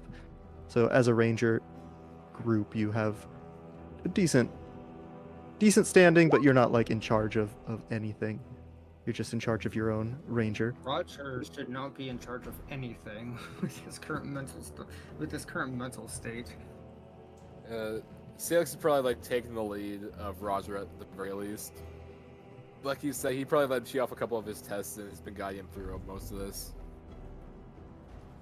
Yeah, so you're on your way over, and it looks like I rolled a 4. So that's gonna be like kind of a mixed-ish result, which means we are probably gonna start in what is called a risky position. That means your actions are going to have moderate consequences, either on you or the surrounding things. And to signify that, I have some clocks up here, mission clocks. There's And clocks? yes, I on thought the you were outside. the page. They're on the page. on Yeah, the yeah, the character's mission sheet. clocks. Yeah, yeah, yeah. Oh, is this on And this is on the stream, I'm yeah, sorry. or in the roll 20, yeah. And I'm Yeah. going to drop 2 ticks on a clock that says rocks are destroyed. As you all are on like running to the site that they're talking about, which is this pink dot over here on the like far northeast of the island, on the Gotcha. right side of that peninsula. What kind of approach do we feel like we're taking for this mission? We have the understanding that there was some sort of construction site out here that the Magic Power Electric Company is working on to kind of try and get power to some people. And then there were a bunch of Pokemon in the water, like being aggravated, stirring up waves, big splashes of energy or water, and kind of attacking the rocks here. Okay. So Like, what would Roger's the going- main approach be? Like, Okay. outside of individual action, just like where do you think your group is focusing first? Gotcha, but we should decide that as a group. Because I know what Roger would do, but if we're not doing individuals, we should probably decide what we're gonna do then. 'Cause We'll my cut into thought is- individual next. Okay. I'd say that we should probably focus on destroying the rocks before driving out the Pokemon. But like, I could go the other way around. Okay. Oh. I was going to suggest gathering in any kind of intel or information that could give us an upper hand. Like maybe there's, are we on a cliff face? Because we are on the beach? Question mark. What's the surroundings like? Yeah, so the area that you're heading to is on a cliff, Okay. up here, and what I'll say, it's like a inclined cliff, so it's towards the north. It's more of a cliff. More south you go, it turns into like beach area. Okay, Um, are there any but to be boulders I can drop on the Pokemon? to be clear, the rocks being destroyed What? is probably bad because that would break the stability of the cliff here, which would endanger the people that are there. So you probably don't want to fill up that clock. You probably want Oh, to get okay. something to happen before that fills up because the cliff will collapse when that is filled up. Okay, gotcha. I thought we were trying to get rid of the Pokemon. I was gonna say if we're That on the cliff face, I was gonna throw something down to get rid of the Pokemon at the bottom if they're at that the is bottom. that is up to you. So you can if your group decides what you want to do But is yes, these drive are out the quick Pokemon, decisions. you can take actions towards that. If there's some other sort of action you want to do, then um, towards those obstacles. So the obstacles are the rocks are being kind of taken out, and there are a bunch of Pokemon in the water that are splashing around, making disaster kind of happen. Okay, so the Pokemon are the ones ruffling the rocks around. Is that correct? Yeah, yeah. Okay, so alright, so let's decide this as a group. I think the best way to take this, to do this would be to get rid of the Pokemon, which will eliminate the entire threat. What do you guys Yeah. think? That's I what I was agree gonna there. say. I was Alright, actually gonna it's say boulder time. because yeah, well, I actually think the water would actually be my expertise, at least with me Yes. and Taya. We're a lot more Yes, experienced with the water themselves, so we would be a more what's the word? We'd be more open to doing that idea first. Okay, That'd probably be Okay. our first option. So are Okay, you I see heading one of the over the best cliffs or are you heading down near the water? Would be my suggestion. Or my So- that question, I guess. I think we all agree we're gonna do the water first, right? I'm Yep. fine Or with did I- whatever. I'm more of Yeah. a intel gathering kind of guy rather than a hands-on kind of guy. So, if we're gonna go down Alright. to the water, Salix is gonna be the one doing the most of the work. Yeah. You can also head up to the Like, cliffs yeah. if you want. You don't all have to be in the same location. Oh, okay. I thought we were all Yeah. going to the same place. If that's the case, I'm gonna head up to the cliffs. I'm assuming there's not a boulder there, but especially if Salix is going down there, I don't want to squish him too. But I'll I'm be gonna go okay. up there. Don't worry. You I'll be just okay. see Don't him- worry. You just see Roger leaning against a boulder, looking down at you, is like, "Give me the signal." No, Roger's up at the top gathering intel. He's surveying everything, and if I see anything, I will let Roger and Serpent know if he's within hearing range. Yeah. Okay. So you're trying to head up near the top, Unless there's a boulder. survey in some which stuff. case- That there might be. So what I'll say is in Blades in the Dark, the way that we take roles and actions is a little different than some other games. Instead of like doing a thing and asking what stat it should be, you're presented with these obstacles here, and I ask, how do you react to that obstacle? What is your character doing to work on completing that thing, working on that obstacle? Gotcha. You tell me what action you want to use. So, like, if you wanted to push the rock and use like wreck or something, or whatever, you would say, I want to use this, and then I ask you to roll, and give you what is called position and effect, where position is how dangerous it could be to you, effect is how much you affect the obstacle.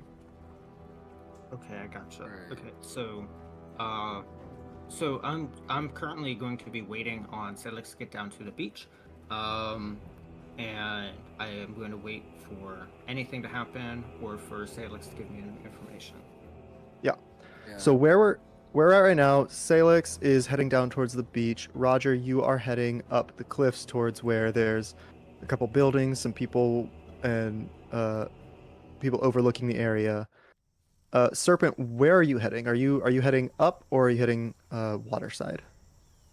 I think Serpent is just gonna do what he does best. Go straight to the problem and dealing with it himself. Okay, cool. So Oh, to boy. set the scene on where we are, this is a risky position right now that you're in. Those who are down by the water, it's risky because there's a bunch of water Pokemon that are blasting some rocks here. You Got don't this want to get covered. caught in the crossfire there.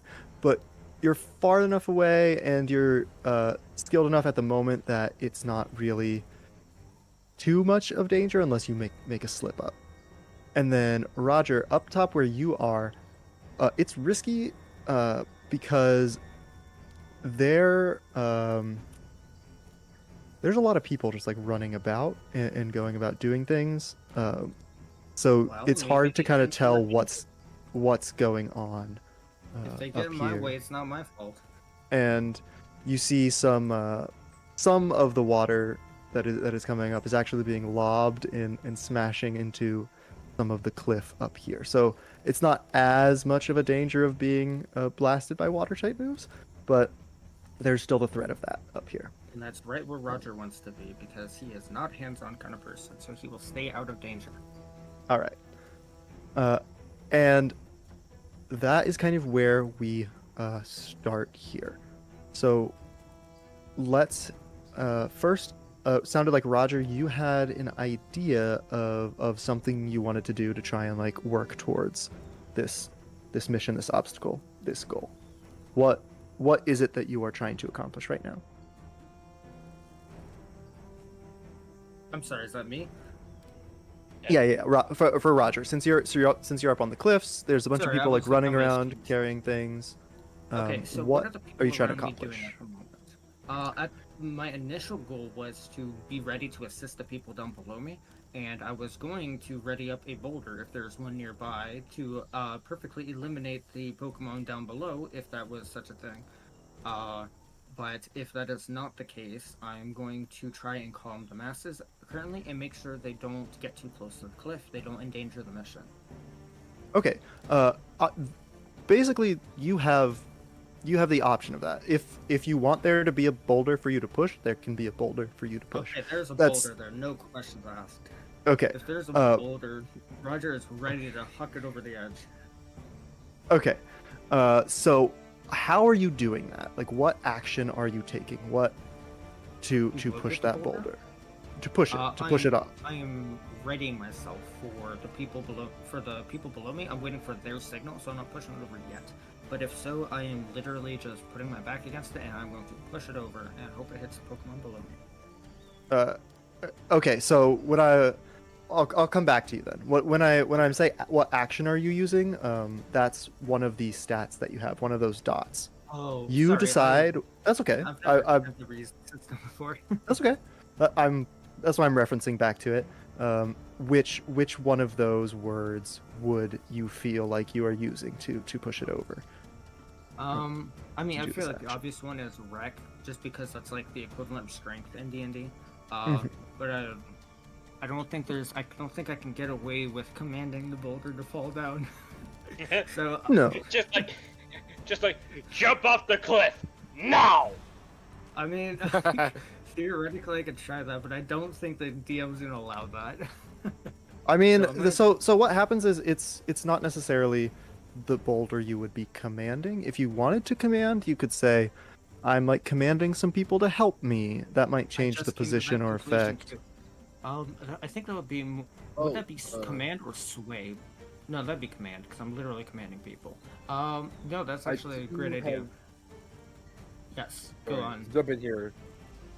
It probably isn't a huge difference, but remember that Lucille is there to help. Oh That is yeah, true, I too. forgot about him. I'm Um, so sorry, Lucille. just like So- looking at his nails over in the corner. I'm just gonna Yeah. hang out. Okay, so remembering just like Walter's always forgotten, Lucille was forgotten too. I'm going to, in that case, command Lucille to help me ready to push this boulder. So I'm going to command him to push the boulder, and I'm going to assist him. Okay, cool. So the boulder action, you're gonna command Lucille assist to push the boulder. I'm gonna say, so we're already in a risky position. We know that just based off the things fictionally that we set. I'm gonna say this is a limited effect on the obstacle. So you're rolling risky limited, and what is your command? Your command is 1, right? Yes, I am Okay. neutral on my command. I've got 1 dot. Okay, so options you have right now to increase that. You have 1 die. It's a risky, limited roll. You can grab up to 3 points from the player pool to take an extra dice, increase your position to controlled, or increase your effect to standard. Okay. So first, I'm going to ask, how long is this stream going on for? The third session ends around, I think, 7-ish Eastern. Okay. yeah. And Right how long? now, I believe this session is till about 5:30-ish, something like Okay, that. and how many 8. dice have we used so far? It's 8ish. At the end. 8-ish is the Gotcha. end. Okay. And how many not hit dice? How many dice out of the dice pool have been used so far? I'm just trying to see if I'm overextending the average amount of dice we're going to be using. I think you're probably fine. There's 33 dice in the pool. We have a so lot. far, we've only had 1 die be used last time. Yeah. Well, in that case, I'm absolutely using it because we've got 33 dice. Okay. So, sure, We got this. expend Use them all. to make the situation controlled. Okay. Do you also want to increase the effect and add an extra dice? I'm not going to be that greedy. I'll save some dice for the other people. So no, I'm Okay. just making it controlled. Okay, so you are rolling controlled limited, and right now you have 1 die. The other thing you can do to get a die, if you want, is utilize a resource called stress or stamina, as we're kind of calling it here. It's basically just like an extra reserve that you can use to push yourself to do like things that you might not be able to do otherwise. If you take 2 stress, you can add an extra die to your pool. Okay. And for context, I'm currently rolling at normal. I'm currently rolling normal. No advantage or disadvantage, correct? There isn't advantage disadvantage in this game. There's mostly just the position effect thing. So you're rolling at control limited, which means your consequences might not be too bad, but the effect on the obstacle is not as great as it could be. Okay. Well, in that case, how many stress is my total amount of stress? 9 is total. So once you hit 9, you're knocked out. Oh well, in that case, I might as well use it. Okay. If I've got that much to spare. Cool. So you can mark 2, and then right now you're at 2d6, controlled limited. Gotcha. Okay, I'm gonna mark. I see that right there. Give me my pen. Okay. So do you need me to roll for that? Yes. So that would be 2 6-sided dice that you roll and take the highest number. That is a 6 and a 2, so that is a 6. All right. Yeah, a 6 is a full success. So without hesitating, you and Lucille kind of like push your backs against the rock. Lucille comes in with some extra strength, and it falls and makes a pretty big splash. Before you go on, I was trying to ready this action for a command from Serpent and Silex. Okay, yeah. That'll work out. So you heard their command, and that's part of what came out. Oh, okay. In I didn't know they gave a command. Okay, well, if they gave a command, I sure doesn't sound like their voice, but I'll take it. So I'm pushing this boulder over the edge then. Yeah, so basically what happens when we roll is that the fiction responds to that. So if you are waiting for their command and you want to do it, it'll happen when they have their command. So we're just describing the outcome now as the effect on the obstacle. Okay, I think this is a side effect of me trying to implement D&D into this because I'm used to full role-playing rather than like a top-down perspective, which is what it seems like we're doing here. That's okay. It is a little bit different from D&D, but you can also jump in narrative too where you want as well. So like that is where the waiting for their thing comes in. So with that being said, we'll jump to them and ask where did we want this boulder like to be placed to be pushed, like with the timing, Serpent or Salix, because you have the ability to now kind of like direct where it might be going or like what it might be doing. All right. I think we should. So Like, if we are okay with hurting vile Pokemon like that, then Salix is would try to go about this a bit more peacefully. Try the peaceful approach first, and then try the alternative. Okay, so basically you're saying that this action is not, this boulder is going to happen a little bit in the future. Yeah, what I would like to try and do is, while Salix is right down to the wire, he probably says to the group that, hey, let me try and communicate with the Pokemon first. Let me see if I can do this my way, get them out of the way first before we start any conflict. Cool. So then we still have that boulder up there getting ready. Yeah. But what action are you taking right now then to kind of work towards this? So I'm I'm down at the wire now. What Pokemon do I see specifically? Are there any specific ones that I see, or is it just like a bunch of different water Pokemon? I should ask. Let's see. There is a bunch of different water Pokemon, but a couple do kind of like peek out, and as they kind of launch attacks, you see like there's a big Sharpedo, like huge Sharpedo that is revving up and like launching itself against the rocks. It jumps out, takes a bite out of the cliff and goes back in. A note about this Sharpedo, though, because we're in the Corette region, is that it's a variant type, so it is water and dragon type. So it has like shimmery scales, a bit darker of a navy, and like big teeth. I have an idea, but this could go terribly wrong. Okay, what's your idea? So how are you addressing this obstacle here then, of these Pokemon? Okay, so first off, is it just a Sharpedo that I see? Or at least that's the major one that I see. That's the one that you've seen right now that has just come out and done that. The rest, it's more of like a cartoon dust storm in and out kind of thing, but water instead of dust. Why is the water dusty?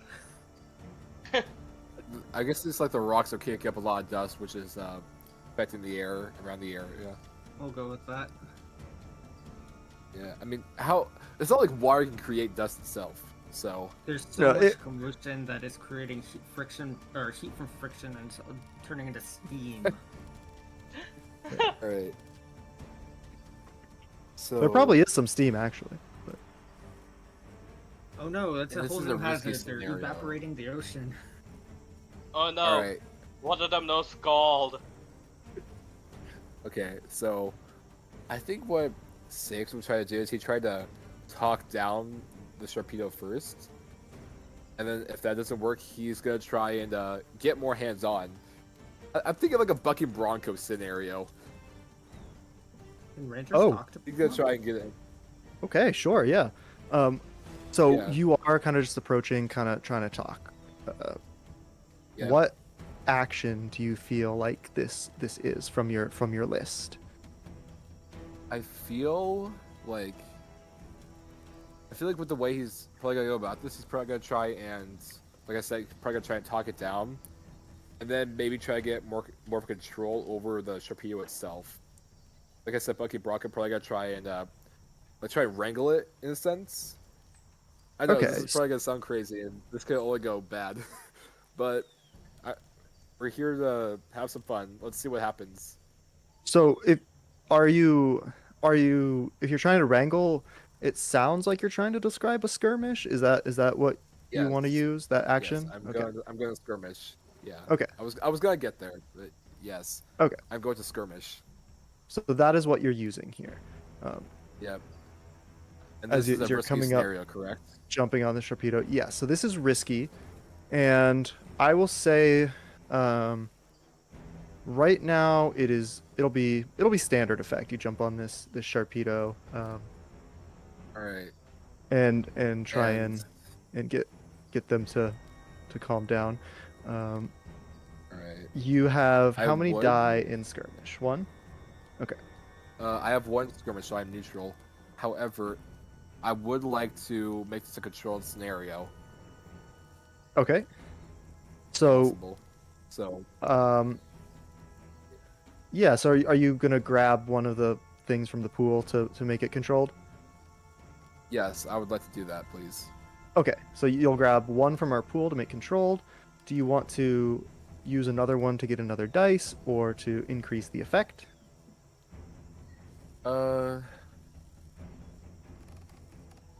You know, this probably would make sense. I would like to go into my stress pool or my stamina pool Yeah. and grab another dice from there. Yeah, that works. You can mark 2 stress to grab a die there. All right. And you have it's where's moved the other from sheet? risky to controlled. Yep. Where's I'm- stress on I'm- the sheet? Oh, I- It is, yeah, it's right below your name and things. And I'm also making a mark of it as well, just so we can keep that Yeah. in track. yeah, this will work. All right. So Got two. you have 2d6 controlled standard. All right. Come on, I need this moment to work out. This would be so cool if this worked out. Come on. Hey guys. Okay. Oh, I had a heart attack for a second. What is That's- the highest dice? Yeah. I had a 1 and I had a 6. Oh. Holy crap. So a 6 is your highest die. That is good. That's a success. Yeah. The 1 is just not even there. So I think Yeah. part of the reason that this is controlled is because as the Sharpedo was coming up and running into the wall, it got stuck a little bit. So it's not as like able to move as you come up to it. So you're not as much in as much danger as if it could just like whip around and smack you. It's not like fully beached, but I think maybe like its teeth are like still in the rock or something as you come up. Yeah. And as you say, try and wrangle it. I'm going to say that you do kind of successfully get on the Sharpedo and wrangle it nice and good. Yep. Bucket You- Bronco, baby, let's go! Woo-wee! It bucks back and forth. It chomps into the rock that it had stuck in its mouth, so it can be free. And it's still very risky where you are, your position wise, but you are effectively on this Sharpedo that is bucking you around. Spirit, I And- leave and it to you- you you to have a secure have hold on the, it. the most convoluted way of figuring this out. It What's, basically what's my wants to solution? just- Jump on it. I had the most simple solution. Just eliminate all of them at once. No, see, simplicity I doesn't know, work. That's but, why like, you have to go con. I could have done about this a much easier way, I don't know. but I wanted have a to have some style points. I have a feeling to end with one of these guys getting squished by a boulder. So yeah, Yeah. I guess since that's going on, the boulder has been pulled back. It hasn't actually fallen yet, but if the call for it does happen, it will. So I've marked our clock to a 2 rather than just a 1 because we've had a standard success on that, and the boulder has not I dropped do yet. have one more question.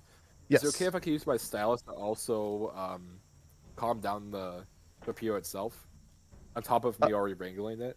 Is that possible? Yes, I will. I will say let's quickly cut to Serpent, who's near you, to see how he is doing, what he's doing during Alright. during all this, and then we can see. I think Serpent is just watching it going down and reacting as Felix is just on top of the Sharpedo by using his styler on the Sharpedo. Okay. So what what are you doing? What actions are you taking here in this? I think I'm gonna be using my sway to just calm down the Sharpedo, as if, you know, trying to, like, calm it down, as if it was going on a rampage out of pure rage. Okay. So you're trying to sway, you said, so you're like talking to it? Well, yeah, I'm gonna be using my styler to do the talking, but yeah. Okay. Cool. So I will also then actually suggest here too, Salix, if you also want to use your styler, you can give an assist to Serpent while he's doing this. You would basically take a stress to give another player +1 dice. What are the like side effects of using so much stress? Once like you a hit halfway point. once you hit 9, you basically have expended yourself completely, and then you get like knocked out. You have to retreat. You have to pull back from the mission. All right. But other than that, it's just kind of like a pool to assist, to push yourself in certain ways. All right. And I will go ahead and use one more stress. You got this, Serpent. Go ahead, buddy. I All should right. say that in voice. Okay, Yeah, buddy, you got this. here we go! And Colonel! you're Are you gonna watching me? um You just hear like a voice. You just hear a voice in your head. You know it all right. so your sway was hold on a second. Serpent. 2d6 with a Your sway was +1. 2 plus the 1. Okay. So did you want to take any extra points from the pool for that? Because Yeah, I'm gonna enhance my like effect to like a great effect.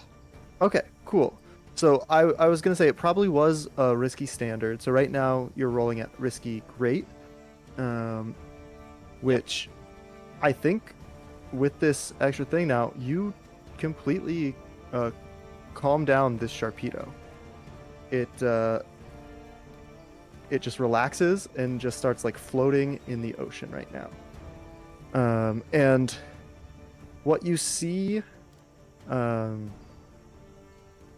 after that goes is like a pulse comes out of the ocean, like the center of this peninsula, kind of where that storm of water Pokemon was going on.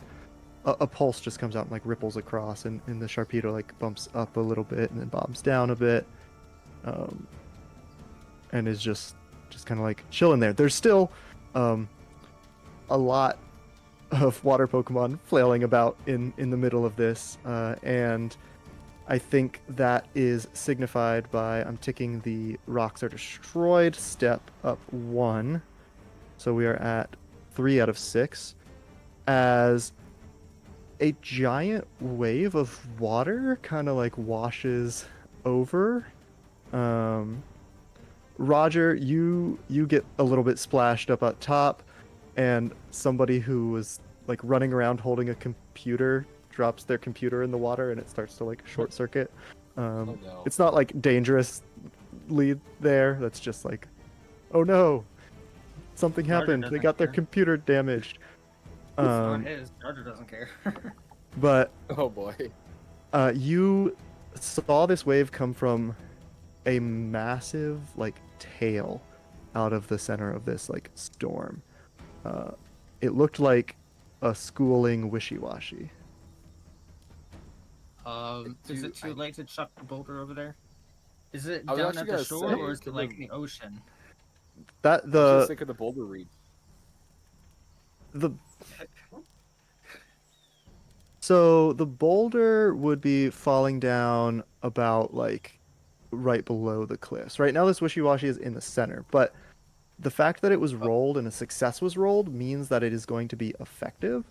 So if you want the timing to be like around where something is coming up to knock into the cliffs, then you can kind of have it I targeted want to wait there. for the wishy-washy to get to the shore if they're not there already, and then I'm going to drop the boulder on it, since it seems like that's an upcoming danger. I Yeah, really hope okay. it's not like an assistant wishy-washy team or something. I'm just about to eliminate them.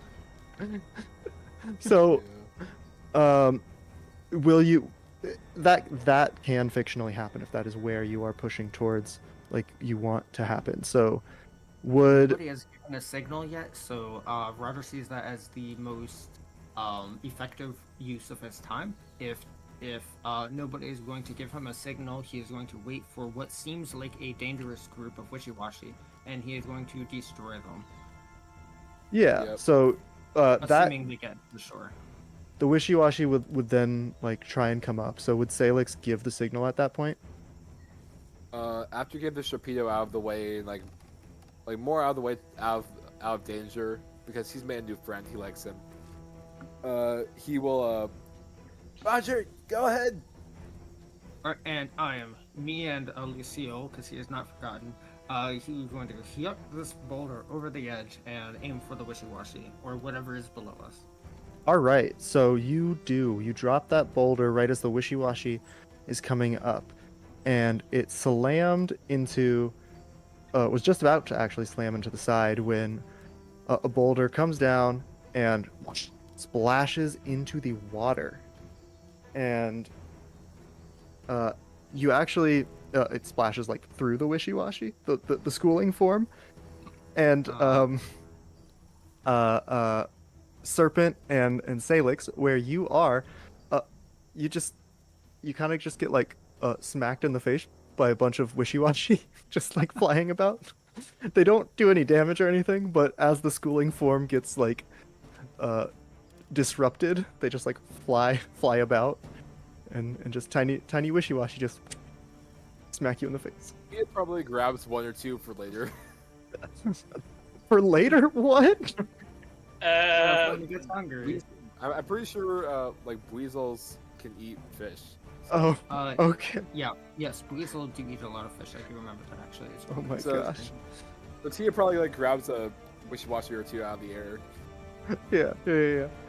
Oh goodness. I Oh. can just He's hungry. imagine just Serpent and Solid is just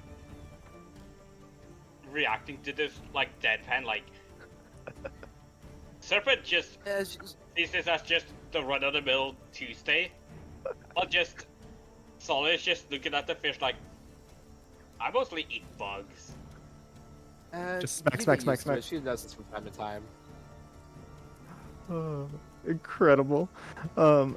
So the wishy-washy is kind of disrupted there, and once again you see another one of those like ripples come out from the center. It's a little interesting, a little strange kind of, but you know, Sharpedo bobs up and down again, and you notice, Roger, up top, that there is a group of people over by what looks like a construction site that are like really trying to like pull something up in a way. Looks like they're trying to like rescue a thing that is around there that they don't want to fall into the water if the rocks break. Okay.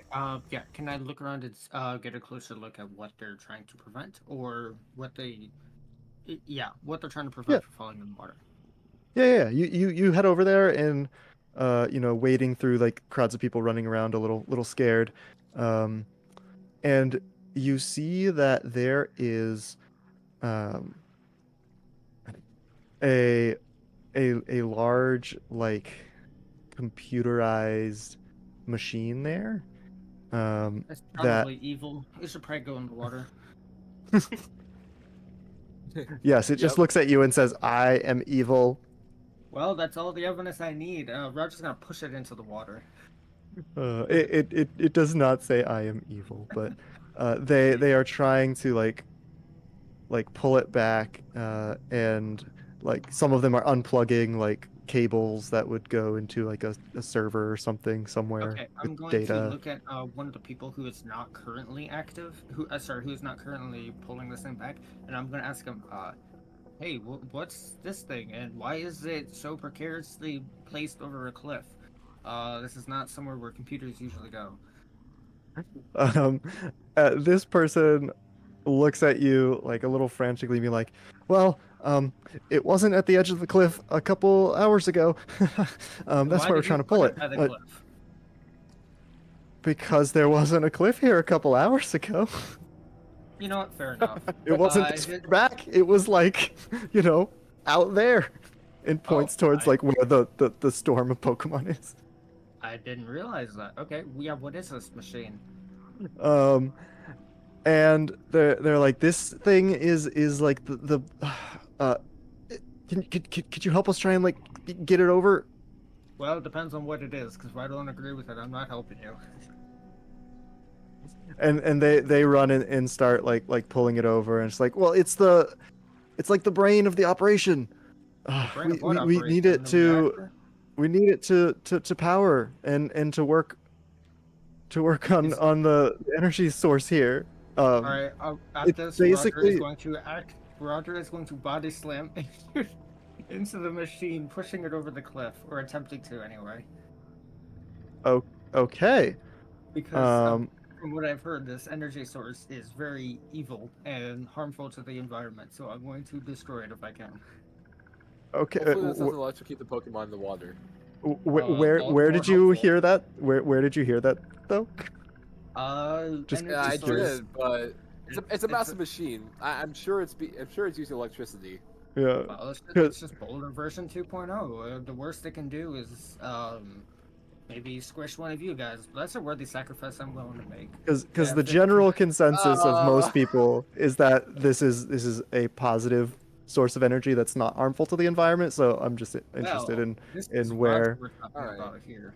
Okay, Roger that's does fine. not like the corporate types, and he does not like big business. He does not like the harmful energy source that they had to deforest the entire land to build this plant. They had to rehome or kill a bunch of Pokemon in order to build this facility and the land it was on. Roger is very much against this power source, and I am going to do anything I can, and this is a perfect opportunity for me to damage the power plant. So, all right. So I'm going just to clarify though, that is what Roger thinks, because Yes. the actual power plant didn't do those things. Well, guess what? Roger has dementia, so he doesn't. That's fine if that's what Roger thinks, and that's what Roger wants to take as an That's action. what Roger remembers through his as dementia fugue state. So okay, that's fine. You try to go do that, and then the people who were like pulling it start trying to like prevent you from running into it. So the obstacle here would be like the people who are like, what are you doing? What are you trying to do? We're trying to save this thing. Why are you pushing the other way? You would have to do something about them if you wanted to try and push it in. okay, I'm going to command these people, and I'm also that's a separate action. I'm going to command the people to let it fall into the river and try and convince them why it is harmful to the environment and why generating electricity and using up land that should belong to Pokemon are very harmful to the environment, and why they should let it be destroyed. Okay. Let's see. That is probably the position of that is risky because we're still in this risky environment, and fictionally it's probably going to be a 0 effect because these people are trying to save this thing. They don't have any reason to want to push it in, so you would have to you can use one thing from the pool to increase the effect to limited. If your command is 1, you have 1 dice. You could take stress to add another one. You could use another thing from the pool to add another one. Another dice, so you could roll. If you took 2 more stress, you could roll another one from the pool. You could roll 3 limited, risky limited. Okay, based on how big our pool is currently and how much time is left in the stream, I am going to use up some of those dice because I have a feeling we're going to have a lot left over at the end of the day. So I'm going to take some of those dice to give myself, to bring it up to, you said limited?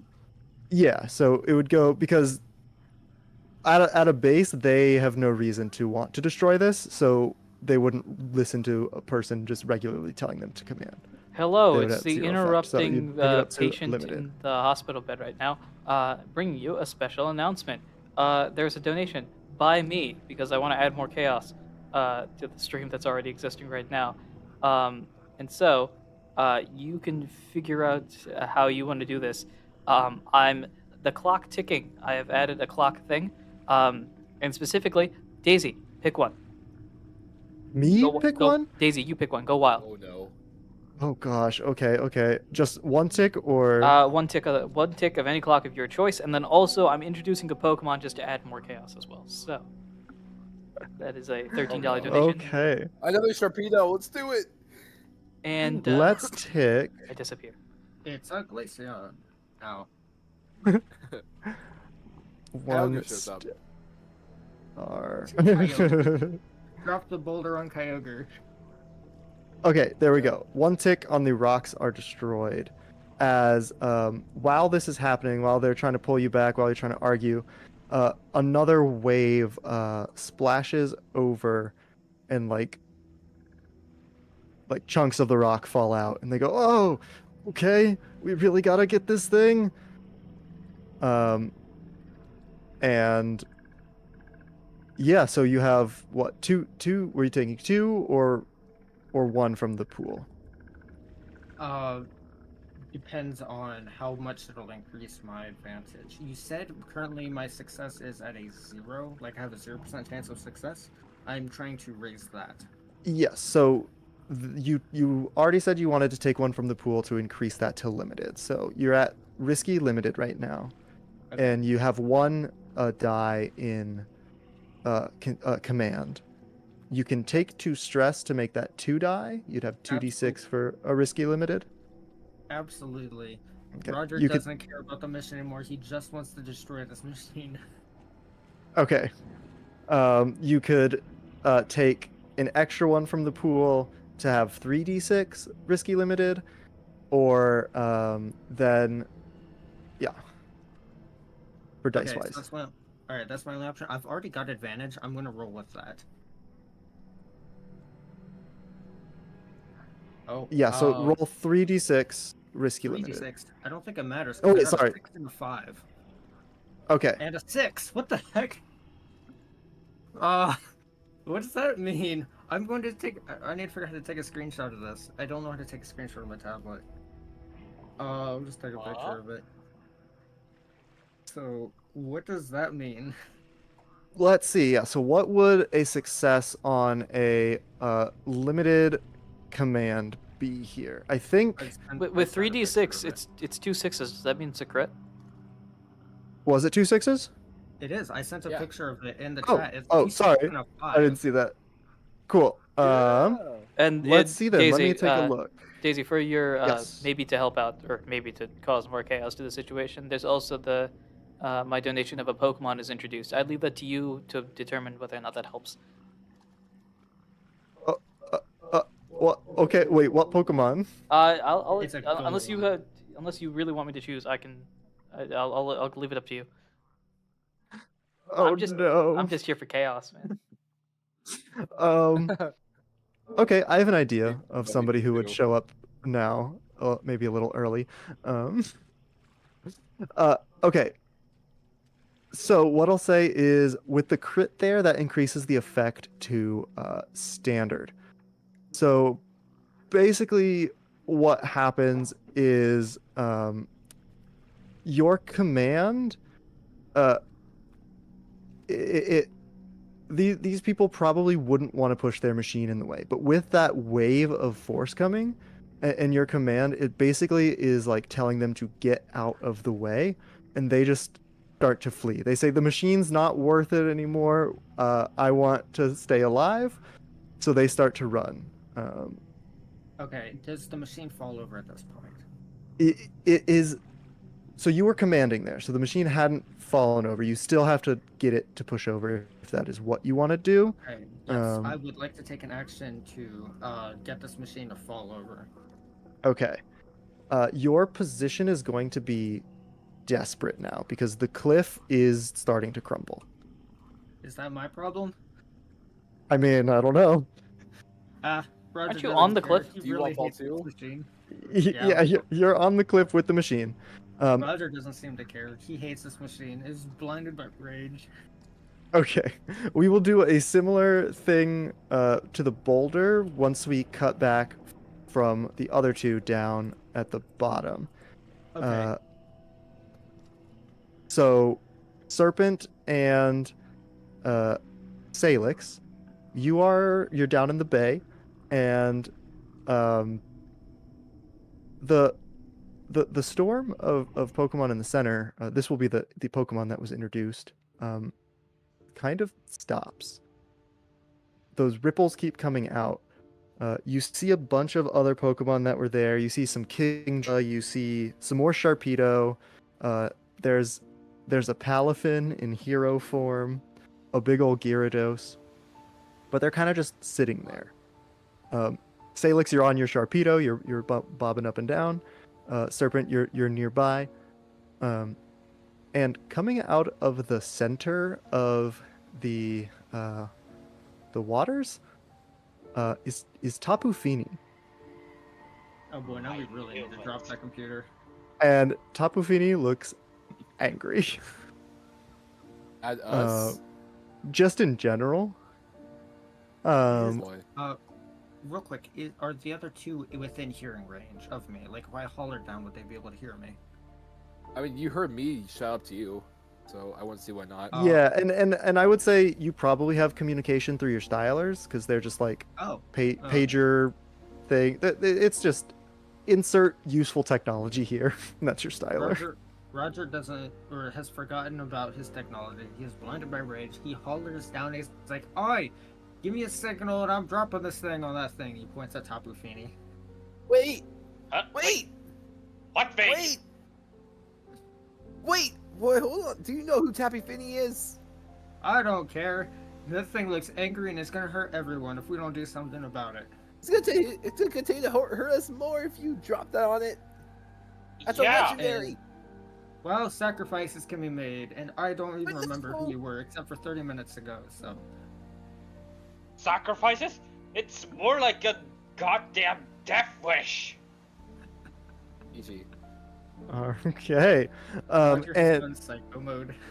just as no. a note, we had a donation to increase the clock tick on the Shadow Rangers by 1. What Who knows Shadow what that- Rangers? Who knows what that means yet, but we'll see if that clock fills up. They're doing More something. Chaos. need- Okay, so Roger, I don't Tapu Fini care. showed up. Oh no. We need all hands on deck. Alright, and I'm And pushing the you machine caring over on about that. some stupid machine. Oh, I thought that was your signal. No. I feel like I should roll for that, because to Roger, that almost does sound like a signal. Wait, can I? Oh boy. I think Salix tried to calm the masses. He's trying to He's trying to get Tapu Fini to understand, but he's also trying to get his fellow Rangers to stop causing conflicts. I feel like if this drops, the Tapu Fini's gonna lose her mind. Yeah, Not if it kills it. basically, just Serpent is just telling Roger that he doesn't care about what Roger thinks. He needs to focus on the mission. Are you saying this to Roger? Yes. Okay, at this, Roger remembers that there's a mission going on, and he looks them between the machine and Tapu Fini, and he's like, screw it, and he just shoves the machine over, whether it hits Tapu Fini or not, so he can go down and help him. Okay, so that I don't. That I don't think will require a roll since there isn't really an interesting outcome to it not falling over or whatnot. So you can kind of push it just basically with enough time with you and Lucille. to be clear, I am struggling this over. If it hits anything randomly at the bottom, I'm not aiming for anything. So if it hits anything, I was not aiming. It can be random. Okay, that's fine. So if what it's one of the rangers from a plane too. I'm still in the water. It does not. What happens Okay, is it will fall, and it will actually hit a patch of sand, and just like crunch into that sand. It looks pretty beat up. Is it destroyed though? It's not gonna do its functions anymore. All right. Yeah, Roger gives a quick fist pump, and he's like, "Yes, finally." Okay, and he like scrambles down to the beach. Yeah, and as you step off where the machine was, right as your foot leaves it, you are safe. That entire section crumbles and falls on top of the machine that is down there. Ah, well, that could have been worse. It was worth it. I didn't die in the end. Serpent just We still gonna could die. look- Tapu Fini is here. Okay, Serpent just actually, look- I Serpent just go ahead. I'm stepping on you. Serpent just looks to Roger, being like, "After this, I'm gonna give you some disciplinary action." It just you could just see Solid just glare at Roger, like, "Really?" Roger shrugs. He doesn't care. Actually, remembering that Tapu Fini is here, I'm gonna need everybody to resist something real quick. A resist I told you guys. is something Resist that mind beams. you do with your dice when you're trying to negate a consequence, but also when something really big and terrifying is in front of you doing things. So you're going to have to resist with resolve. Your resolve, you're trying to harden your resolve to power through. So right now it looks like Serpent has 1 resolve. Not two. Yeah, Silex has 2, and Roger has 3. So Serpent, Salix, and then Roger so Serpent, roll 1d6 and take the highest. Well, I Alright, technically have so two in where- sway, but yeah, sure. So you have 2 in sway, but you only have 1 option of resolve. You only have 1 action. So your resolve resist thing is 1 dice. So if you had 2 in sway and like 1 in consort, your resolve would be 2. Okay. I see. Bruh! Oh no, is that 1? Oh no. Oh no! Take 5 stress. Hold on. Okay, what are we rolling for? I just rolled a d6 and I got a 2. Uh, Oh no. wait, hold on a second. Right now Serpent was rolling that, and Serpent only had 1 dice and rolled a 1. Oh. So Serpent takes 5 stress, so 6 minus 1 stress, or stamina, as yeah, you're very aware of how powerful this thing is in front of you, Serpent. Man, should have dropped the computer on it. Oh, come on. I honestly, I don't know if that would affect it. It's legendary. And it's water, isn't it? Last I Water checked, fairy. computers are electric. It's it alone is a tier 5 faction. So then Salix, you have 2 in resolve. So go ahead and roll 2d6 and tell me what the highest is. All right. If there's any moment before that we need a success, it's now. Come on. Okay, I got a 6. 6 and a 3. Ooh, a 6. Okay, so you actually take no stress at all. You don't have to exert any of your stress or stamina, because, you know, once you started to see Tapu Fini come up, you're like, oh no, I know exactly what's going on, and you were kind of like bracing yourself. And then Roger, you have 3 to resist with resolve, so go ahead and roll Okay. 3d6 and take the highest. So including the dice I rolled before, I got a 2, a 3, and a 4. Okay, so we'll take the 4, and that 6 minus 4 is 2, so you take 2 stress or 2 stamina. So you have 4 total stress. Serpent is close. Serpent's at 7. That's a little scary.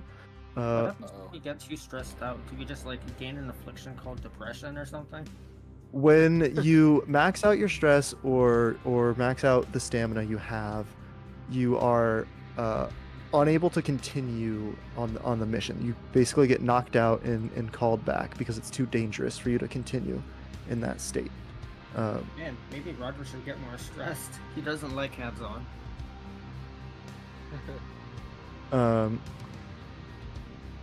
Yeah, Everyone- but Tapu Fini's here. You can still be here and doing stuff. But Roger's on the way down. The rocks kind of fell. Salix, what's going on? I mean, he's kind of in the presence of a god right now, so he's a bit nervous, I'd say. He's probably gonna try and oh boy, I have to think about my options here because I don't want to screw this up. But he's probably gonna try and Tapu Fini similar to what he did with the Sharpedo, but not like jump her or anything. But he's gonna try and like vocally try to calm her down. Okay. It's Are you all right. riding We're just trying to closer? do the better- Yes, I'm trying to get closer. Yeah. Okay. Yeah. Listen, we're just trying to do the right thing. We're trying to save all the Pokemon. We're trying to stop this scenario altogether. Just give us some time and give us a chance. We're just, like I said, we're just trying to help. We're trying to fix the situation. We're trying to stop the conflict. But just As give you us a said. chance, please. As you say this, Roger seems to be foaming at the mouth out of just pure fury. Okay. Don't worry about him.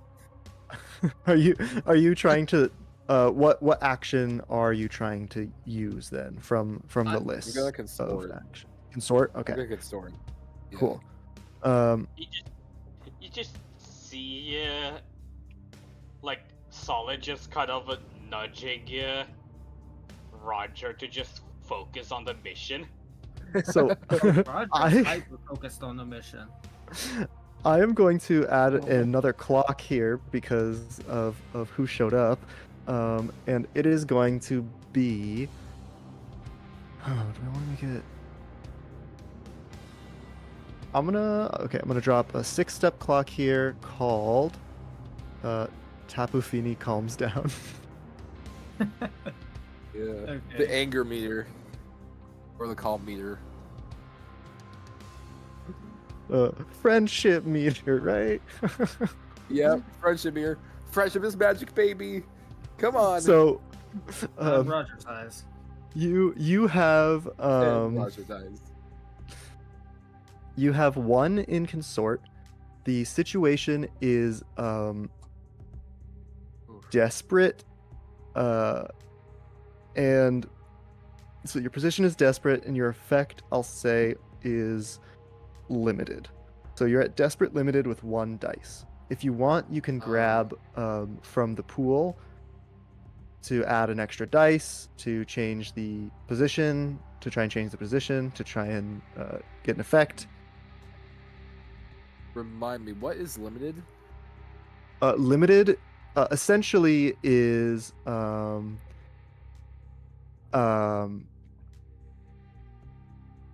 goodness, come on, brain. A limited is essentially like you'll have 1 tick off the clock if you succeed.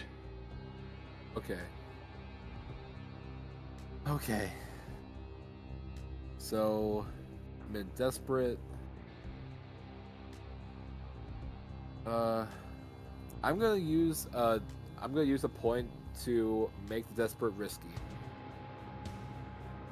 Okay, so you go That's from alright. desperate to risky. You have risky limited 1d6 right now. Alright. Another person can help. You can take 2 stress for another dice. You can use another one from the pool for a dice. I'm gonna use another point from the pool for another dice. Yeah. Okay. I'm sorry, I can't really help anyone anymore because I'm literally two No, away from it's alright. just going back. It's probably Yeah, best yeah, if Roger doesn't do anything either. Yeah, you guys gotta put some faith in Salix. This is his area of expertise. He's So a you water have- expert. You have 2d6. Heck, he wrangled a freaking torpedo. I believe he can try and attempt to become a water goddess. You have 2d6, risky limited. If you want, you can take 2 stress for an extra die as well. How am I looking right now? Let me see. You've got 3 because you had just I rolled a had- 6 on that resist. At 3, it's. Has anyone You know used what? a player Screw it. die just now? I'll take Just another want 2. to, real quick, make sure. Yeah, two player dice were just used. Okay, so we're dropping from 30 down. Yeah, it's at 28. All right, so I used another 2 stress to get another die. Okay, All right. so you have I swear 3d6, Salix has, like, risky this- limited. I swear, Salix has like main character energy at this point. Come True. on. On top of a Sharpedo. Like, Yeah, come on. last mission, it was Serpent just having the main character energy. Oh. especially Alright. at the end. All right. Yeah, Roger Yeah. is just a murderous Right. intent for everything in sight. Let's see, double 6s. That's 2 6s. Holy crap! Wait, you actually called Whoa. it? What the heck is my luck? Okay, What is my luck? so What is A- going on? that changes it from a standard to a limited to a standard effect. So you were rolling risky standard, and Wish that's I a could make this up. because that was a critical. Yeah, you do it with increased effect. So instead of only 1 tick on that clock, you have ticked it twice. So there's 2 ticks now on Tapu Fini comes down, 2 out of 6. Because as you get closer, basically, Tapu Fini does not immediately destroy you. It His looks heart at is you. pounding. It looks at you He's terrified, intrigued but he's doing his best. and kind of lets you circle around a bit. Okay, are we open to individual actions? Yeah, what is Roger doing right now? I am going to Never command mind. Tapu Fini to calm down, because Oh. we all know that's the best way to Oh defuse my. any situation. Oh boy. Okay. So Uh, if you want to try and command, I think that is going to be you're in desperate position right now, and that is going to be a limited effect. Okay. Alright. Please do not screw this up. I'll do my best. And I can. I believe use in you, dice come on. From the dice pool to increase that effect, correct? You can increase the effect.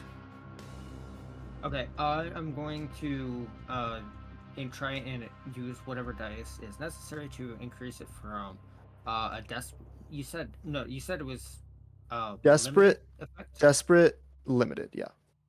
Okay, I'm gonna bring it up from desperate to risky. Desperate to risky, okay. And then I'm going to bring it from desperate to whatever the next one up is. So you can Use only the- spend position once. Oh, Yeah. gotcha. So Okay. yeah. Okay, and then I can use You can use stress another as dice an to- alternative. Yeah, so right now Yeah. you are at risky limited because you used one of the player pool to bring it up to risky. You have 1 dice. You can take 2 stress to get another dice. You can use Absolutely. another. You can Roger use does another not thing care from the pool to get another dice. Roger does not care for Okay. his well-being anymore. He is going to Ro- stress his brains out. How is Roger looking, by the way? How's his stress looking? He's foaming at the mouth. His eyes are bloodshot, and as he takes 2 more stress pills or anti-stress pills, he actually takes pills that stress him out even more, and Oh my he just starts gosh. utterly foaming at the mouth. His eyes are bloodshot. He's not doing good. Oh my And gosh. he looks at Tapu Fini. He points, and out of just pure fear, he just yells, "Calm down!" Oh no, dude. Oh no. Okay. To clarify, I did expend 2 stress points. Yes. For the Yes. extra. So you have 2 dice right now. You have risky limited. Do you want to spend another point from the pool to increase to an extra dice? I have sure we've got basically infinite dice. I don't think we're going to be able to expend them in time, so I'm just going to use them if it's available. Okay, so you have 3 dice. Roger that. No pun intended. I Are we using three I- from the player pool? 2 from the player pool. Okay. And I have been reminded that I have GM pool dice, so I'm going to use some of those me now. too. And I'm going to use I 1 may regret to. it, but I gave you to- some of those. I'm sorry. I'm going to use 1 to drop you down to desperate again. Okay. And I'm going to use another one to take away a die. Oh, okay. So, So go we're ahead, back do at that. 2. Yeah. So desperate limited 2 dice. Okay, I've got a 6 and a 3. You got a 6 and a 3. Completely Fair. We've been steamrolling a lot of this. So So yeah. a 6 on a desperate. You do it. Wait, So actually. yes, but it's a limited effect, which means it ticks it by 1. Okay. So what that's going to mean in the fiction, with now Tapu Fini at 3 out of 6, is that you've sort of distracted Tapu Fini. The command is less of a it realizes that it should stop or you want it to stop, but it's more like, who is this person over here who is yelling at me to stop? Who is this uh, mortal? Should I squash them with a wave of water? Oh no! Um, Oh no! With the Oh. extra stress added, Roger is starting to have full body shakes and spasms out of just anger. He is seeing red. Oh boy! Serpent, can you get on that, please? Yeah, Serpent, what are you working on right now? Roger just ran down and screamed at Tapu Fini. Tapu Fini has sort of paused, but is still just like, there? At the current moment, just Serpent and Solid is just doing 2 separate things. Like, Solid is currently just trying to hold back Roger with his tongue. Like, no, you don't. You do not fight the fish. Don't fight the fish. I am definitely Please resisting. don't fight the fish. Well, And so, yeah. Meanwhile, Well- Meanwhile, Serpent is just trying to just use his styler along with Selex's successful negotiation skills to help calm down Tapu Fini. Okay. So, let's, sorry, I was reading the chat for a second. I get distracted. Let's have that be a. Would you like that to be an assist, or would you like that to be a setup action? So if you probably want it to be a setup action because you Yeah, I was don't gonna have say stress to setup action spend. in a different way. Okay. So I think the best action is just to try and calm down Roger because he's losing it. That's an yeah. understatement. Whatever you think is best. I'd say, I'm looking at the sheet and it says that a setup action gives, or just, ticks up stress / stamina usage by 1. if you assist, you will take 1 extra stress or stamina. A setup action is just a regular action that you can do, but it opens you up to consequences if you fail that action. Okay. So you don't have to Yeah, take stress unless you end up resisting the consequence of the action. But I think I'll be playing safe and just take the stress. It's nearing the end of his shift and he just wants to blow it all out, so he's gonna take his stress up to do an assist. Okay, so you are now at 8 stress. I am also at 8 stress, I believe. Yeah. Yeah, like Who was at that this said that? point- Sorry. Me.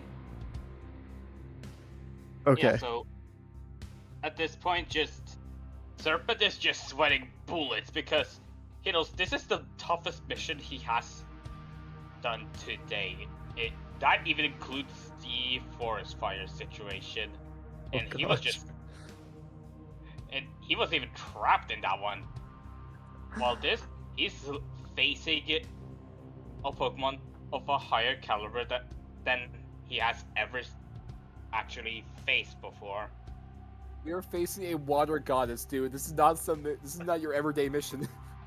Yeah. So that will be an assist then for whatever Salix wants to do next. As you're closing in, you see Serpent has thrown out a styler to try and like also help out here. Okay. Listen, Tappy Finney. We are nearing the end of this. We're it looks like things are finishing up. We're calming things down right now. We're nearing the end. Just we need you to work with us here, please. All right. Just help us get us through this last segment, and we'll be out of your hair. Things will go back to normal. I promise. I want to use another consort roll for that. Okay, That's all so right. you are consorting.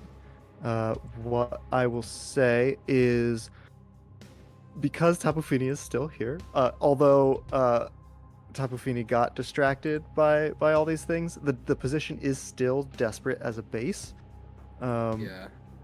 Basically, you've just been allowed to continue from there, and we'll say. Yeah, okay. We'll start it with Desperate Limited again. So you have Desperate Limited and you have 1 dice. You can draw from the player pool to increase position or effect or add a dice. You already from the assist that Serpent did will get an extra dice. All right. So you have 2 Okay. dice, and then you have those options there. Okay. You can also take stress for another dice if you want to. I'm gonna take another dice from the pool Okay. and Go make in that stress another pool. risky scenario. So that's 2 dice, risky limited. You can Yep. take another one for another die, or another one for another. I'll take another effect. one for another die. Okay. Actually, we're- what's the effect? That would put you up Okay. to risky standard, which would we end up with 2 ticks on the clock. Can I do both, or can I only do one? So you can do all 3 of those options once. So you can grab a dice, you can increase position, and then you can increase effect. All right, I'll do that. Okay. So 3 dice have been removed from the player pool, and that puts you at 3d6 risky standard. I'm going to expend one of my GM dice just because I started using them to drop it to desperate. So your Alright. desperate standard, risky. No, goodness, that was too many words. 3 dice desperate standard. Desperate standard. Okay. Desperate standard. Okay. Let me look over desperate again. Okay. I'm not going down without a fight. I'm using more stress. Oh gosh. Join the stress Oh, crew. I am not going Join down the without a stress fight. crew. So you're taking 2 stress I am to not going down without a fight. You hear me? How Two much stress to is get a it 4 now? dice. Gods on this. 46. I am fighting gods on this. Well, we Arceus, need a hear my name. quadruple I will six. fight you to the bitter end. Let's go. It's like the Or- video. Strike me down, Zeus. See, Do it, I dare you. Roll a 6 and a 5 So- and a 2 and a 1. You rolled Well, 6-5-2-1. Oh, I cannot, dude. You got a 6 as your highest though, right? Yes, I did. Okay, that's I need to good. breathe. That's another 2 tick marks. And can you remind us what you had said to Tapu Fini? Listen, we're almost done. We're calming things down. We're finishing up things here. Conflict is calming down, and the last figure that we need to take care of is you. So please work with me on this, and let's finish this together. We are nearing the end. This is all we have left. Oh, Please goodness. trust me on this. You know, as chaotic as this has been, none of you have gotten any harm this entire time. Unless we count the Except fact for that that- attack from Tapu Fini.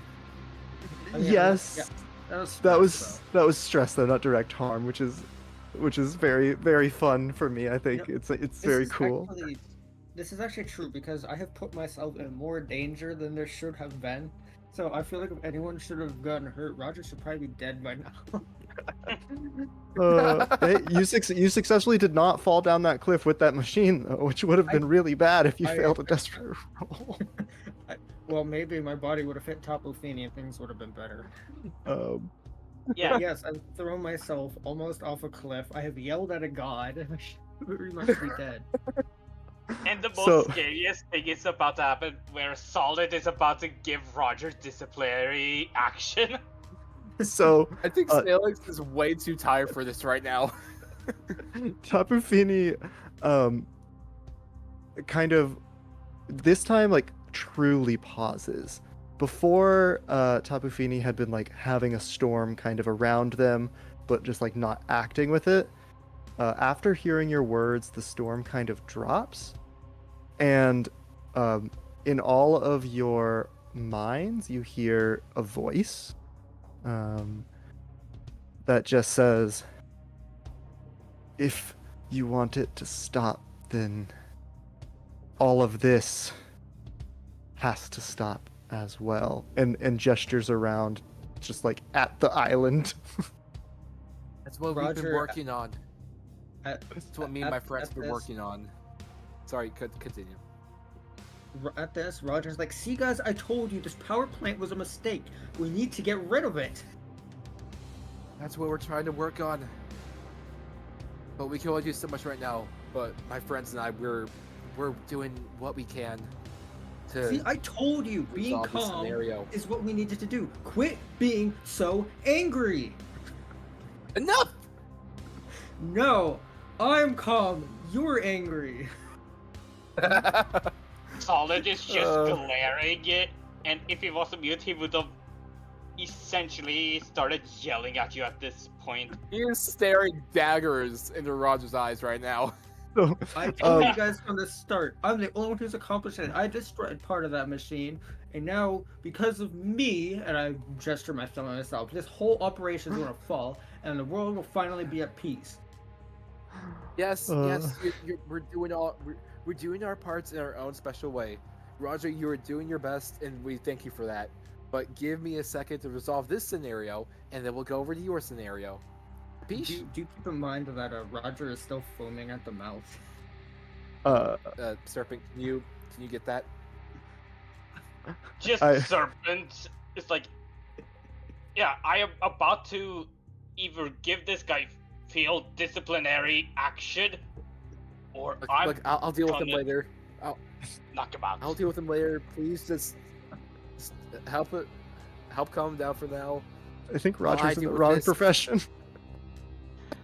Like Roger at this doesn't know what a ranger is. point, just That's dementia. just Solid just sees that just like this is not going anywhere, so he just drags Roger away to safety. As I'm being dragged away, I am fighting tooth and nail at the sand to claw my way back over to Tapu Fini. Are you Is taking any Seal also action grabbing, against? No, I'm not. It's just for aesthetics. Are you taking any Is Lucille action also against Tapu grabbing, Fini? Me? No. Yeah. I'm not. Okay, you're just crawling back. Yes. Serpent. Oh, that's Then are you taking any action against Tapu Fini, or are we just like setting the stage for? Yeah, I'm gonna Salix actually to try to use continue. my sway with my styler to do the finishing touch. Yeah. Okay. So, well, let's think about this action then. You say you're swaying with your styler. Yeah, I'm It's- gonna use my styler as like essentially what is a long transport communicator between like Sorry.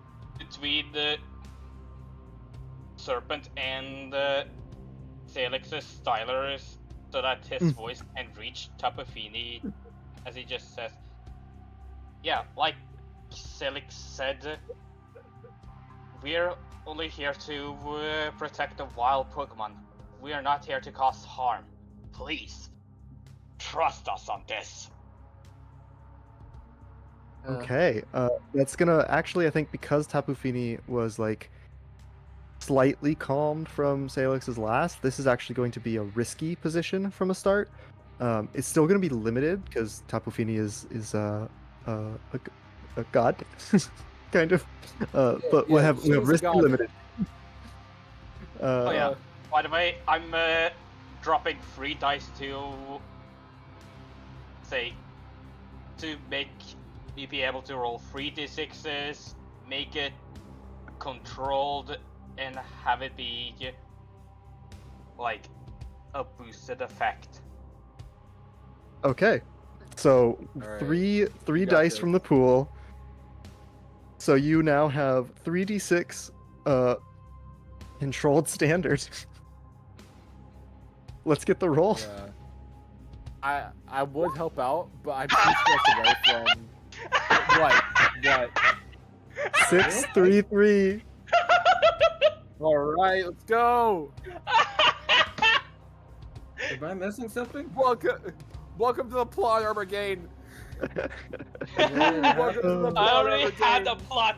I already had plot armor from the start, like from the end of last part of this entire stream when I essentially dropped Metal Gear Solid Freestyle and broke the burning staff. So, your words, with that success, that's gonna fill the Tapu Fini calms down clock. And your words, really quick, sorry. How many dice was that? Yeah. That was used? 3. three of them. Okay, great. Thank you. Your Please words don't tell hit. me Andrew, you're gonna donate some more to reduce the clock. No, the clock is Don't give me complete now. ideas.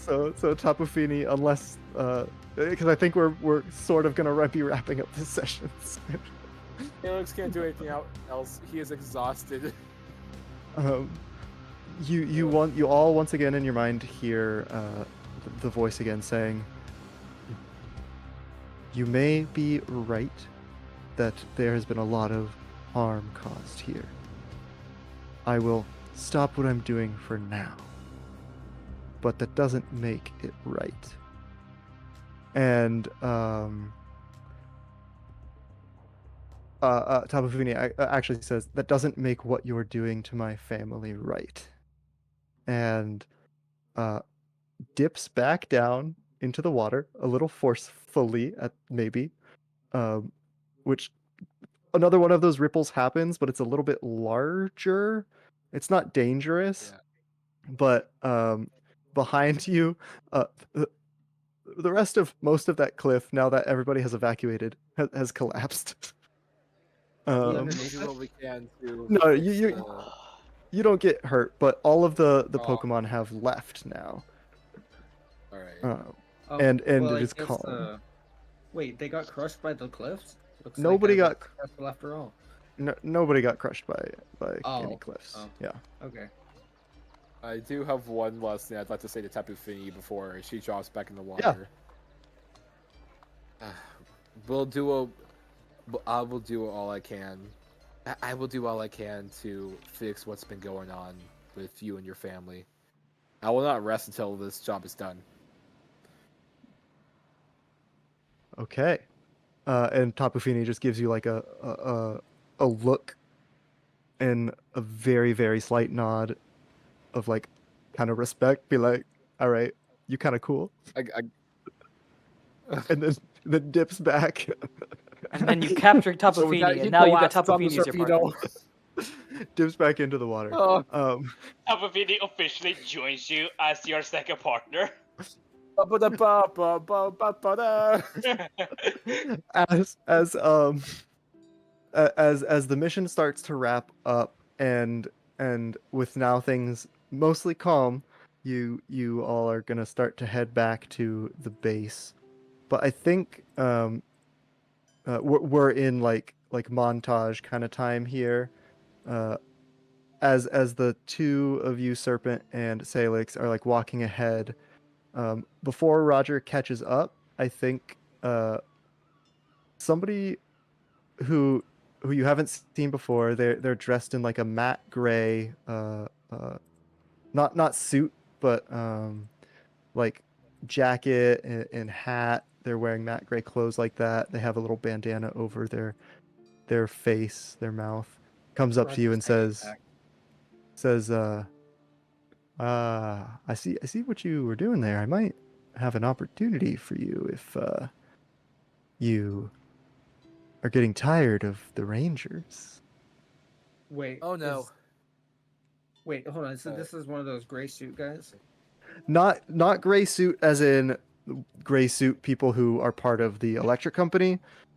This me saying the matte gray is out of game context. Hint hint. Somebody from maybe hint hint evil team hint hint came to you and was like, "Do you want to not be part of the Rangers anymore?" Oh, Roger runs up and shakes this guy's hand. This is the job for me. Oh, And- oh boy. And the other two of you make it back to base, and you're a little unsure of where Roger is, but you think that he found his way back to where he needs to be, as All right. the previous scene cuts to Roger walking away with this member of the New Dawn. Oh boy. So I want to point out that at the beginning I said Roger Red Wing was supposed to be a shy, nervous boy. Mm-hmm.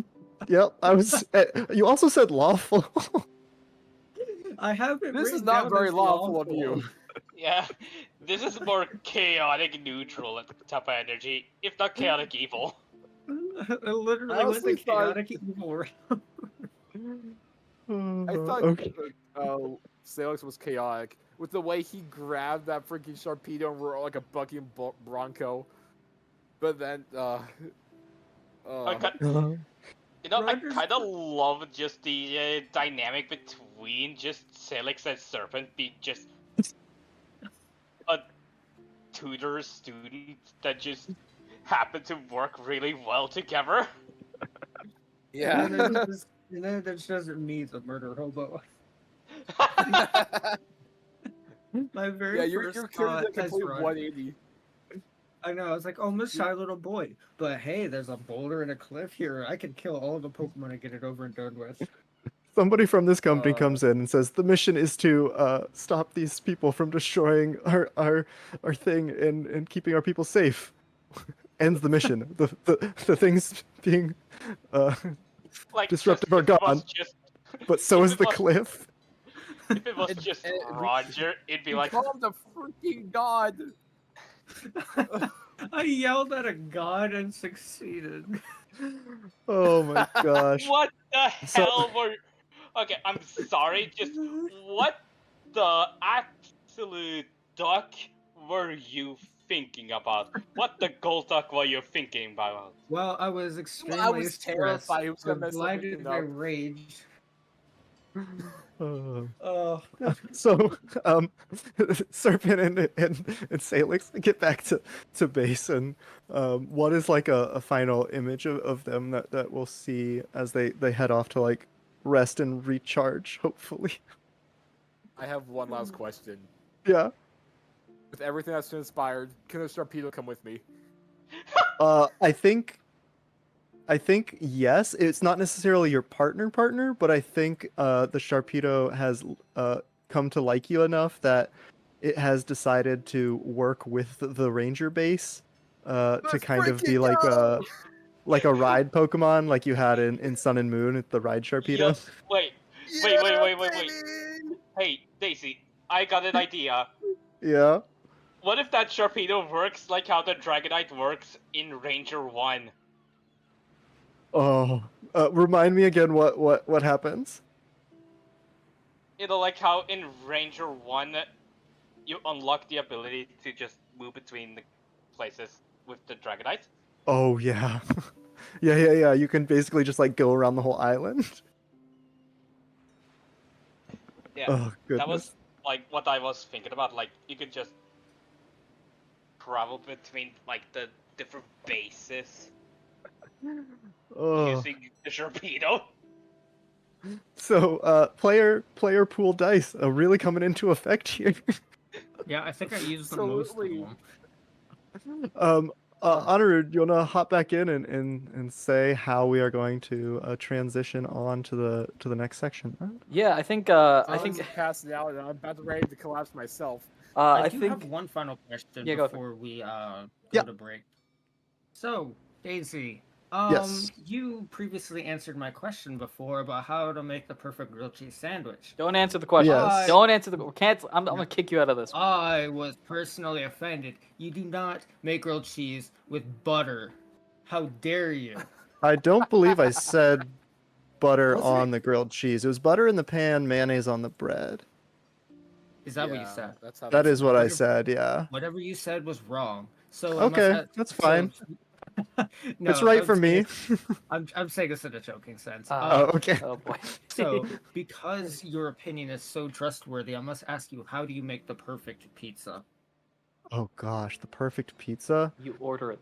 Uh, No, Domino's. honestly. I mean, From it does. Costco. It does start with I'll make my own If you say- dough. If So you say I'll do that. pineapple, I'm leaving.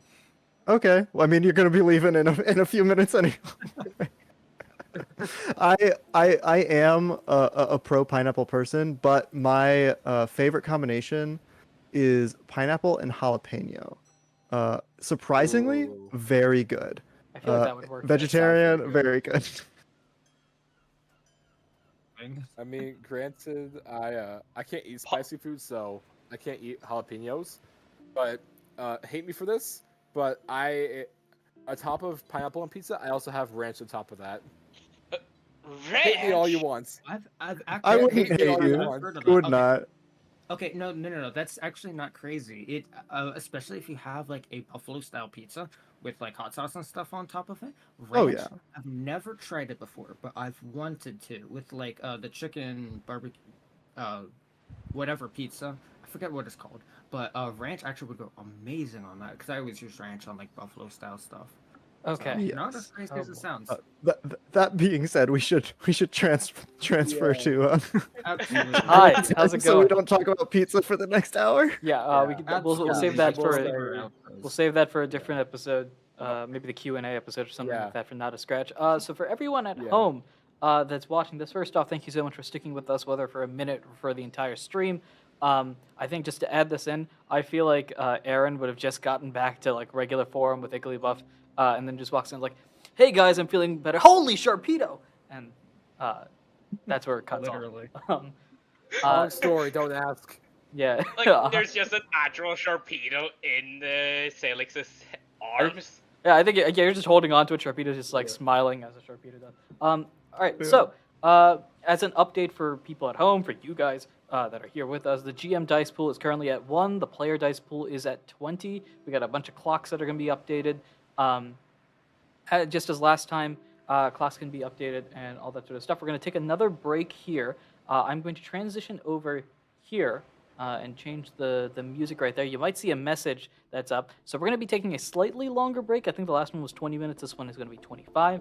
And a big thing that I want to promote, because this is very, very big, any donations that are made during the break are going to be matched in a way.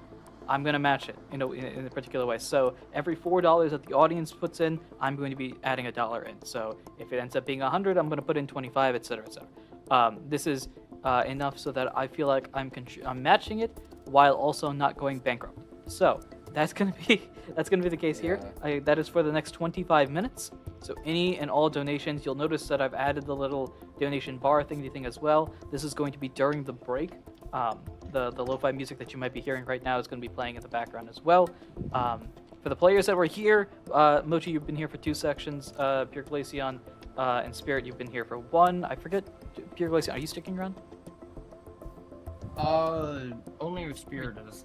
Micah. Okay. I might stick around for a little bit. I have stuff to do, but I'll probably have it up in the background to listen for a little bit. Gotcha. So massive shout out. I'll listen, but I probably won't say much. Gotcha. Massive shout out and applause to everybody that participated so far. So for all 3 of you, thank you so much for your generosity, your support, the chaos that just occurred. Greatly appreciated. It did work, clearly, as donations have risen even higher. So as we're going to transition to our break, we will be back at 6:25 Eastern Time. For people that are trying to translate the time right now, Eastern Time is 6 o'clock on the nose, so 25 minutes from now. Any donations that are being made will be matched on a, I guess this would be 4 to 1, 1 to 4. I want to make sure it's clear that I am not a 1/4 basis. 25% of the donations that are being made during the break will be matched by me. Because I want to do a matching thing, but I also know if we do a 1-to-1, I will go bankrupt and I need to pay rent. So something in between. That is the case. You can use the QR code there. It's pinned to the top of the description here. It is available in the link as well. You can put it. Any donations will count. If you're putting it towards dice, putting it towards clocks, changing the Pokemon, the stream, etc., or if you just want to donate for donation's sake, you can donate as well. There's an option to increase or decrease it based on that. So. That is everything I have for now. Again, we will catch you around 6:25-ish, where I'll pop back in, and about 6:30, we'll bring in the final people that are joining us for mission number 3. So, thank you everyone for listening, and we will catch you after the break. Y'all want to say bye? And I want to say one last thing. Thank you, Andrew and Daisy, for this opportunity. Thank you guys. I had a lot of fun. I can say that.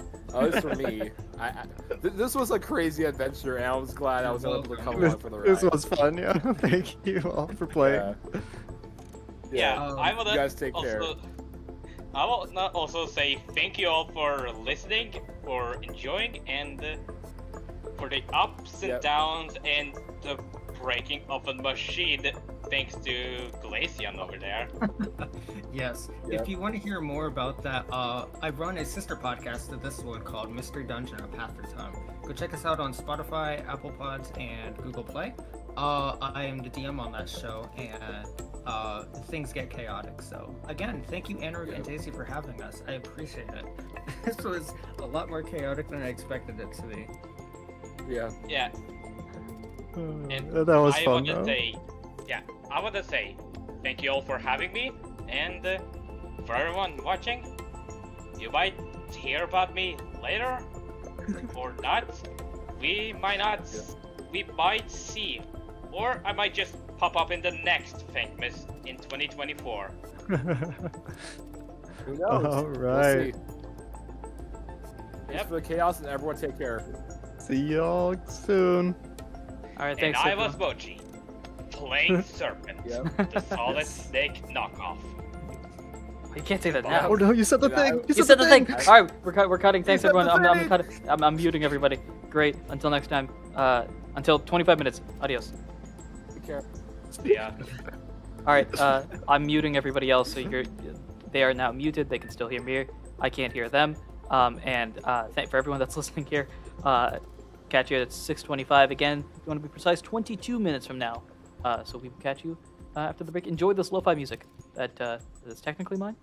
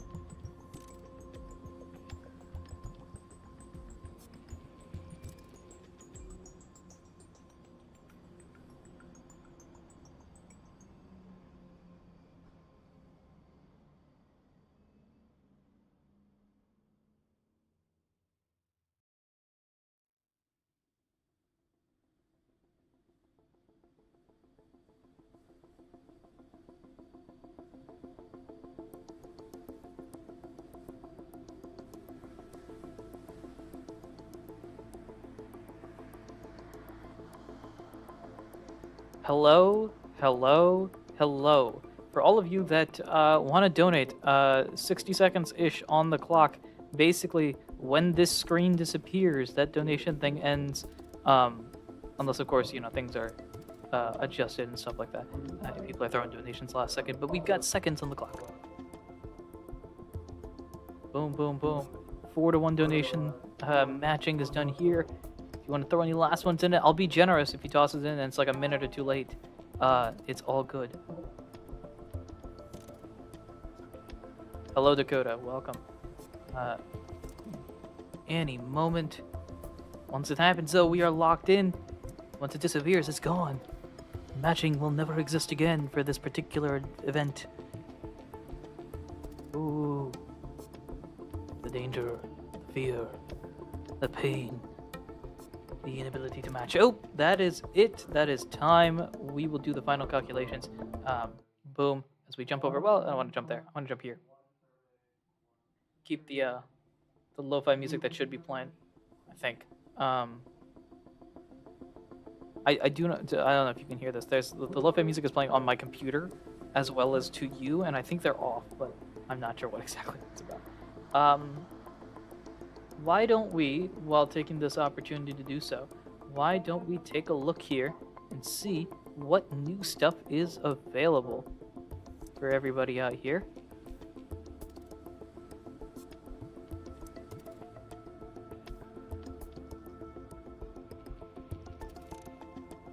All right. It looks like our donation here from Daisy May, I know who that is, adding 2 clocks ticking and a GM preparation. Ooh, that's fun. The GM getting prepped as well. That means on top of that, I am going to be contributing. We're tossing an extra $6.25 in there as well. So let me just do that real quick because it'd be nice to have that up. We can just pop over here. We'll go, let's see, payment details here.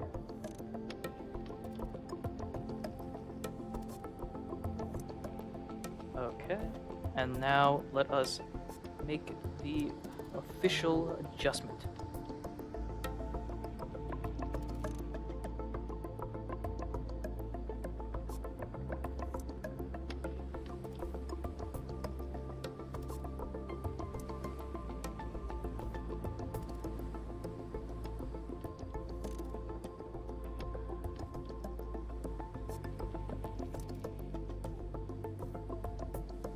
That should be popping in any moment now, theoretically.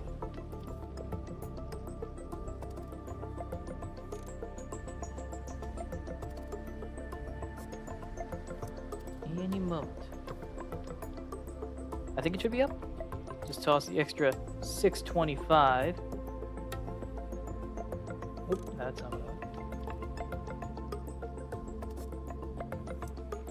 What are the current donation rewards and current donation totals? You said something about the 300 goal. The easiest thing to do, my friend, is to... Well, I don't know where it is. Hold up. Wait a minute. I got you. This is what you're looking for right here. The donation rewards are listed right there in the link. The current donation total should be at the... Oh, it's not on the top of the screen of this one. We are currently at... Let me actually take a look at the campaign real quick. We are currently at $270.25. And for every $100 we increase, we actually are going to be unlocking a new thing in general. So we've already unlocked the Not a Scratch update, the secret update that is officially announcing that there is going to be a YouTube channel for Not a Scratch that will be uploading. We'll be uploading old episodes and new episodes as they come out on this area. Another avenue to be able to watch Not a Scratch, a Pokemon Mystery Dungeon TTRPG actual play podcast that I run. The $200 tier unlocked the first Ahdurin region YouTube channel unlock, which is that for the next couple of weeks, effectively, I'm going to be having 2 different series running at the same time. We're going to be having 2 uploads a day. The Ranger upload, which is what's been happening for the past couple of days, and then on top of that, the DLC for Scarlet and Violet, which is going to be very exciting. I'm very excited for that because I've already played part of the DLC. Recording that's going to be happening 2 uploads a day. I don't know how exactly that's going to work, but I'll be uploading Ranger at one point and then Scarlet Violet on the other until those run out. And the DLC I know is going to be a big thing. The $300 one unlocks the Not a Scratch unlock number 2, which is a new thing that Daisy and Mohammed have no idea about. It's been something I've been working on behind the scenes. We reached $300. I announced that today. As opposed to announcing it when it comes out. $400, the second Ahdurin region unlock is a special challenge video that I do not want to do, but it's behind that. And then the $500 one, I DM the unthinkable, which who knows what that's about. Those are the big milestones there. So let me actually check in with the players, see if they are ready.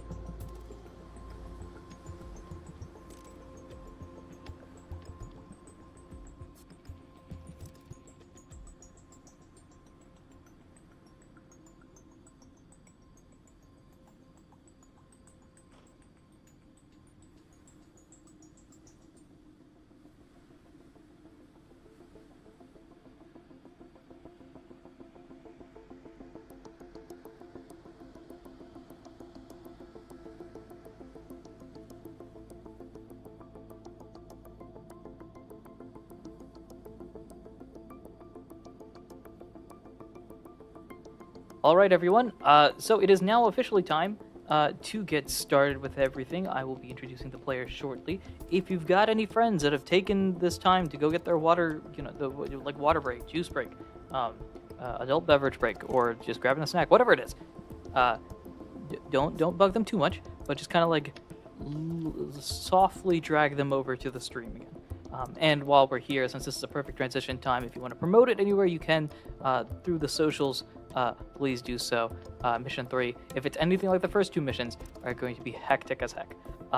With me here now are at least one voice that you recognize because they've been running this entire show, and 2 people that you don't recognize but will soon learn to love, at least more than me. Ta-da, here they are. Hi, I'm back because I'm here, and this one is going to go absolutely smoothly. Because that's how it's going to go. Oh boy. I don't have any plans or whatever. Yay.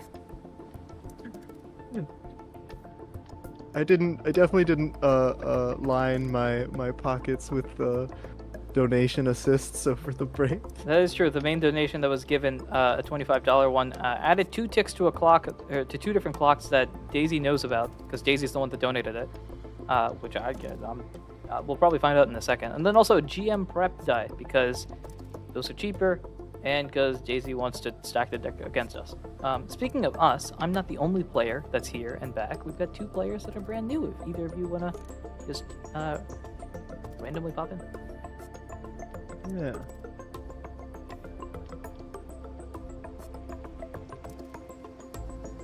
Alright, hi, I'm Fennec. And I I'm use she, Sword. her. That's right, we've got Fennec and Sword here as my $6.25 matching donation just went through. Does this mean that donations are locked? No! In fact, donations probably matter now more than ever, as we may or may not get to a conclusion of this story. I'll tell you this much, not to stack the deck, but if you donate, it is more likely that a conclusion will happen. Whether it's a good one or a bad one, depends on how you donate. A conclusion. A conclusion, yes. Which is very, very fun. We're going to be going for a couple more hours. This is the final mission of the stream. This is the final set of thankmas stuff that I am planning on doing, at least. While you can donate afterwards, the QR code, this stream will be up the entire time. The QR code will be up. The campaign will be up. Donation URL, all those things will be up.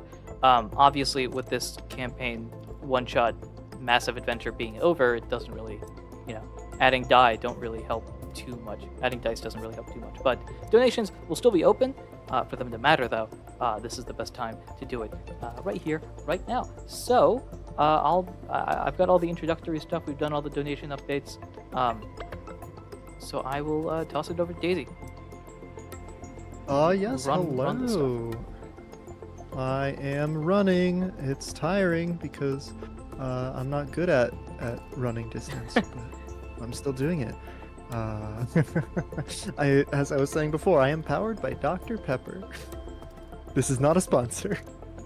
If they wanted to, I would be down. Maybe. I would not be opposed. Or actually, I should say, by grocery off-brand Big Dr. K. Also, if they wanted to sponsor, I'm not picky. So yeah, we're coming back here. There are going to be some new clocks up for a mission we're going to be going on that we will introduce. Hopefully, things go well, right? Everything will be fine. And some mission. Hold on, let me speak. Some faction clocks have ticked up. One of which has completed the Ranger Academy. Ooh, that's fun. So the Ranger Academy has completed the clock to train those Ranger recruits. So when we come back to our base here after a little bit of rest from the shenanigans that just happened, maybe the Ranger base head was like, everybody take the rest of the day off. Let's have a nap. After the chaos that's occurred so far. Because something that happened across the whole island, there's no more electricity. I wonder why. The power plant is not really functional right now. So there's very limited electricity based on whatchamacallits, generators that people may have, and a thunderstorm is kind of like rolling in ahead, but it's not like too thunderstormy. It's just like a little thunderstormy, because the size of the thunderstorm can be determined.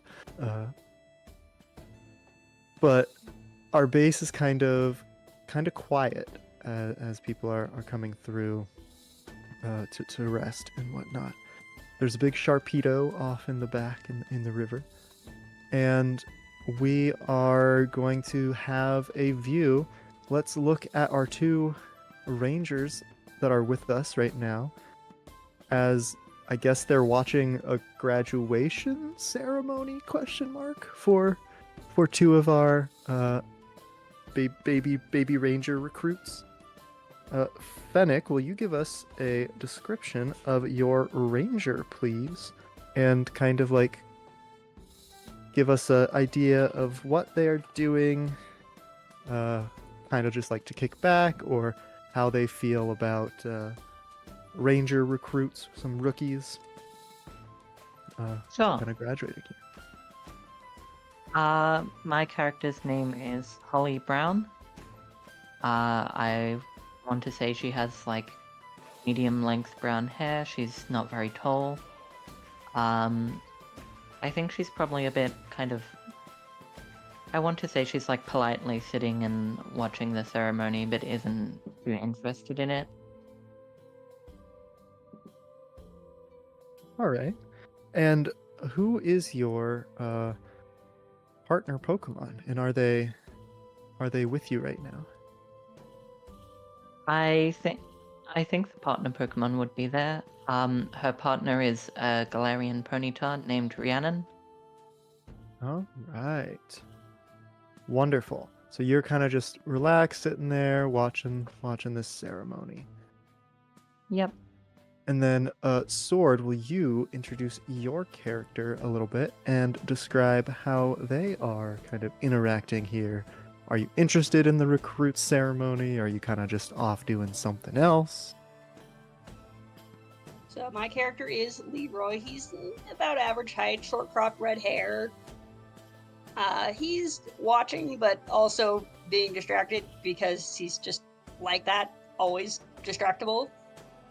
And his partner is a Torracat named Casey, who is next to him, trying to get him to play because he's bored. Perfect.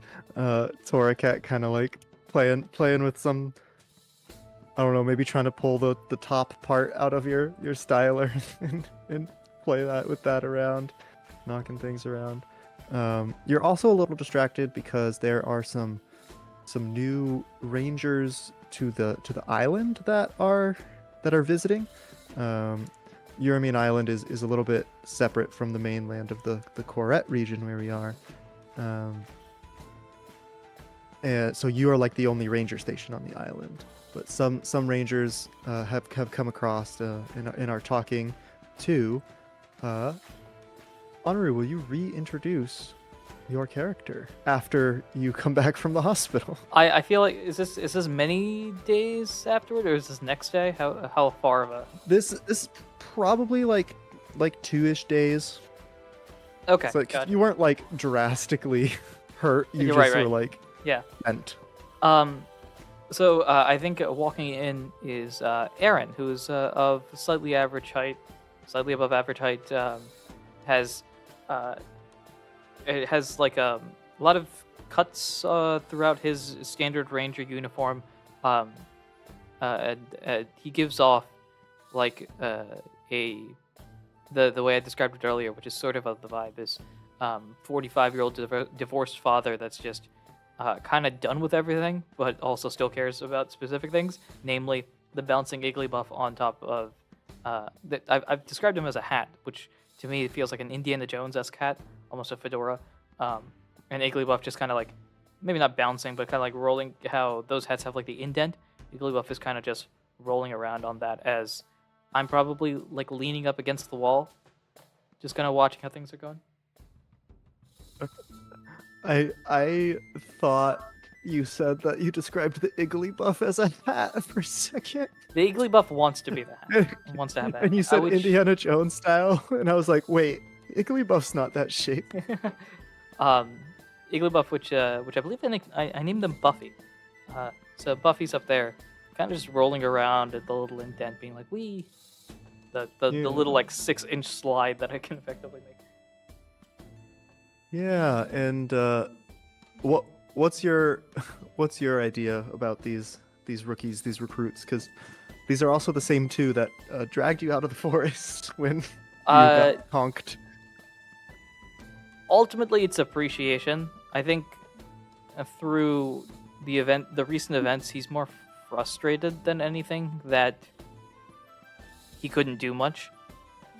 Mm-hmm. But appreciative of the fact that these rangers were able to help him and that everything was all solved, so there's nothing really bad left over from that earlier event, but it's more of just frustration, like, man, my age is getting to me. I think Igglybuff constantly reminds Aaron about this as well, being like, haha, you're old. Whoa, Igglybuff does? Igglybuff says yeah. that? Igglybuff has that sort of like little brother energy. And I guess a voice. Well, I think Igglybuff like every now and then just like purposely droops their eyes and stares at you as if to be like, "Hey, this is you right now." Yeah.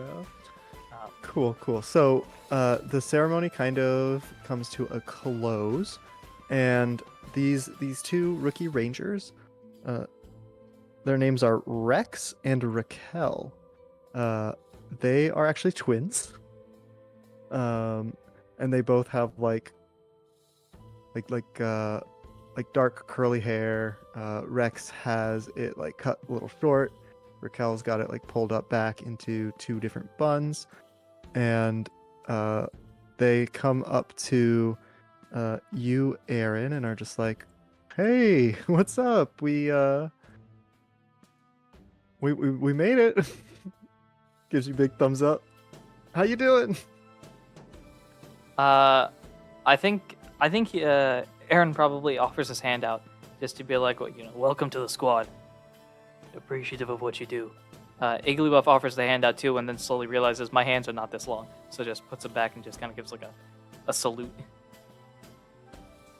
And then most of the other rangers kind of filter out for a bit, and we are left with our recruits. We have Aaron here, and then Leroy and Holly are also still here, while a couple of the mysterious, not necessarily mysterious, but unfamiliar rangers from head base, I guess, or not head base, but off on the mainland, come in and start talking to you all, because they have a mission for you, a perfect time for you to train some new recruits, Oh joy. or some new full rangers, rookie rangers now rather than recruits. Get them some air under their wings, and since they are new, they don't have their own partner Pokemon yet, and they need to find that on this mission. Mhm. That's part of what the mission is. Here is the lowdown, because we can roll kind of right into engagement with that as you all are going to set off towards where the mission's going to happen. But the two rangers here tell you, like, so we have been tracking some thieves. Got word in from the Ranger Union up top, and they said that some people broke in and stole a bunch of equipment. Stole some stylers, stole some like uniforms actually, and stole like a lot of like goods, like cash too. Big heist, it seems. We've been trying to track them down because we need those materials back. And we tracked them far as here. We got some leads on the island, but we've kind of A, run dry a bit, and B, we have realized the situation on this island is a bit more dire than we thought it was. You see some lights flickering again as there's no electricity, there's no lights right now. I think at this moment, Uh, just without any indication, my head starts pounding for no reason. So, we are going to hang out here, make some calls as much as we can to the union to see if we can get them to come down, get involved, and kind of fix some things out, maybe. But they give you their lead. They say that off west, past the past the Florges forest that you had previously went through, and even though it was almost burned down, it actually is kind of fully, almost back vibrant again, which is strange because it's only been 2 days. And they direct you. They say there is sort of a small island off the coast of Euromine proper over here, and that is called Drake Island. You, not not for the rapper, no relation. You know that this island is kind of like a haven for dragon type Pokemon. Euromine Island, very heavy in fairy type Pokemon. You know that fairy aura is everywhere. Coincidentally, most of the sea surrounding Euromine Island is filled with dragon type Pokemon. Dragon and fairy don't mix too well. So this small little island, Drake Island, is where some of them have went to kind of rest a bit if they get into too many spats with fairy type Pokemon. Mm-hmm. And that is where this squad thinks that these thieves have went and hid out. They want you to find the thieves, and they want you to return or get the materials that they stole. So that all happened, and we are cutting in right on the action of trying to make our way there. So through the three of you, what is your what do you think your main approach is to try and get to the island and find these people and get back their things, or get back the things that were stolen?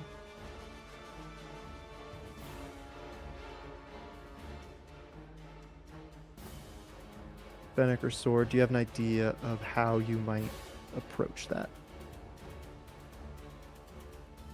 I think I would try and, in terms of like okay. I think I would try and, in terms of like my approach, I would try and be like try not to be too noticeable as we approach the island. Okay. Don't want to like set off any alarms or anything. So you're kind of going more for like a stealth kind of thing. I Is think that- so, yeah. Is that what everybody feels in agreement with? Yeah. I think so, yeah. Okay. Cool. Then, a suggestion from someone who had just come back from a previous mission about how to get there comes in and says, "Oh, there's a really cool Sharpedo that is now a ride Pokemon for us. If you need a lift over towards the island, I'm sure it would help." Sounds perfect. So, we will roll an engagement roll. So I will get that. We'll take your tier, and I'll roll 2. And we got a 4 and a 5. So a pretty good success there. We are in a risky position right now. Because on your way over, you are balancing on the back of a Sharpedo, the three of you and your partner Pokemon, a little cautiously, and you're trying to be stealthy as you get on the way through the ocean.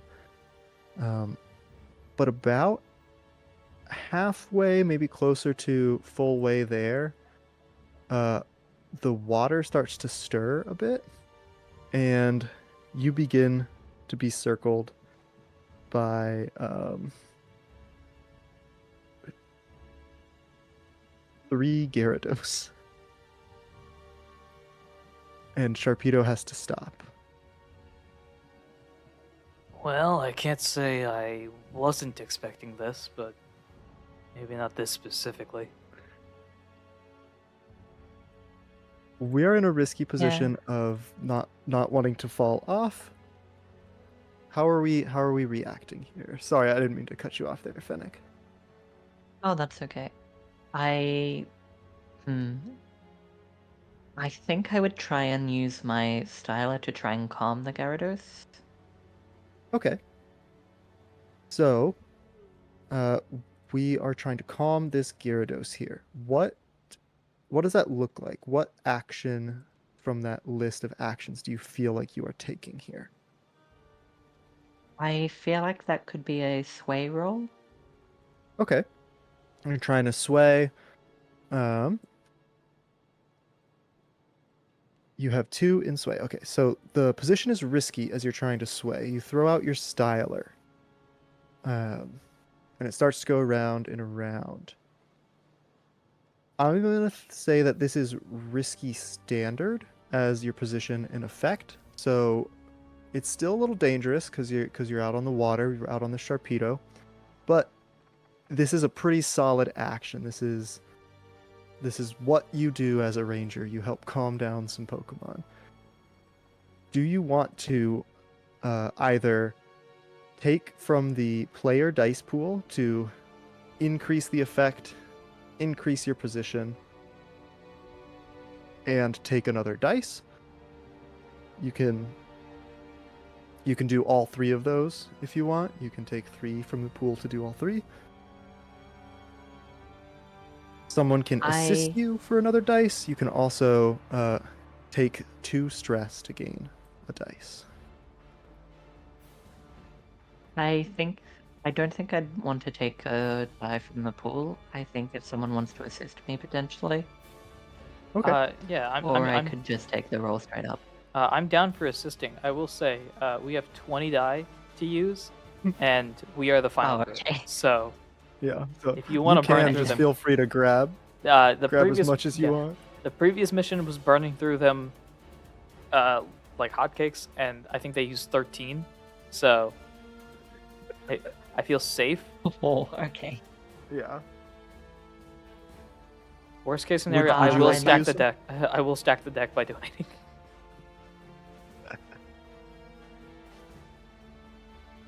I'll take 2 from the pool then. Okay.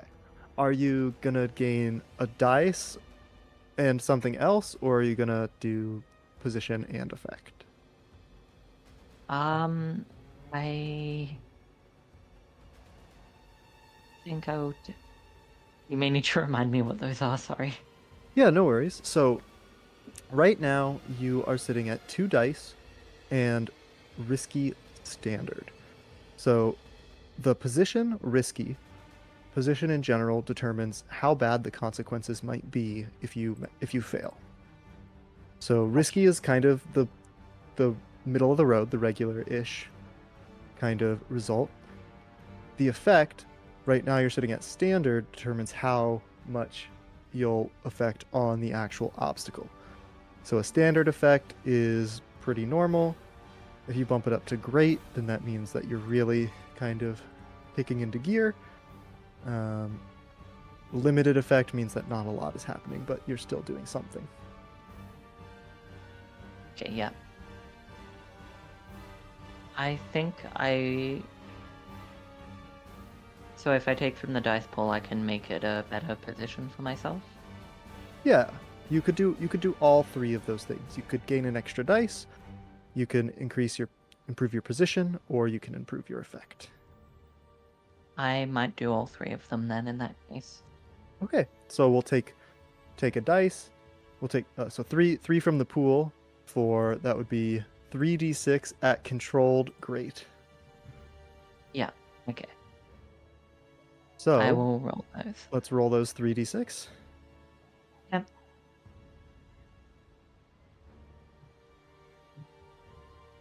Three, 3, and 4. 3, 3, and 4. Okay. So let me find these real quick. Controlled great. So on a 4 to 5 in controlled, you hesitate. So you can withdraw and try a different approach, meaning you could try something other than sway. Or you can push forward to do it with a minor consequence, minor complication. Or you would have reduced effect, you suffer less harm, or you end up in a risky position. So would you like to hesitate, withdraw, and try a different approach? Or do you want to push through and do it with a minor consequence? I think I want to do it, push through and do it with a minor consequence. Okay. So let me see. What would that consequence be? I think what it is, that complication is that this takes some time. You're in a controlled position, so by pulling out your styler, you had started to calm down the Gyarados a bit. But they're still pretty bulky, and it's a little cautious trying to get them to fully calm down. So taking time means that I'm going to tick some of these clocks on the mission. So let's see. Which one is going to go up? This one. Okay, so the clock for dawn appearing is going to tick up. Which some people in the stream may know what that means now. Maybe. But right now, we probably don't, because it is currently daytime, so it's not nighttime trying to get the sun to rise. But these Gyarados are effectively kind of calmed down. So you have successfully not given away your position by like wildly attacking these Gyarados. And the three of you make it to the island, no problem. You are probably on the like eastern side of the island right when you land, and it is covered in trees and like big boulders / caverns. You are unsure of like how it all kind of fits together, because I don't know if any of you have been to this island before, but it's usually pretty remote. But it's like thick trees and like dark caverns in these, not quite mountains, but big boulders around the area.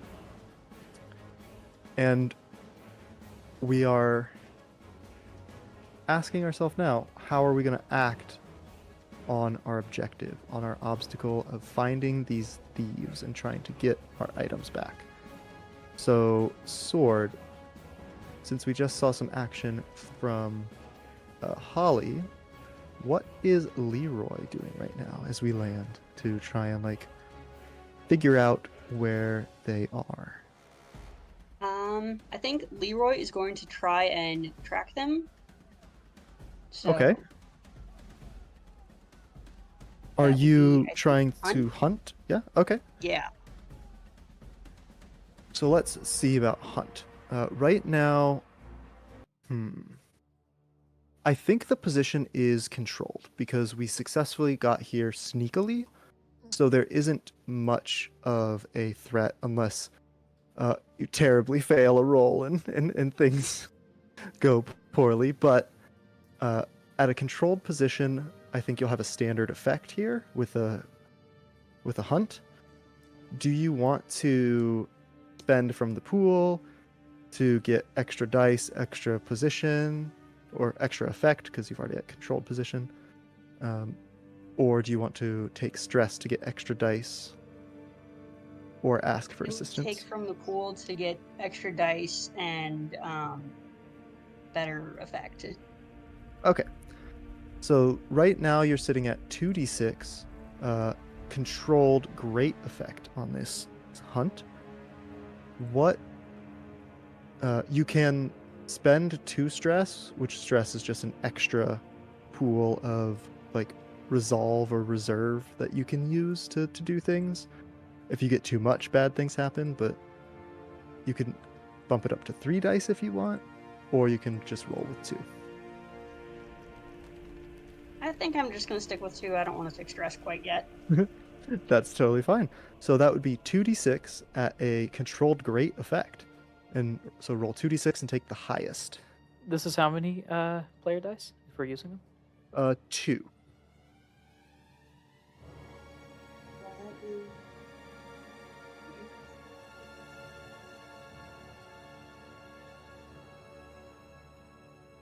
Higher was a 6. All right. So that is a Let's full go. success.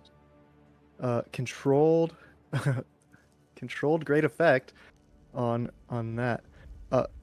This what does this look like as you're doing this? What does this hunt look like? How are you tracking here? Very carefully looking at the ground, checking to find their tracks, and making sure not to step on them, and keep everybody else away from them too, so they don't mess up the trail. Okay. So we're just like looking for prints, looking for things like that, holding others back to not jump over things. And so with a great effect, you actually tick 3 marks. Since the other squad had already kind of helped out, they were looking before, they kind of knew where to lead you, so it started with 1 tick. So you find the thieves' hideout here.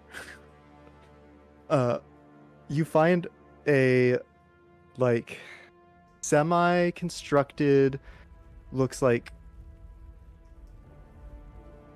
I don't want to say corral because it's not like a corral where things are like kept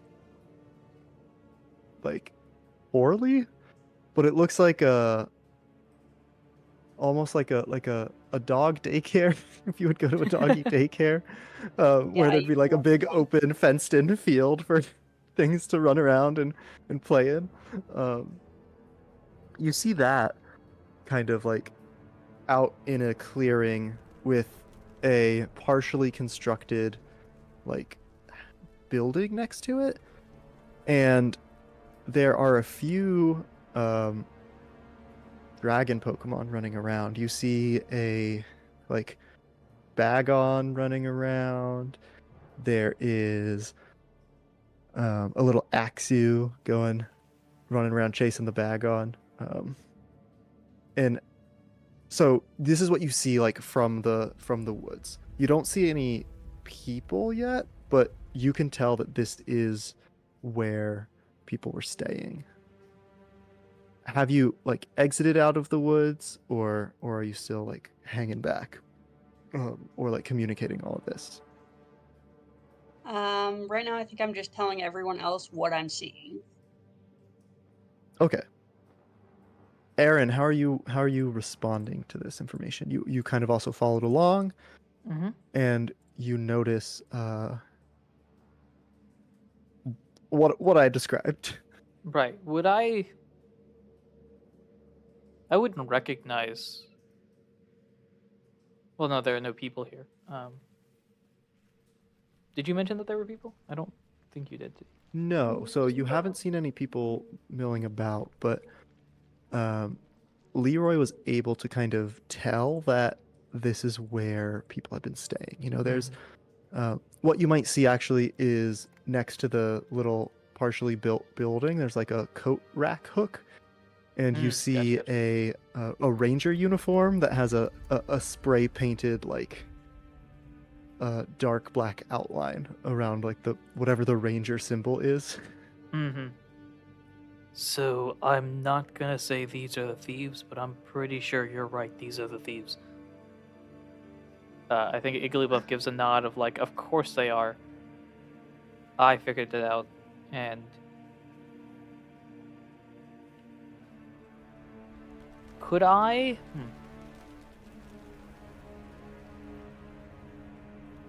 I think. Yeah, I think could I survey the situation? I'm just before we walk out here, I'd like to make sure that there isn't anybody that is here. Yeah. So you're just kind of like, how is this happening? Are you getting a specific vantage point? Are you just kind of like scanning around the area?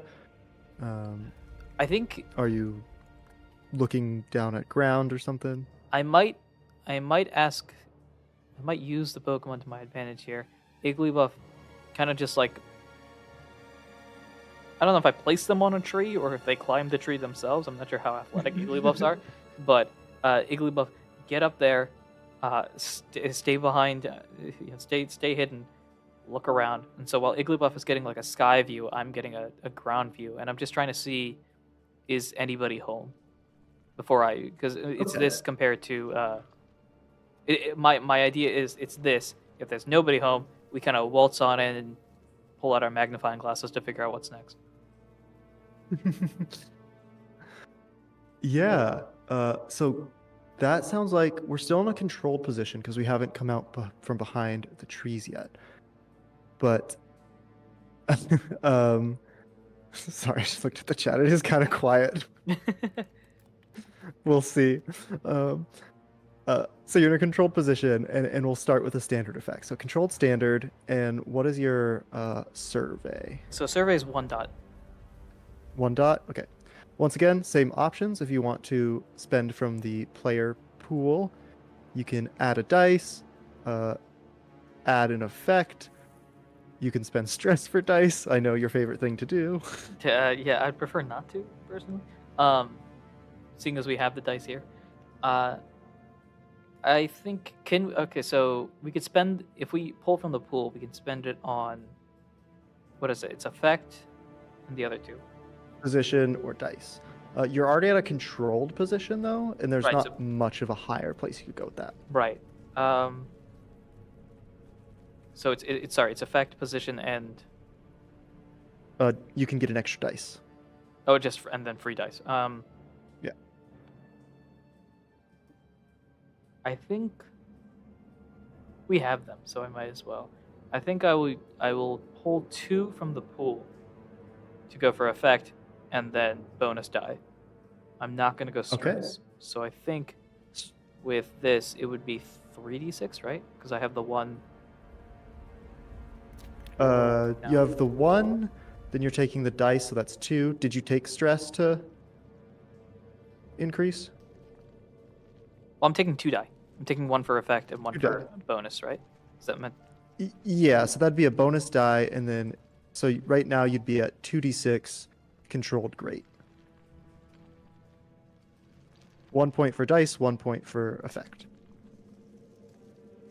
Okay, and that's And you or sorry you have because my survey is a 1 dot, so that would mean that it's just 1 die rolled, and then I add for effect. That would be 2d6, and then I would add for another thing, or is it just 2d6 and then maybe stress?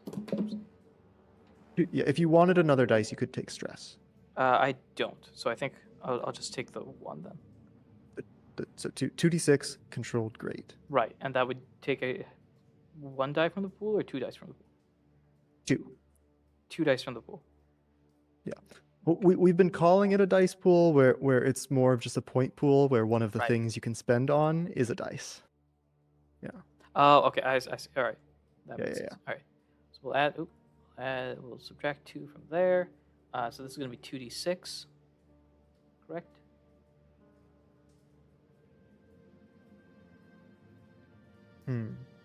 Apparently I have an echo coming in. I'm Every now not and hearing then. it, but Okay. we'll see. I'll So- try. It might be the way that I was positioned around my mic, so I'll try and reposition. just to confirm, I'm rolling 2d6. Correct. Yes, 2d6. Okay. So we got. It's roll. I keep forgetting the roll. 6. Of course. Oof. A 3 and a 2. So, on a failure with controlled, you falter. You can press on by seizing a risky opportunity. So, you could change your position to risky and re-roll, or you can withdraw and try a different approach. So, if you want to roll again, 2d6, it would be risky great.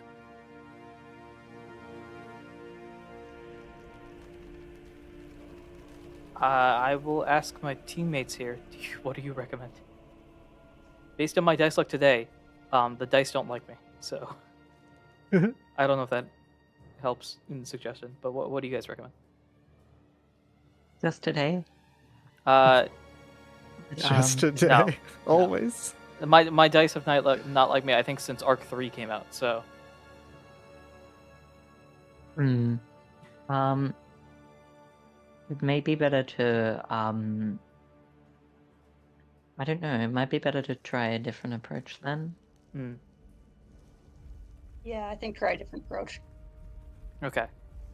Yeah. All right. So I So think what does this look like as you pull back? I think the faltering could be like Igglybuff almost getting too high up or too far away, so that if there was anybody, they might see them. That would have pressed it into risky. But what is the different approach? You have to do something other than survey. Yeah, I think I put Igglybuff up on a like a low branch and ask Igglybuff to climb, and then it dawns on me, wait a minute, Igglybuff is bright pink. This is not gonna work. And so after climbing up about 5 feet, I'm like, Igglybuff, get back down here. Just go on the other side of the trunk and get back down. As clearly that was not going to be a good strategy. I was hoping to disguise Igglybuff as a berry, but seeing the trees here, probably not having many berries with all the dragon Pokemon eating them, it's like maybe not, because worst case scenario, you get eaten, and I don't need that in my life. So I think instead of the survey, would I just jump to the next thing? What would be the best idea? What would that be? What would that be?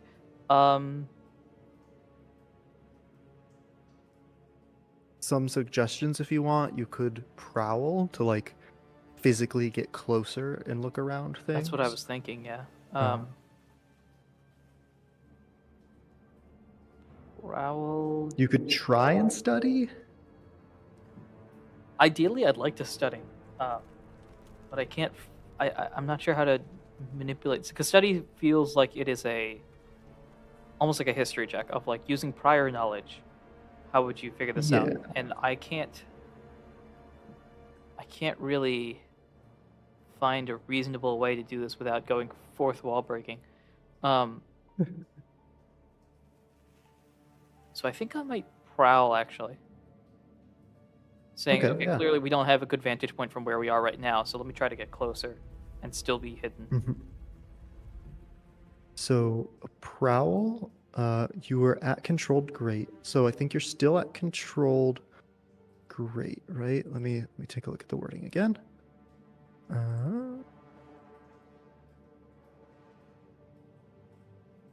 Yeah, you can withdraw and try a different approach. So you are at controlled great on your prowl, but that means we have to rebuild your dice pool.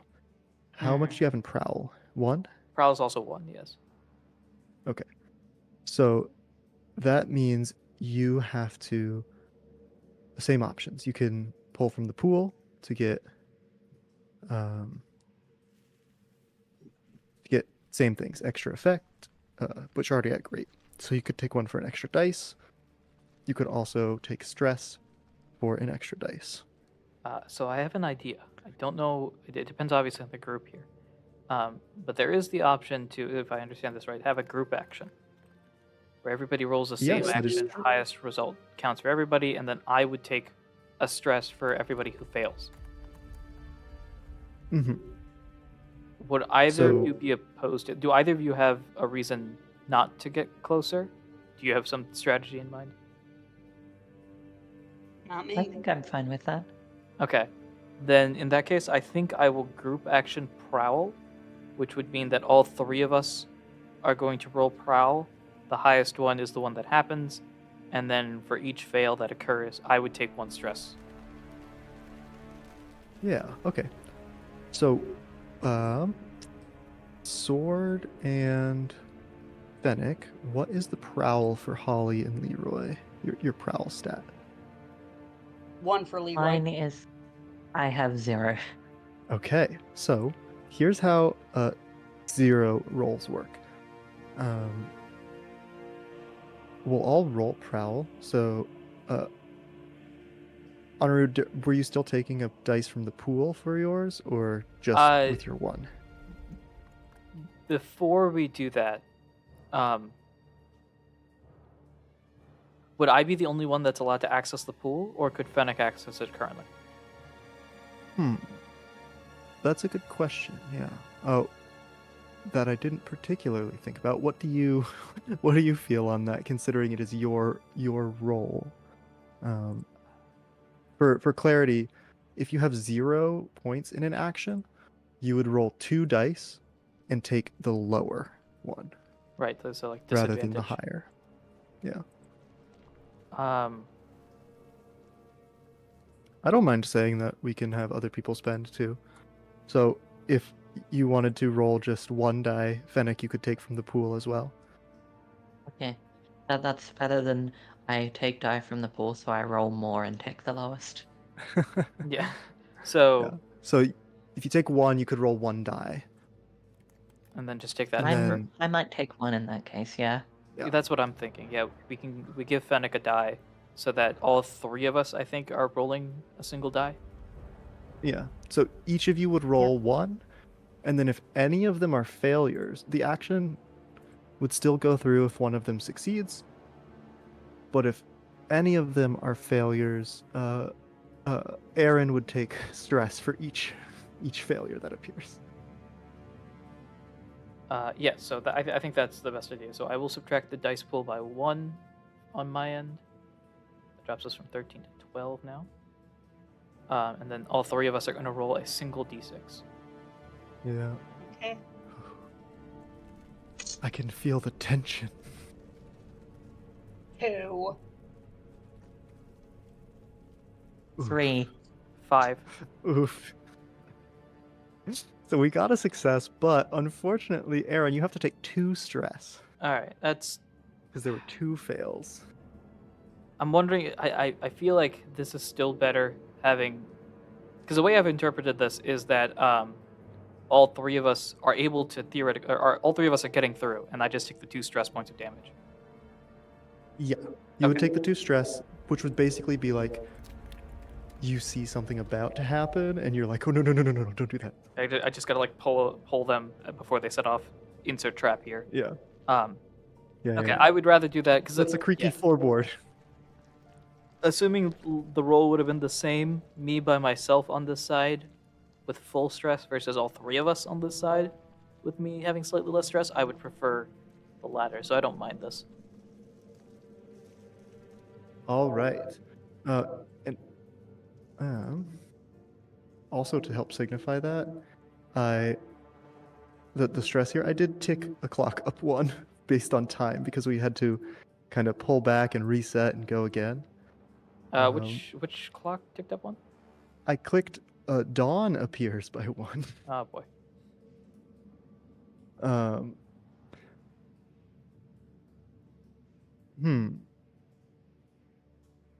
And I think as you enter in the house, the little building there, another clock is going to tick as you get closer to something unknowingly. Something psychic happens.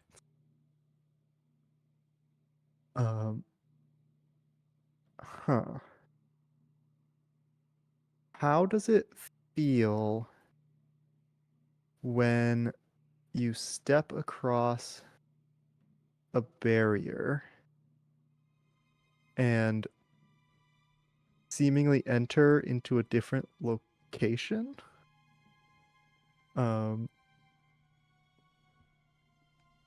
Honored, with your leading that action, you'll probably be the first to step in. Aaron steps in, and it's almost like passing through a filter, like going over your body, and the room is different.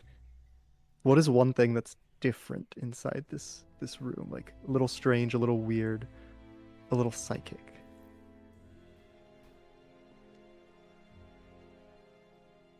I think so. You let me know if this makes sense or not. So this is, well, let me start this off. In terms of generalities, this is a room. There's no weird. It's not like we walked through and we popped out inside of like an icy cavern or anything. No, it's still a room. Although it looked incomplete from the outside, it now looks complete from the inside. Okay, so I almost think like maybe not construction material necessarily, but there was when looking from the outside, it looks like it was just layering the walls, where you could sort of tell like, oh, that's supposed to be a desk, that's supposed to be a bookshelf, and then as I step through, I think I almost run into a fully completed desk. That's just like lying against the wall. So I was kind of like, I think partly because of we can add this to the stress, trying to quickly rush on in as we reach the near the exit or entrance, I suppose. Rush on in and then just stop moments before like the edge of a desk pops out, and then it's just really... Also, quick question: do you have the? I think I can hear the music from the stream coming through your mic as you're talking. Oh gosh, is that why? Just like in the background. That might have been the echo, the source of the echo there. I'm not sure if that is what's happening. Yeah, I can hear that a bit as well. Maybe it's settings.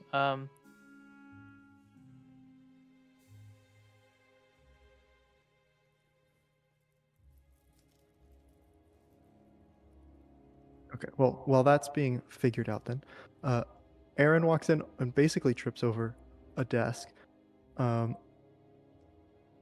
Holly, you were probably coming in behind as you. Here, what is something else that is weird? So besides that, the room looks different from outside than it does from inside. Yeah, or something strange that could be happening. Okay. What is inside the room? Um. Hmm.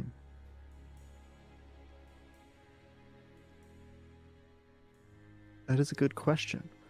I guess you can sort of make something up if you want something to be in here, but um, for now, since we have a desk, we had some bookshelves. I think it's generally like an office sort of space. Right, okay. So I feel like from the inside, the room looks. I feel like it looks like there's more stuff in the room, like the building as a whole, than it should have been from the side of the building from the outside. Hmm.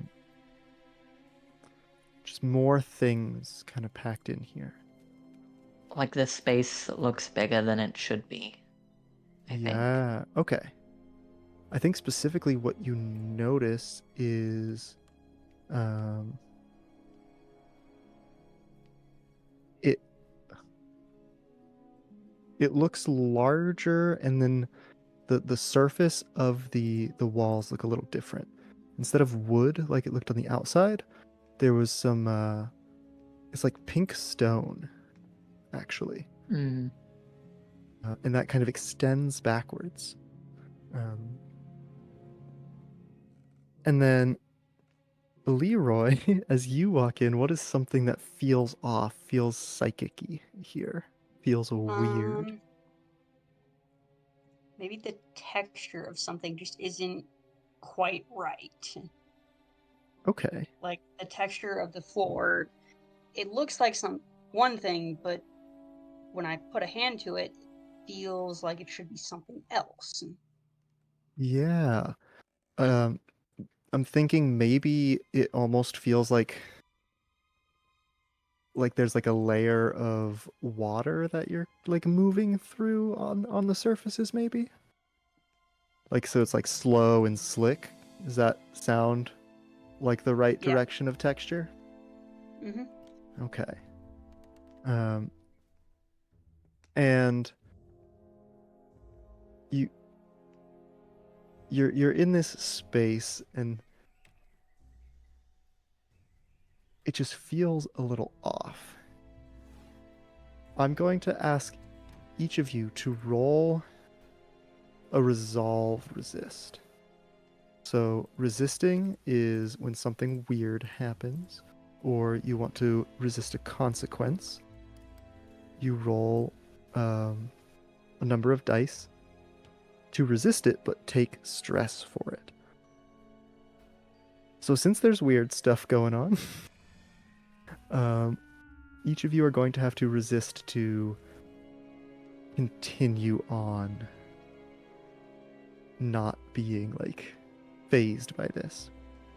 See how much stress it is.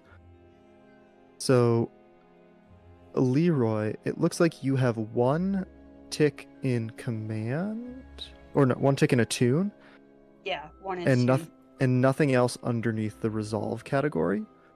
So your resist will be rolling 1d6 for resolve. Okay.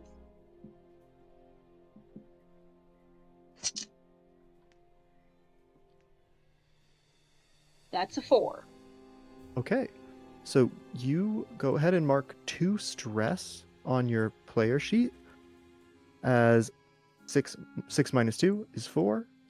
Nope, 6 minus 4 is 2. And you kind of like shrug off this odd feeling, but it's still there. It's still a little strange, but you're able to get through. You're like, yeah, sure, weird things happen. Holly, it looks like your resolve is 2 because you have points in consort and sway. So go ahead and roll 2d6 to resolve resist this. right? Two things. That's a 3 Okay. Daisy, and a 4. 3. Yes. What's up? sorry, 3 and a 4 for Yeah. Holly. Two questions. Are we able to add Yep. player dice for this? That's a good question. I mean, I guess I don't see why not. Cool. We hadn't been Appreciate it. previously, but if you want, we can. I would appreciate it because my resolve is 1. So and So a 3 and a 4 for Holly. So that would be another 2. So mark Yep. 2 stress or stamina off of your character, as you also kind of shrug this off. And then, Aaron, you had 1 resolve, but then Got want one. to spend a dice. I do. Something that you might like, though. We just recently got a $30 donation from Eli, who has added 3 clock ticking things, and they specified which one. Uh-huh. You can tell by their comment. They said, "Let's let Tapu Koko cook." So we add 3 things to the Tapu Koko one. Oh Sound boy. Would you like me to roll, or would This you like is gonna that to get happen first? fun. Oh, go ahead and roll, because that's gonna be important. Okay. I've got 1 item on my resolve right now. I can add an additional 1, correct? Yes. So that'd be 2. So I'm gonna add 1 player dice roll that makes it 2d6, right? Yes. All right.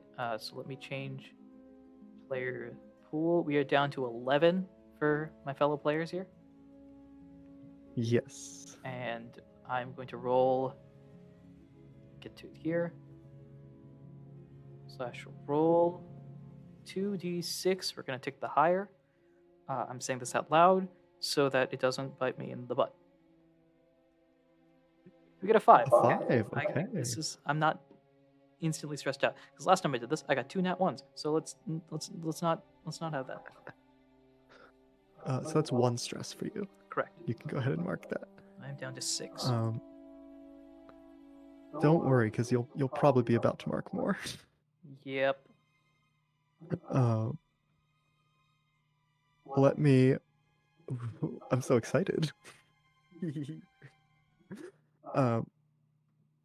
Before we fully resolve the Tapu Koko, I'm gonna once again say that. So Aaron, as you go through, you also shrug off the weird psychic energy, and the view from outside this hut.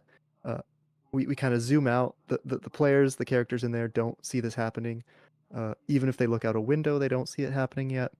But those threatening clouds I was talking about earlier, they've gotten bigger, and they are covering the entire island.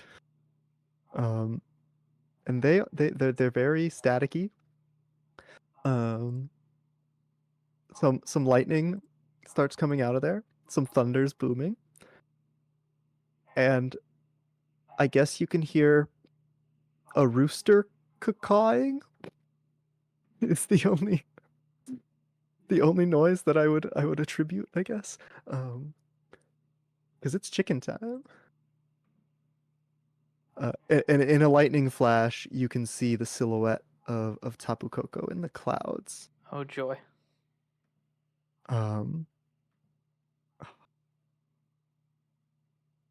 And rain starts pouring. Okay. Looks like Echo is still back. So let me try. I don't want to completely mess up my levels though. Let's see. While I'm talking now, is there potentially any echo? I'm not Trying to able to see if hear it's it on. going. I'm not able to hear it on my end. Yeah. I'm wondering.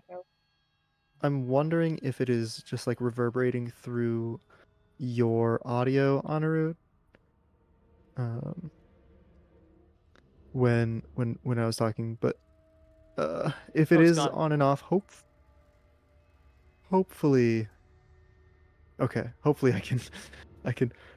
We're just not gonna move from this position that I'm in. Hopefully that works. Um, Ooh, this could be maybe potentially why YouTube is telling me the audio stream's current bitrate of 0 is lower than the recommended bitrate, which I would agree. Oh dear. oh dear, indeed.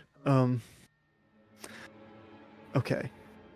I am trying to figure out what happens first. Yeah, you can do that. I'm gonna be muted for a second or two while I test audio out.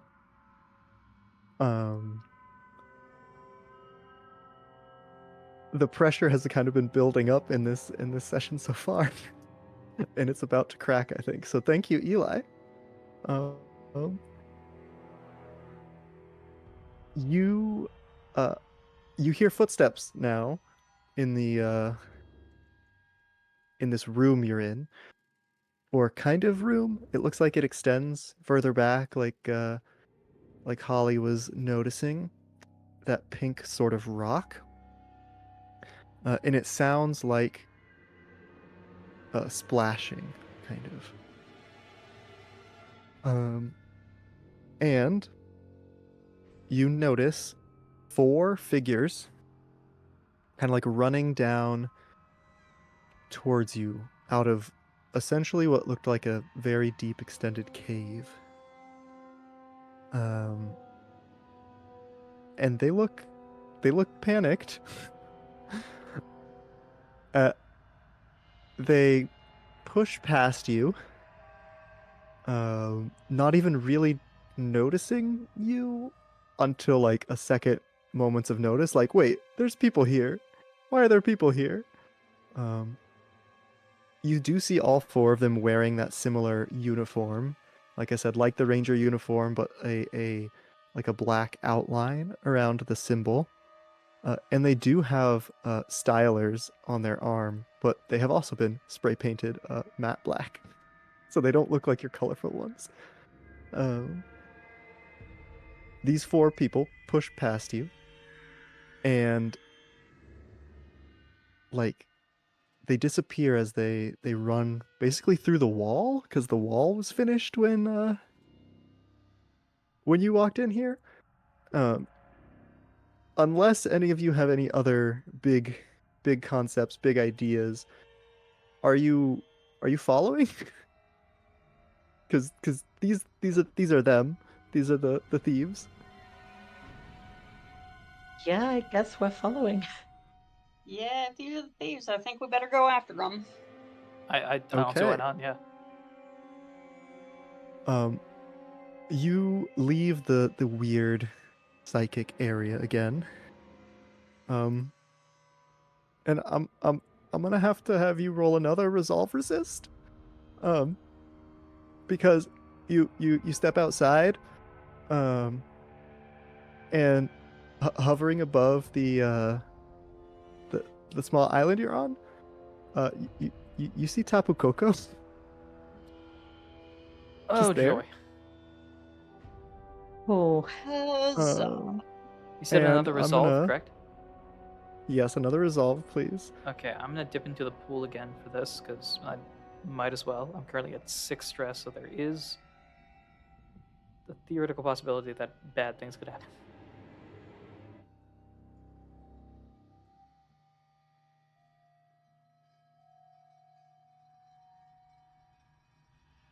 And Another I'm adding four.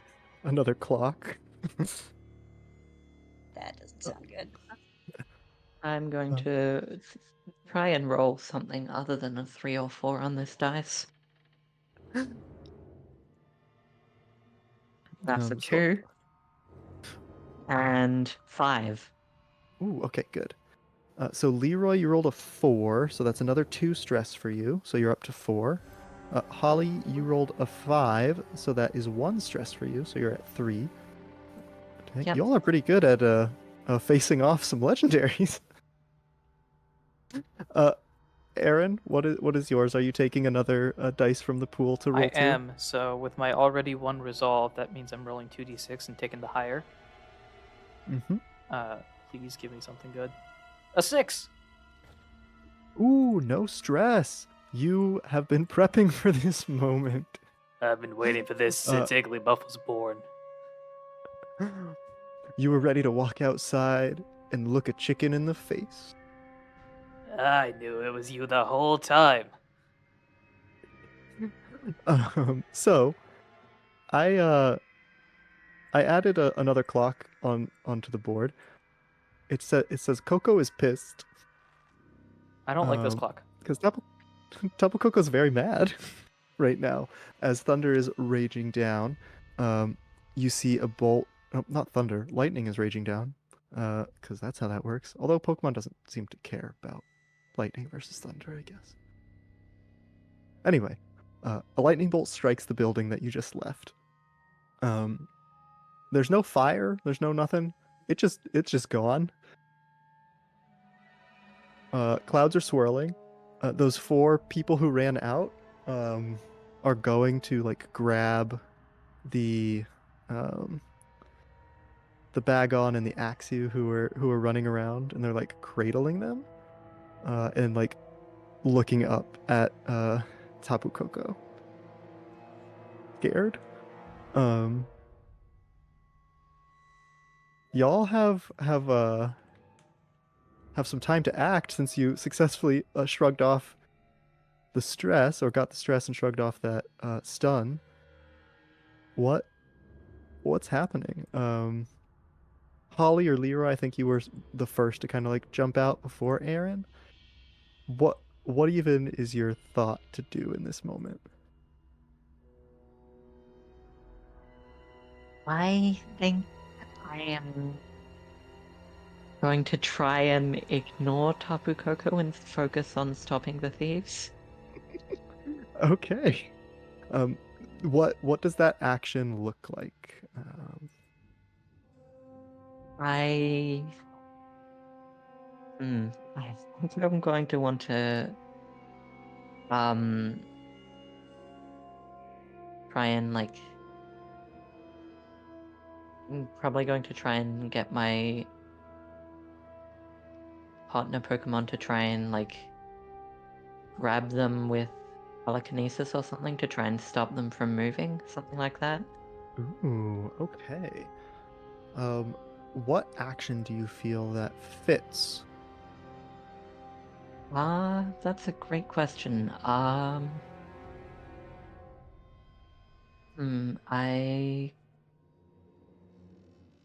probably a skirmish, I think. Okay. Maybe in a tune? I'm not sure. One of those. Those are definitely 2 that I think fit. I'll say you have 0 in both of them. I do have 0 in both of them. So, If you can. want to if you want to tell me the plan, I could try and skirmish. That could work. You 'Cause could I have also, 2 in skirmish. yeah, you could also be assisting in a different role. So, like, if you wanted Leroy to go in and skirmish with Casey, the Torracat, to try and like stop them from doing stuff, you could then have your Ponyta, Rhiannon, do something as an assist, which would improve the effect or position. But I think also, that would be better. we do have the yeah. dice pool, and you can take stress. do so have you the could dice potentially roll 2. Yeah, because I don't know how I could. I feel like it'd be kind of cheap to try and work what I want to do into one of the roles I have points in, but I think I might try and take an assist on this one. Okay, so what I'll say is, if you want, you can assist Leroy, or Leroy could assist you here. I think I'll assist Leroy. Okay. So to assist, you'll have to take 1 stress. So that will Yep. put you up to 4.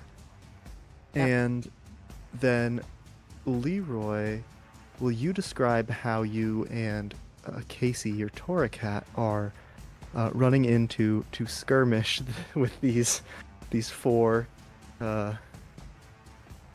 characters. Okay. So Casey and I are going to run to them and try and cut them off, and if they try and go around, we'll keep them from leaving. And if need be, start throwing punches. Okay. I like that. I like that image. You're just like sliding in. Storm still raging. I think that means we're in a desperate position, especially if you are ignoring the big angry god in the sky. Does it help if I yell out, "I got it"? Does that make things less No, but desperate? Igglybuff does maybe. Igglybuff screams out in a deeper voice than I do, which I've been jealous about since birth. I've got this. Like, right, just go full Venom voice, right? Just go deep into your soul. Just Igglybuff blurts out, "I've got this." So, Leroy, you are sitting at 2d6 right now, and I think it is a desperate standard result. If you, with the assist from Holly, you can move the position or the effect up. So, you could wait. No, wait, never mind. That's a setup. Assist is just an extra dice. So, you would get 3d6. A desperate standard here. You can spend from the dice pool to increase that to risky standard, or to risky great, or desperate great, if you want to be that way. I will spend from the dice pool to take this to risky great. Okay, so you're at risky great. And that's 2 from our player pool.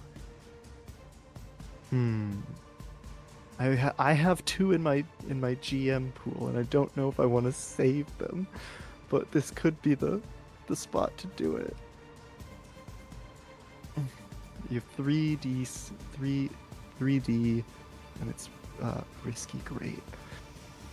Oh, okay, I'm gonna do it. I'm gonna spend 1 to knock you to desperate, so it'll be desperate great. So there's 1 out of the GM pool and 1 and 2 out of the player pool. Mm-hmm. So Okay. go ahead and roll 3d6 at a desperate great position effect.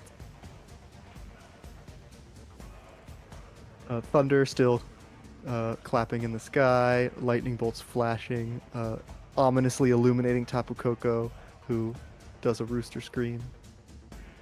Highest is a 4. Highest is a 4. Okay, so that's still a success, a mixed success. Was desperate, you do it, but there is a consequence. You suffer severe harm, a serious complication occurs, you have reduced effect. So we were at risky great. So that means the effect is probably going to go down to 2 instead of 3 ticks. Let me pop that in. And something psychic happens again. That's a tick that's going to come up. That's a complication.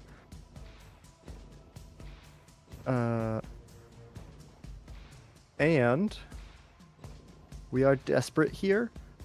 So I am going to have you take the level 2 harm.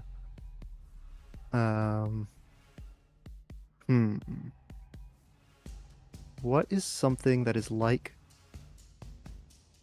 stunned or shocked, but a little more severe? Because those both sound like level 1.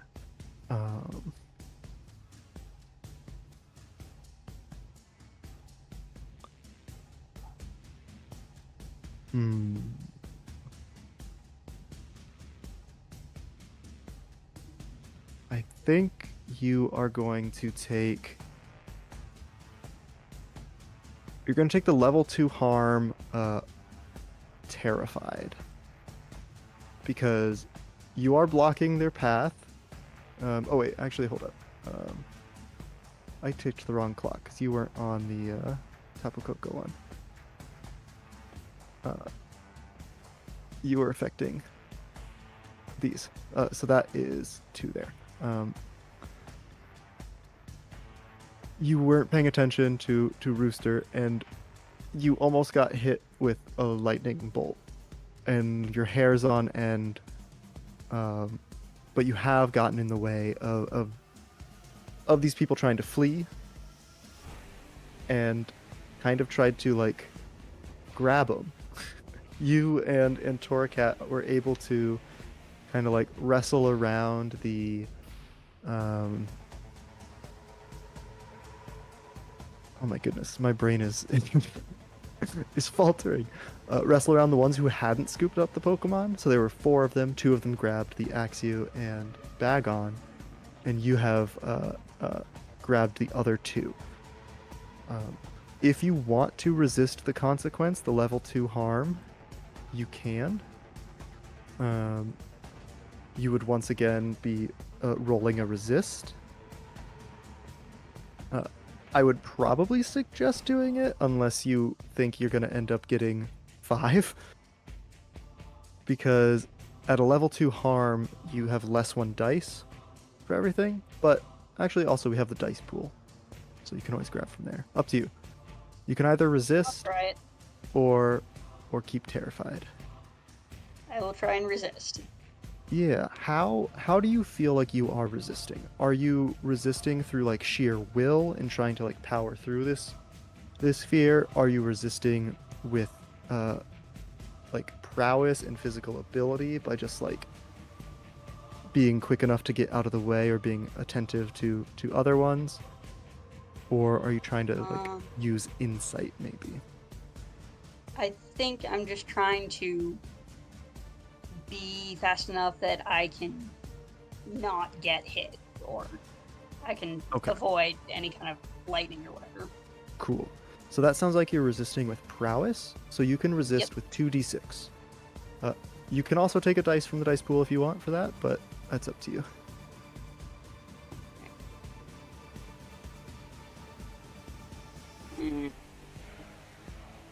Might as well. So 3d6. Go. Huh. 6. A 6? Yes. All right. So you take no stress from that, and you are bumped to a. Where did I just take that? There, here we go. You're bumped from terrified to like a level 1 harm of shocked. So you're not at a level 2 harm. You're at level 1, but no stress taken. You're still like, oh dang, there's something to be on the lookout for. You're shocked. But you can still like you're still doing good. You're still in there. No stress. Incredible. So Holly's coming in too. We have most of our people restrained. Aaron, what do you do right now before something else happens? Okay, so I've been thinking about this. That was very vague, but what do you do before something happens? That works. Let me just read through this very quickly.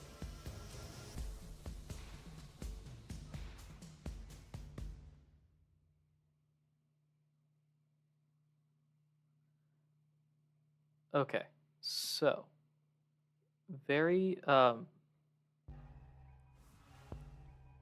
I do not know if this will work. Can I actually wait before I do that? How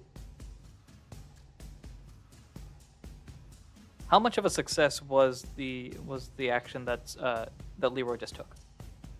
Like, do I need to worry about the Shadow Rangers much, as someone who has not paid attention to them but instead focusing on Tapu Koko? They are at 2 out of 4 ticks, so they're like kind of halfway restrained. They probably won't focus on you much. Or actually, you know what? I'll say, because the clock is get the items back. So I think they're probably completely restrained there. Because 2 of them were carrying things. So you probably don't really have to worry about them interrupting you in any way. But they are still there, and the items that were stolen have still remained. Okay. But Tapu Koko is still there, menacing. Almost struck one of your companions with lightning. Can I... It's gonna sound really dumb. Can I command Tapu Koko to go away? Once again, someone tries to command a legendary Pokemon. You can certainly try. If we want to be a little bit more in story wise, I can use either command Tapu Koko to go away or command Tapu Koko to listen to this Igglybuff sing. What do you think Aaron and Igglybuff would do? I think our biggest focus is to get Tapu Koko out of the fight. Not necessarily out of the situation at hand, just not sending electricity anywhere. And so with that, I don't necessarily know. I would prefer putting Tapu Koko to I don't know via Sing or some equivalent Igglybuff rocking out method. Which I don't know how. So I will say, you'll need to take things in order to really help out, because most things against Tapu Koko right now are going to start off at a 0 effect, because Tapu Koko is, again, tier 5. Especially things like command. Tapu Koko not really is taking commands from people. Okay. You can do the things to get dice, like spend from our player pool, or take stress to get dice, or have somebody assist. Okay, so currently at 0, I could if I tried to command it, how many dice could I max it out at? Okay, I also misspoke a little bit about dice. Your dice wouldn't necessarily change, but the position would need to change. So if you tried to command it, you have what in command? 2? I have 2 in So you'd command. have 2 dice. You're starting at a 0 effect, so you would be able to take 1 from the pool to up it to a limited effect. Right. It's desperate, so that'd be desperate limited. You could then take stress and another one from the pool to make it 4d6 desperate limited. And let me see.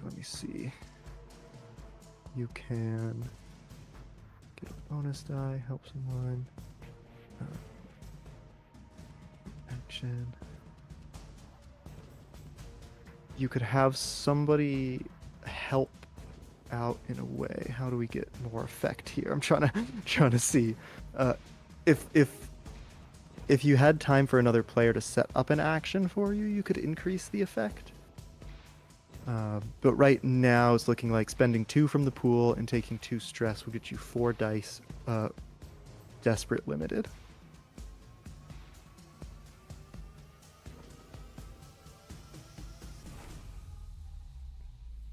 Yeah, why not? Let's go for it. I think I don't know if I can. What sounds more reasonable? Commanding, yeah. What sounds more reasonable in this chaotic situation? Commanding Tapu Koko to go away, or commanding Tapu Koko to listen to Igglybuff sing? Which one seems more like a command? Or could both? Because command to go away feels like a standard command thing of don't be here. That seems straightforward. I don't know if I'm manipulating it too much by saying I command you to listen. Like, as opposed to get away from here? I would say you would probably have to have a different action for Igglybuff to than yeah. sing, I figured because as that much. feels more like in a tune. You can command to like kind of get Tapu Koko to like look at Igglybuff, but then you would probably have to make another tune roll, Right, yeah. I would which you prefer, have 0 in right now. I have 0. I would prefer not to do that.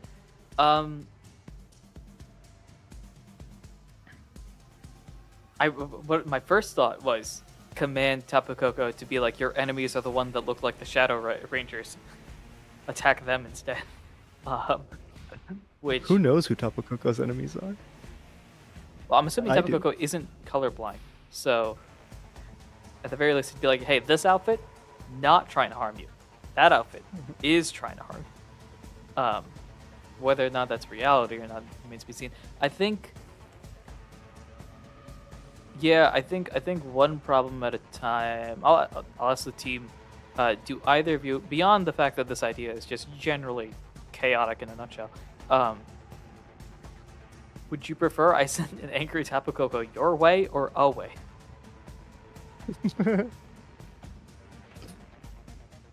Probably away, honestly. Yeah, I think away would be better.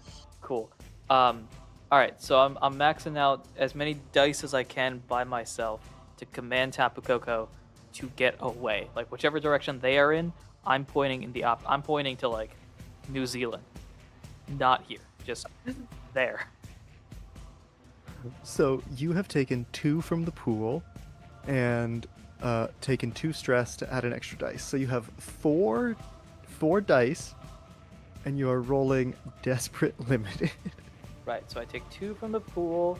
I'm rolling 4d6 Desperate Limited with 2 stress taken. Yep. I really hope you. I have You maxed get a out my crit. odds as much as I can. The music right now, I'm not gonna lie, I don't know how much you can hear it, but the music right now fits the mood really. Good. All right, I know it's gonna reach a boiling point, so I kind of want to do it when it happens. Hold up.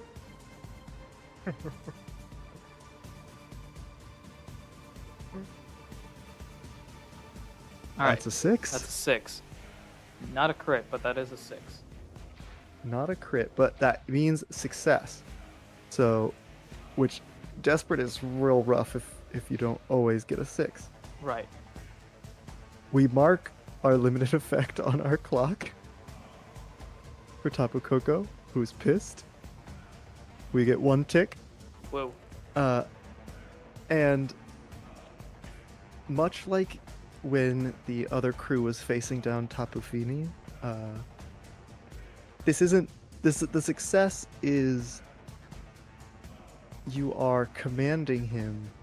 He's not fully going away, but he is like distracted from what was happening. I think that's effectively what it is. I do the equivalent of, hey, Tapu Koko, what's that over there? Stall! I think a lightning bolt flashes right in front of you, not hitting you, but almost as like a challenge from Tapu Koko, who like backs up a bit, We doing a staring it's just contest, like- bro? intently looking at you, like bouncing up and down, like it does, and just goes "Caw, caw, caw, caw," or whatever rooster noise it makes. I think pulls up the sleeves, kind of not necessarily to fight back, but to show I appreciate the challenge offer. And then I think just grumbling underneath, it's like, Igglybuff, I haven't boxed since my college days. Do I gotta box this guy? All right, stretch the bones out a little bit. As I had said before we did that action, I said, Enroute, what action do you take before I do a thing? Yeah, what's the thing? Is the thing gonna be boxing? I got a mean right hook. I'm not gonna lie. The thing is something psychic. Oh no. That's fine. it's- It doesn't matter. It's not like it's big stress is psychic. important or anything. Because you're all gonna have to roll another resolve resist. I'm sorry. It's Okay. fine. It's cool. I'm gonna pull from the dice pool because I'm using them all. We're down to after As- I do this, we're down to 4, by the way. So, audience at home, you want this to end on a high note? Coming out from the cave behind you, is Tapu Lele. Hey, I found your Uh, kid. Ta-da! Can I ask from the dice pool to roll 2d6 instead of? Instead of 1, yeah, you can pull a dice from the player pool to roll 2. Okay. Okay, I'm so rolling 2. So are we all taking an extra one? Or I'm not taking an extra. okay, so it's minus. So I'm gonna take 1. You're gonna take 1. That's minus. So we're down to 3 now. Eli's asking, did the something psychic tick twice? Yes, Okay. because something happened. Because the psychic thing is happening. Yep. Alright. Here goes Two. something. 5. Double nat ones. Oh, gosh. Oh, that's no. rough. Okay. So 5 and 6. Like I said, I was 5 a and boxing 6. champ. I ain't scared of nobody. okay, Aaron, you're taking 0. Holly, what did you roll? 2 and 5. So 5. 5.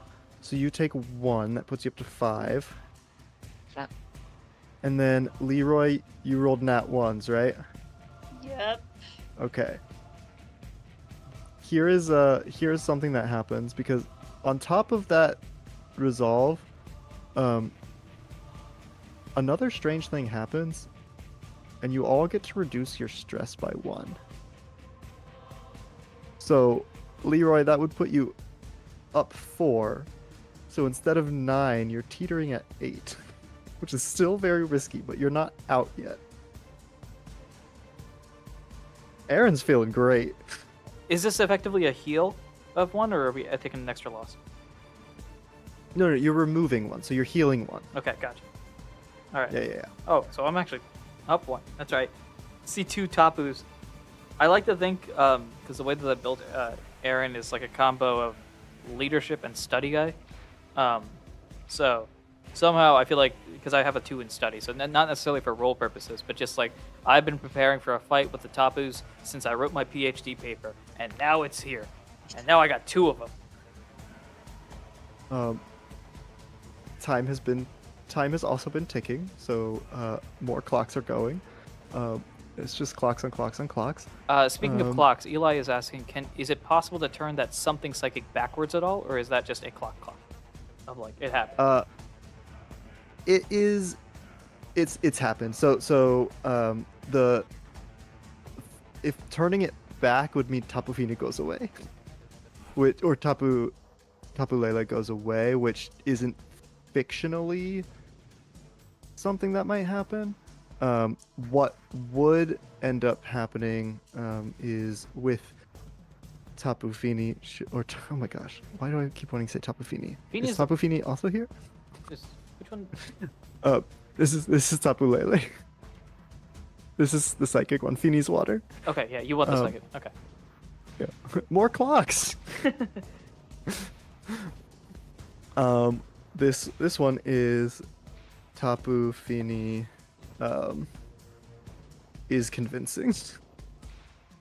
We'll call it.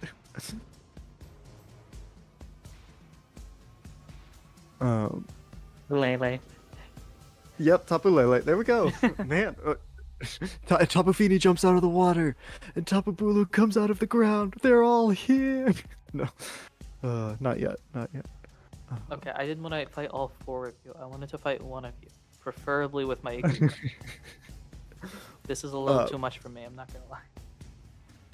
So yes, you had a little bit of a scare there, but a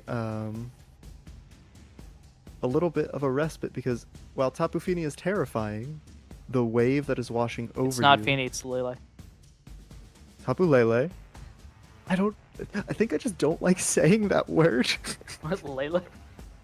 Yeah, my mouth just doesn't go to that like position of speech naturally. Like F seems so much more natural than L.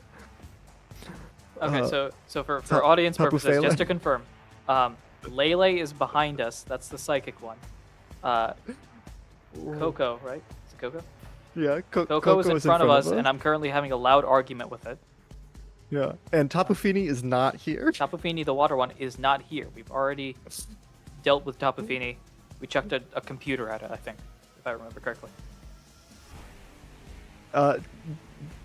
Dawn appearing is potentially a bad thing.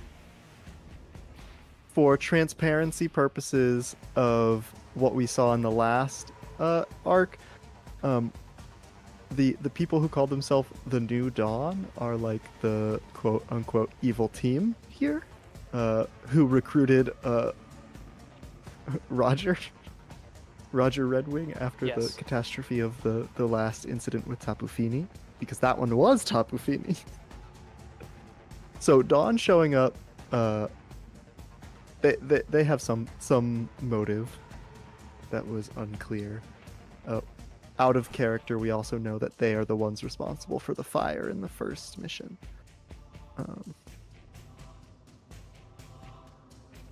Okay. Also, I realized that my clock says Tapu Fini as well. That might also be why Yeah. I kept saying it. Because it is Tapu Lele. Oh. Okay. Whew. Two legendaries are staring each other down in the air. One of them is looking at Aaron. Everybody is a little tense right now. I also realized that this whole time we were supposed to have two ranger recruits or ranger rookies with us that I had said at the beginning. Are they with us? Because They fell off the torpedo. that would kind of suck. Oh, no, they swam here. No. I think once we got the For- Gyarados, we each took a Gyarados and they took the torpedo.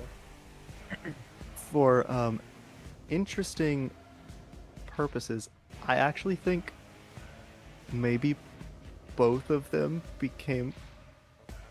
took a Gyarados as their partner Pokemon. Why not? Um, Hey guys, congratulations! Here's your graduation gift, a Gyarados. because they just really fell in love with Gyarados. Yes.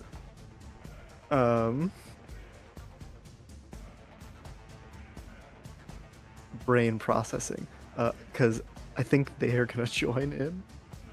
They're not going to do too much, but they do show up and they're a little scared, but they have big Gyarados. Let's take a look at our situation here. Let's we've remind got two everybody, Tapus including in the ourselves, air. what's up.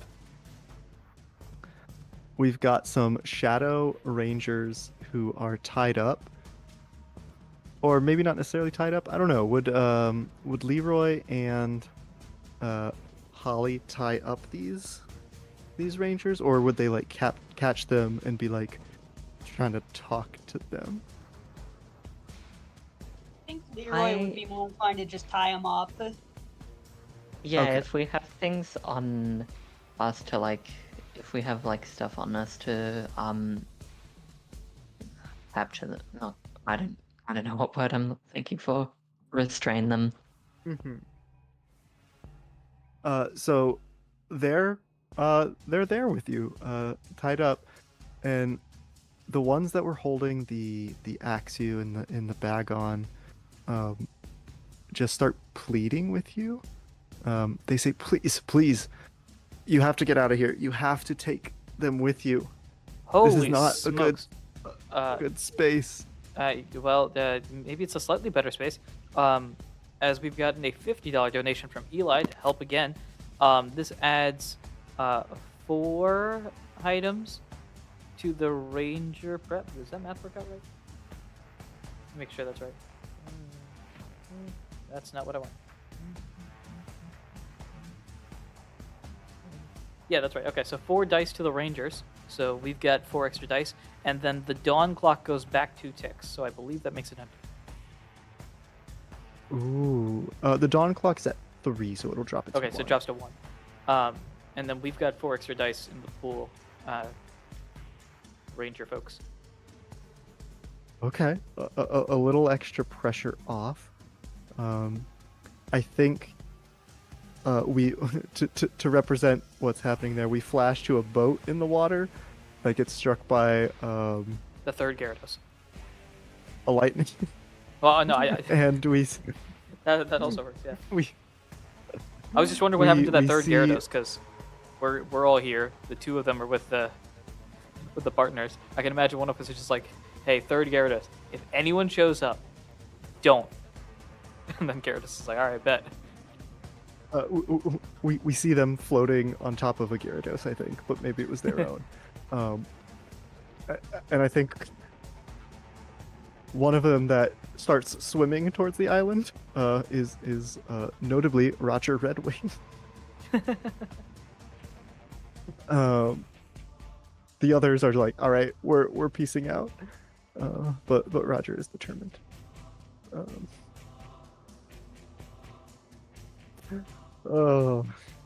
So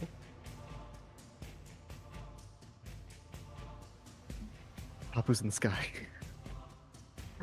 We had these Shadow Rangers pleading with you to please take these Pokemon and flee. Get out of here. It is dangerous. They need a space. I don't care if you take us in. You can have the stuff. If Roger appears, maybe you can pop in, but we'll have to see because it's getting pretty chaotic.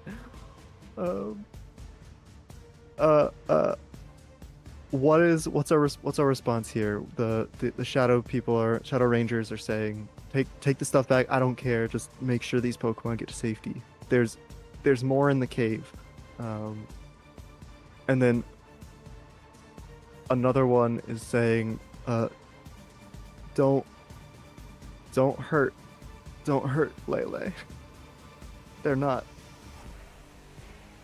part of this.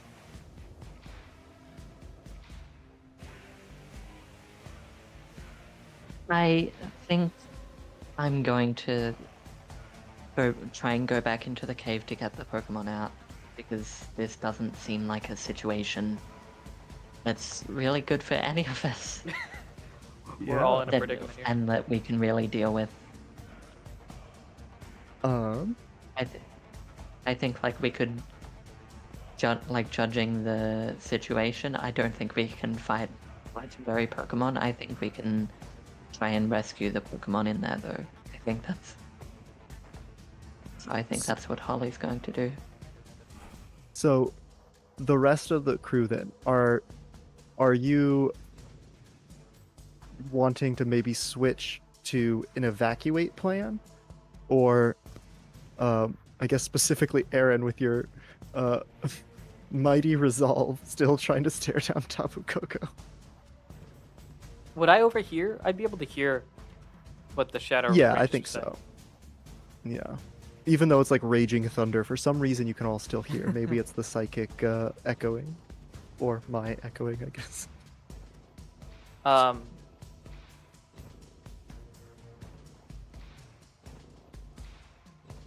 Yeah, I think. Man, it's dawning on me. I really could use some persuasive abilities, but I have none. I just tell people what to do and hope they do it. Flex your muscles. I don't have those I'm either. swaying you. Look, my job is to tell people what to do and then go into my lab to proceed to actually do what I do. Is there any way I can manipulate any of these?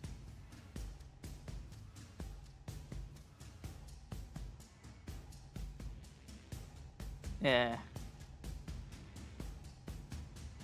That's not gonna work. I don't think. Oh, okay. Well, all right. So I have an idea. I don't know how logical, it makes sense, but maybe it's an idea. Could I use study to find a place that these Pokemon could go to? That makes sense?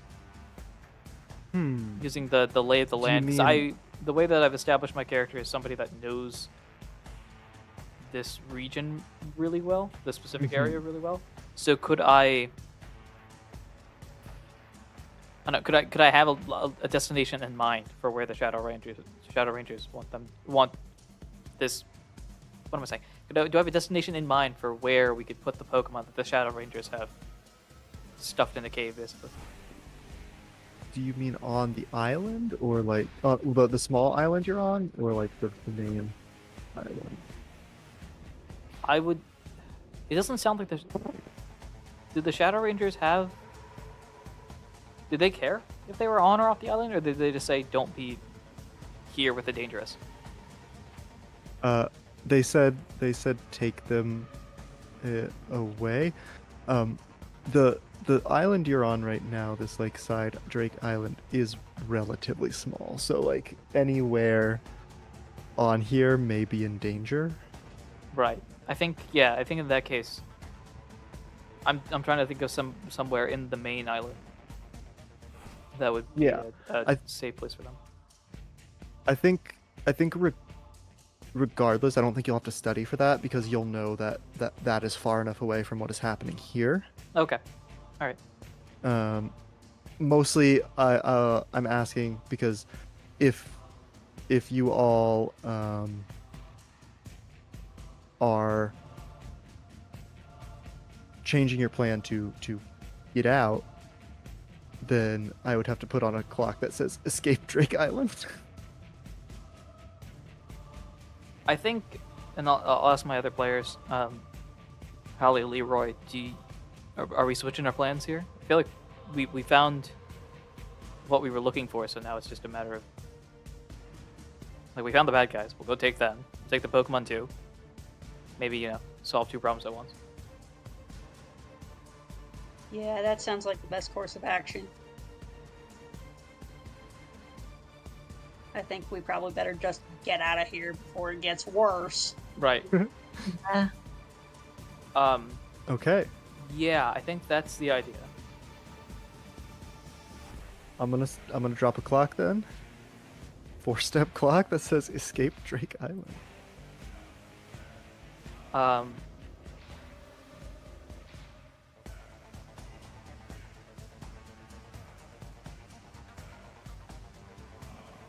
Okay, then now what? And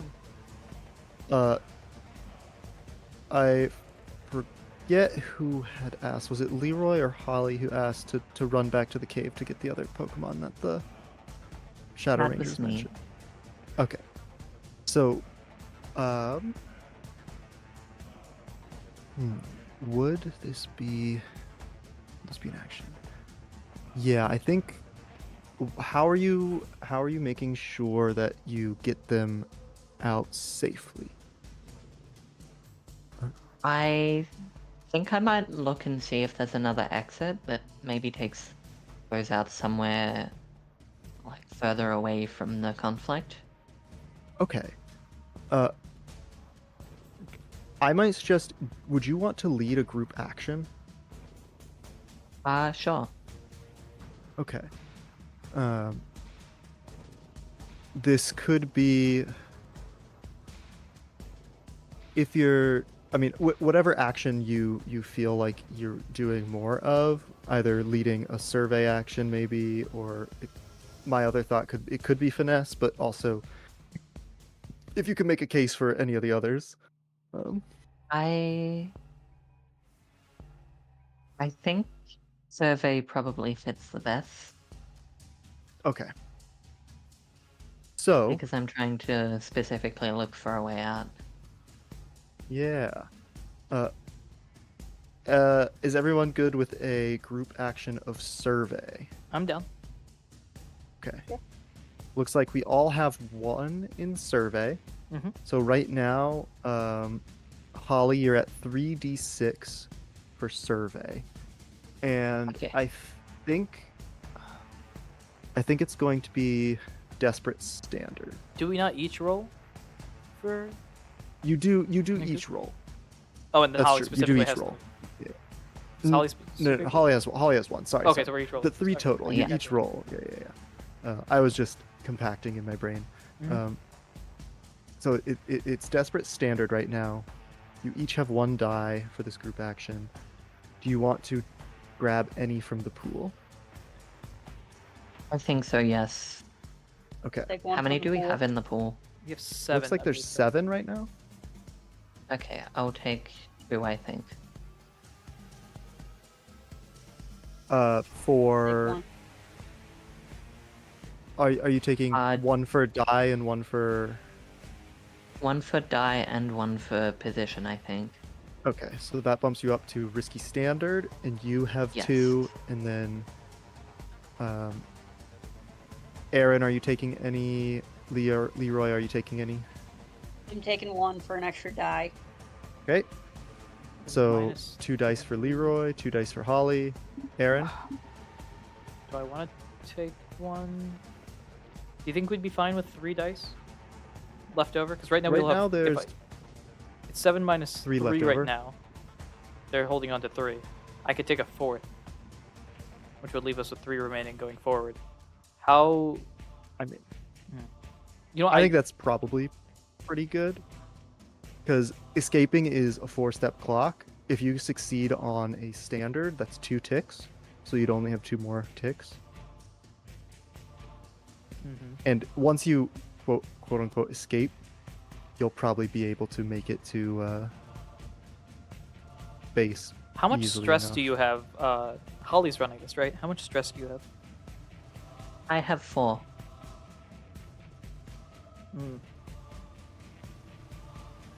Because that's the other thing to balance. More dice is more possible dice that come up failures, and the leader takes 1 stress for every failed dice, regardless of Yes. the total success. Oh, it's not. If I roll like a 5 and a 1, Holly would still take 1 stress. Mm-hmm. Oh, then I don't think I would add a die then. Because what would adding? It Is adding- increases the likelihood of a success if nobody else rolled a success, but it would also increase the likelihood of adding a stress. I think for your sake, Holly, I guess I'm not gonna add a die. Yep. So I'm just gonna roll 1 die. I think we should be good with 5, hopefully. We'll have 4, right? Because I think Elroy's taking, or not Elroy, Leroy's taking 1. Yeah, so Holly will be Well, rolling 2, Leroy yes. will be rolling 2, and you'll be rolling 1. Correct. Which is using up 3 So- dice, because Holly is using 2 Yes. dice pool, Leroy is using 1. Yes, yeah.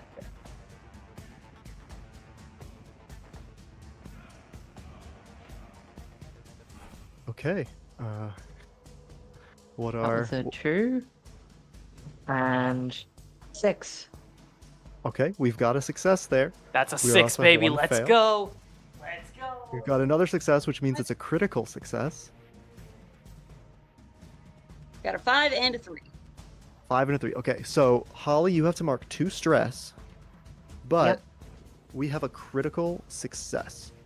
That means the effect is increased, so you're at great effect, which is 3 ticks on that clock. There's 1 more tick left. What Pokemon do you find at the back of this cave? And what is the exit, like the secret exit on the other side that you have found? What does it look like?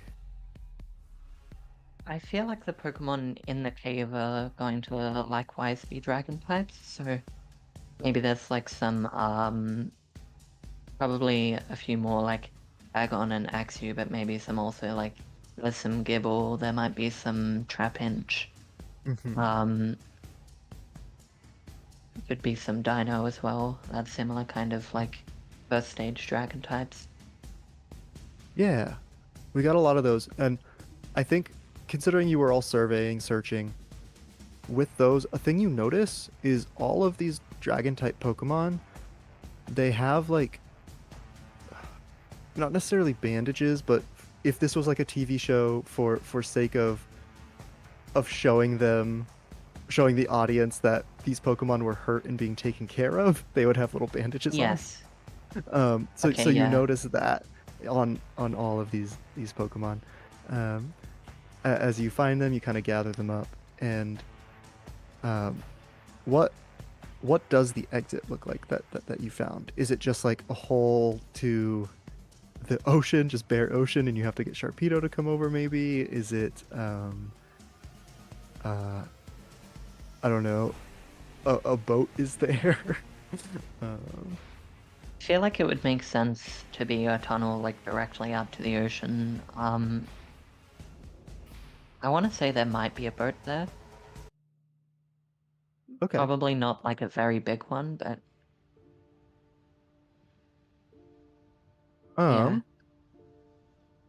Let's see then. Okay. Yeah. So there's a boat there, and you have the Shadow Rangers in tow. You have a bunch of Pokemon in there getting ready. Just based around time passing, I've made a tick on the Tapu Lele is convincing, which zooming out perspective, the audience would see that like Tapu Koko is still like being all pissed and raging, but Tapu Lele is talking to it. Like things around the island start floating in the air. Like a tree gets pulled up out of the ground, it's just floating as Lele is talking. Orbs of water actually start pulling out of the ocean. And we zoom back in as you are clambering into this this boat. And there's one more obstacle in your escape.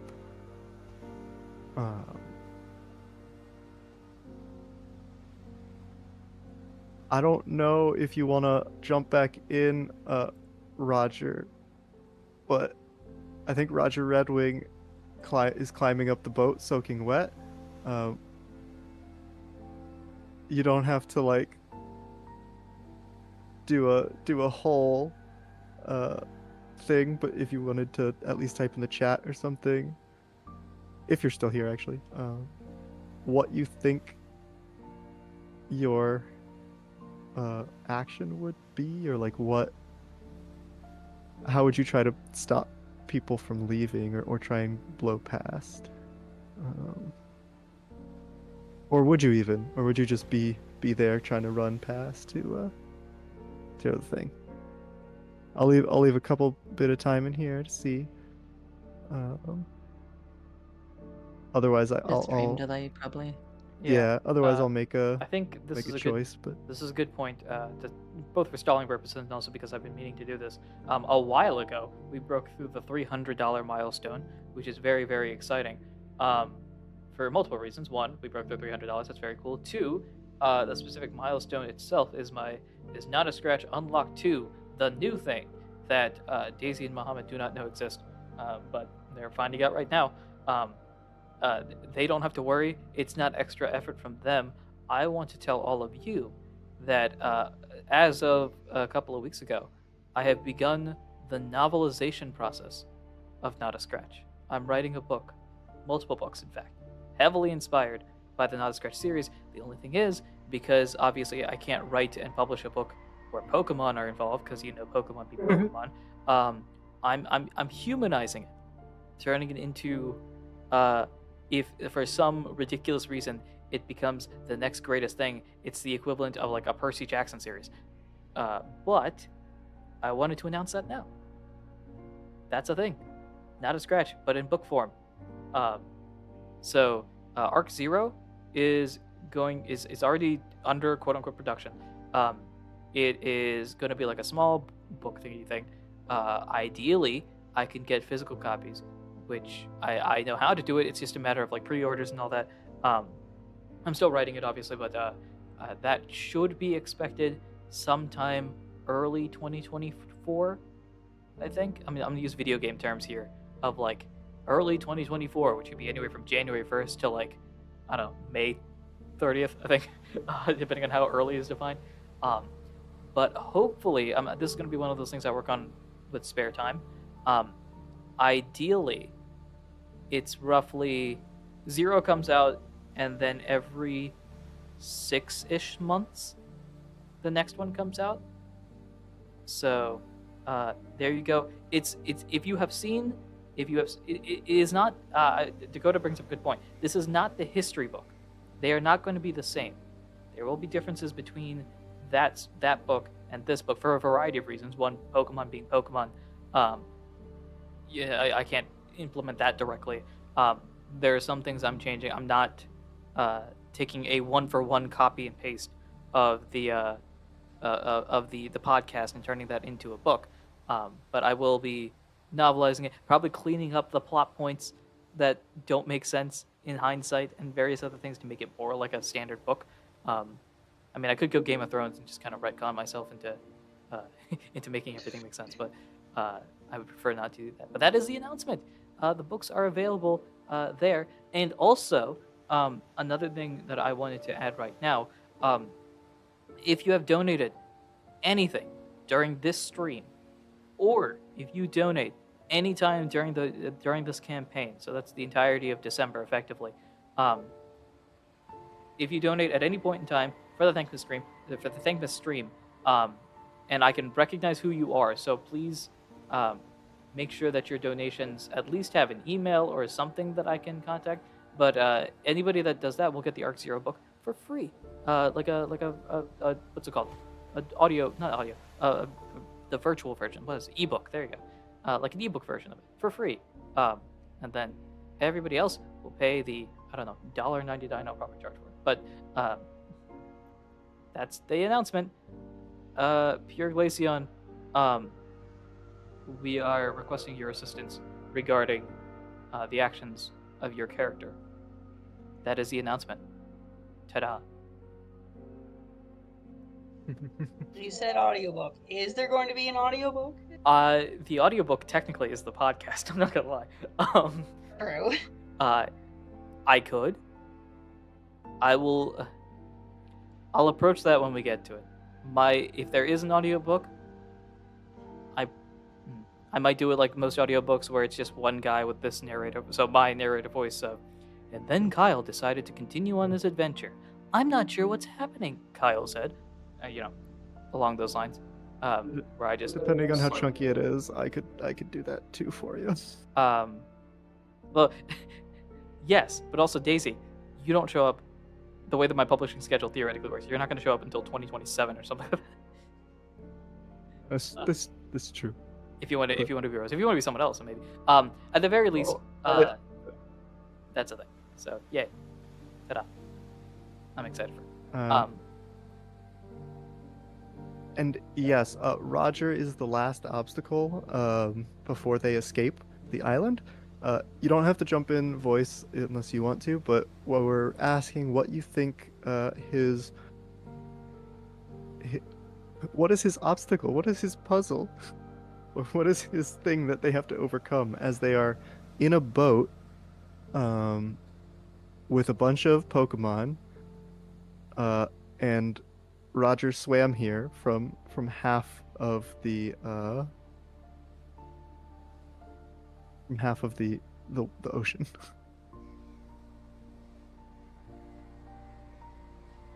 All right. We've got a Glaceon jumping on.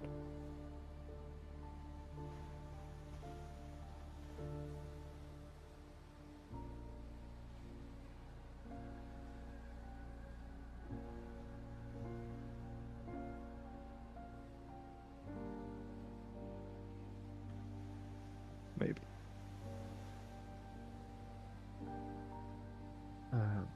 As the storm is raging above, and we hear Tapu Koko shrilling cry again, and Tapu Lele pleading back. The boat is rocking in the waves as they crest and fall. Perhaps somewhere in the distance, you hear other two Tapus crying out too. Who knows? You just hear in the distance, but I want to shoot electricity. We don't shoot electricity at the innocent folk. How do you know they're innocent? Did they do anything? That one guy was giving me a weird look. He looked like he wanted to box me. He was just responding in kind. Well, I want to respond with a lightning bolt. Thank you very much. Pierre Glaceon, welcome. If you got everything set up.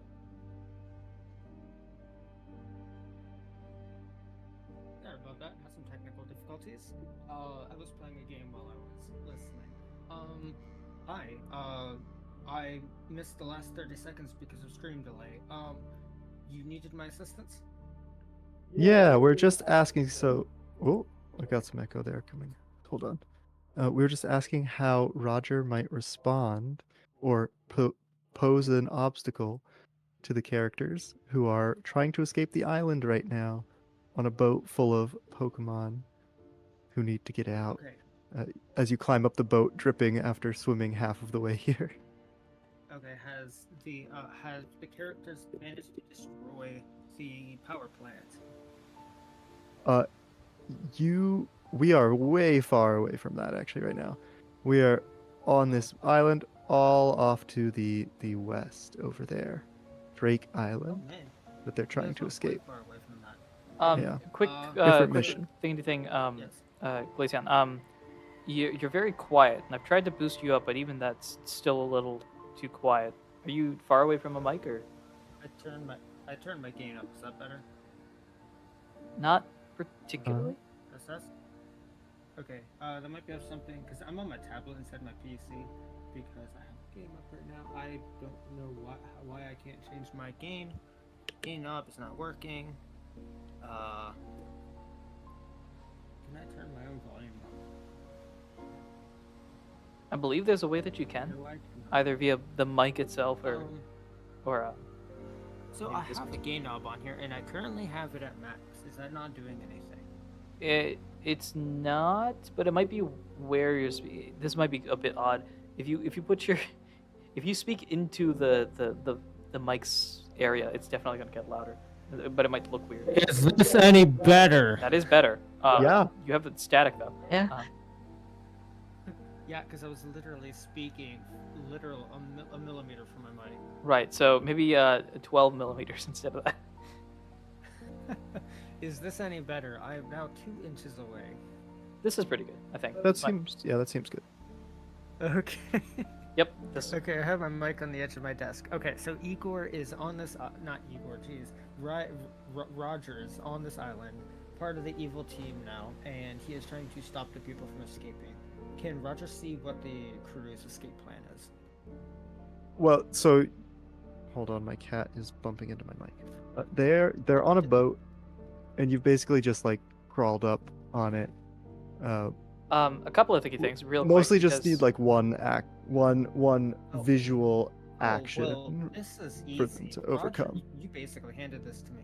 So what you're saying is Roger needs to find a way to sink this boat. Lucille is still with me, correct? Yeah. Okay, I'm going to use command and tell Lucille to use an ore sphere on the hull of the boat.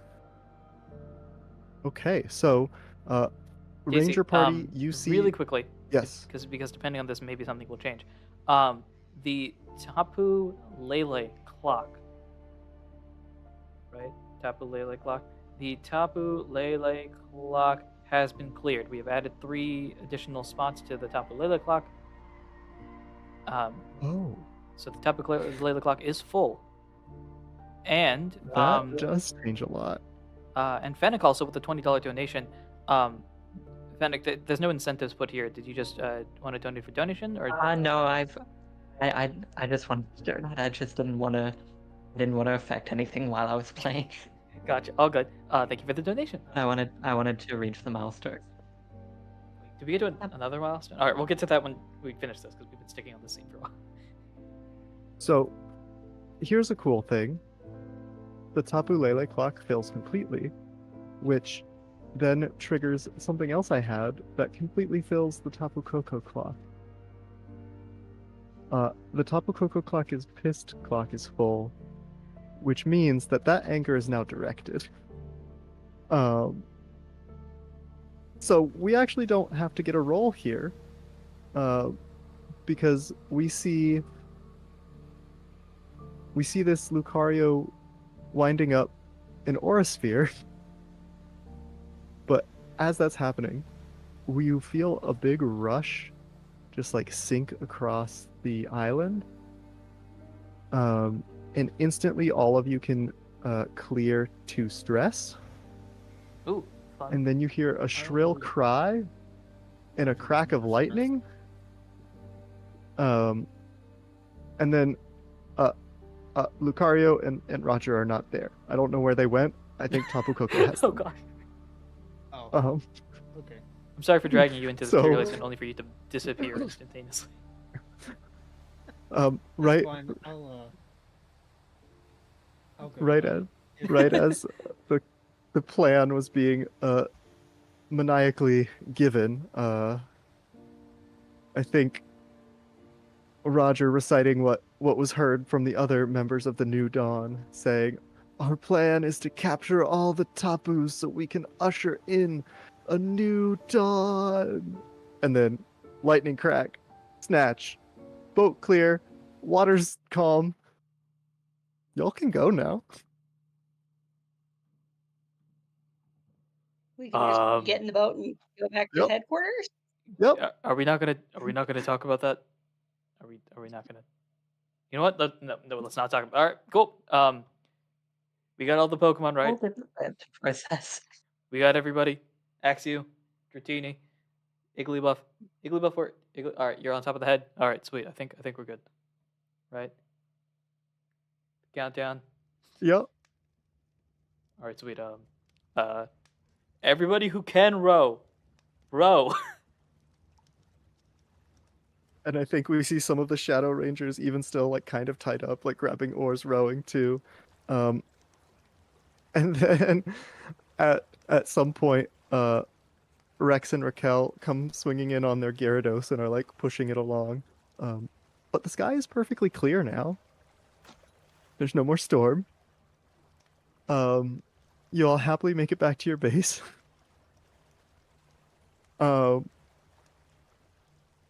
Yeah. What's a final scene from everybody?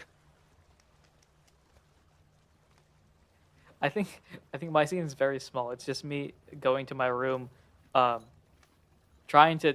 I think as the mission is ending, the aura that's given off is, "Yep, we've done it again." I knew this would happen. The whole full confidence. Igglybuff kind of emulated the same thing on top of the head. But then as we reach the ranger base and I head into whatever the equivalent of my room would be, everyone can hear it despite me trying to be quiet. Of just like sigh of relief, and then kind of like take Igglybuff off of my fedora hat, put him on my shoulder, just give Buffy a nod of like, we still got it, and then walk inside my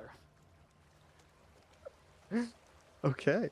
A scene or an ending scene from Holly or Leroy. I think Holly's going to go and try and write up a report. She's gonna put the report form, mission report form, down on her desk. She's gonna sit down, pick up a pen, and then have no idea how to summarize what happened. And then I think she's just gonna decide to put it off and go to bed.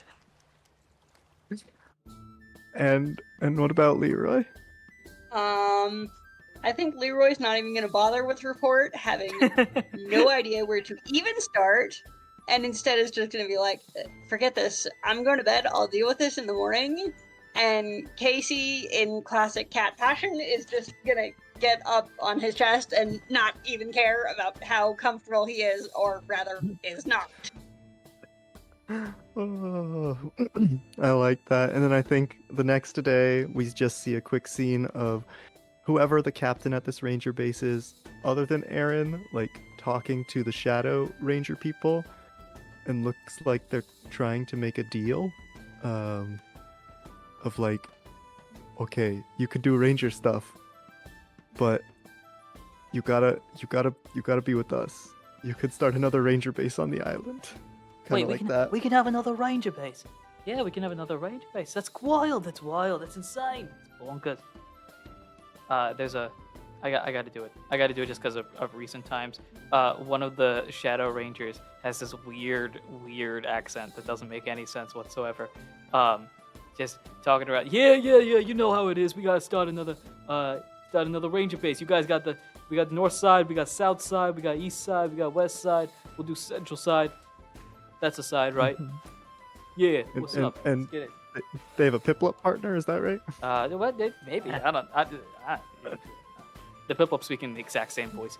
Yeah, you know how it is. But first off, we start off with an operation, okay? We play the game. This is the Piplup talking to all the other partner Pokemon. We start off, look, first off, we're going to start off with a western base, because the western base is the western for bestern, and then eastern for leastern, and then northern for none your business. Southern's down south.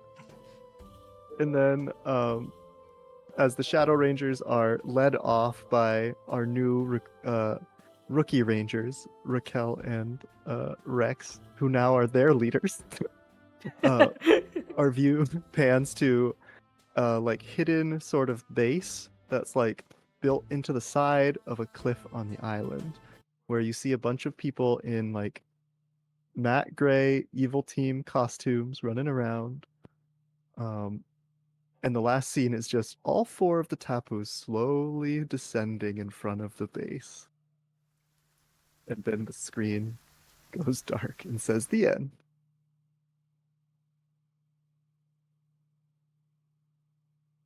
We did it. We did it! Yay! All it Oh my took was, goodness. like Fran suggested, donated plot armor. And we did it. Oh my Hey, gosh, that would have so- been... Oh, that island was about to not exist. So, Just to let you know, that small island. so, Daisy, is this what you expected? Honestly? Kinda. All right, this is a clear sign Daisy's been hanging out with me too much. Oh my gosh, that was really fun. This music back up. Because... I'll pass it back to you then, Honored, because I don't know if I could talk because I'm smiling too much. Daisy, as the GM, everyone at home, we're listening to this. Let's give Daisy specifically a round of applause for everything that they did throughout this entire adventure. I'm gonna be honest, despite the fact that my name is on this, Daisy did significantly more work than I did for this specific event. So, applause for Daisy. Shout out to you. There you go. Sound. I'm assuming everyone can hear that. I did, yeah, at least.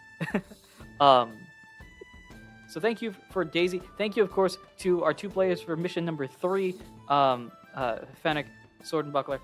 Thank you so much for joining on in. Shout out to Pure Glaceon for the 12.5 second cameo. Yeah. Thank you for having us. This was a lot of fun. I'm glad that everyone enjoyed.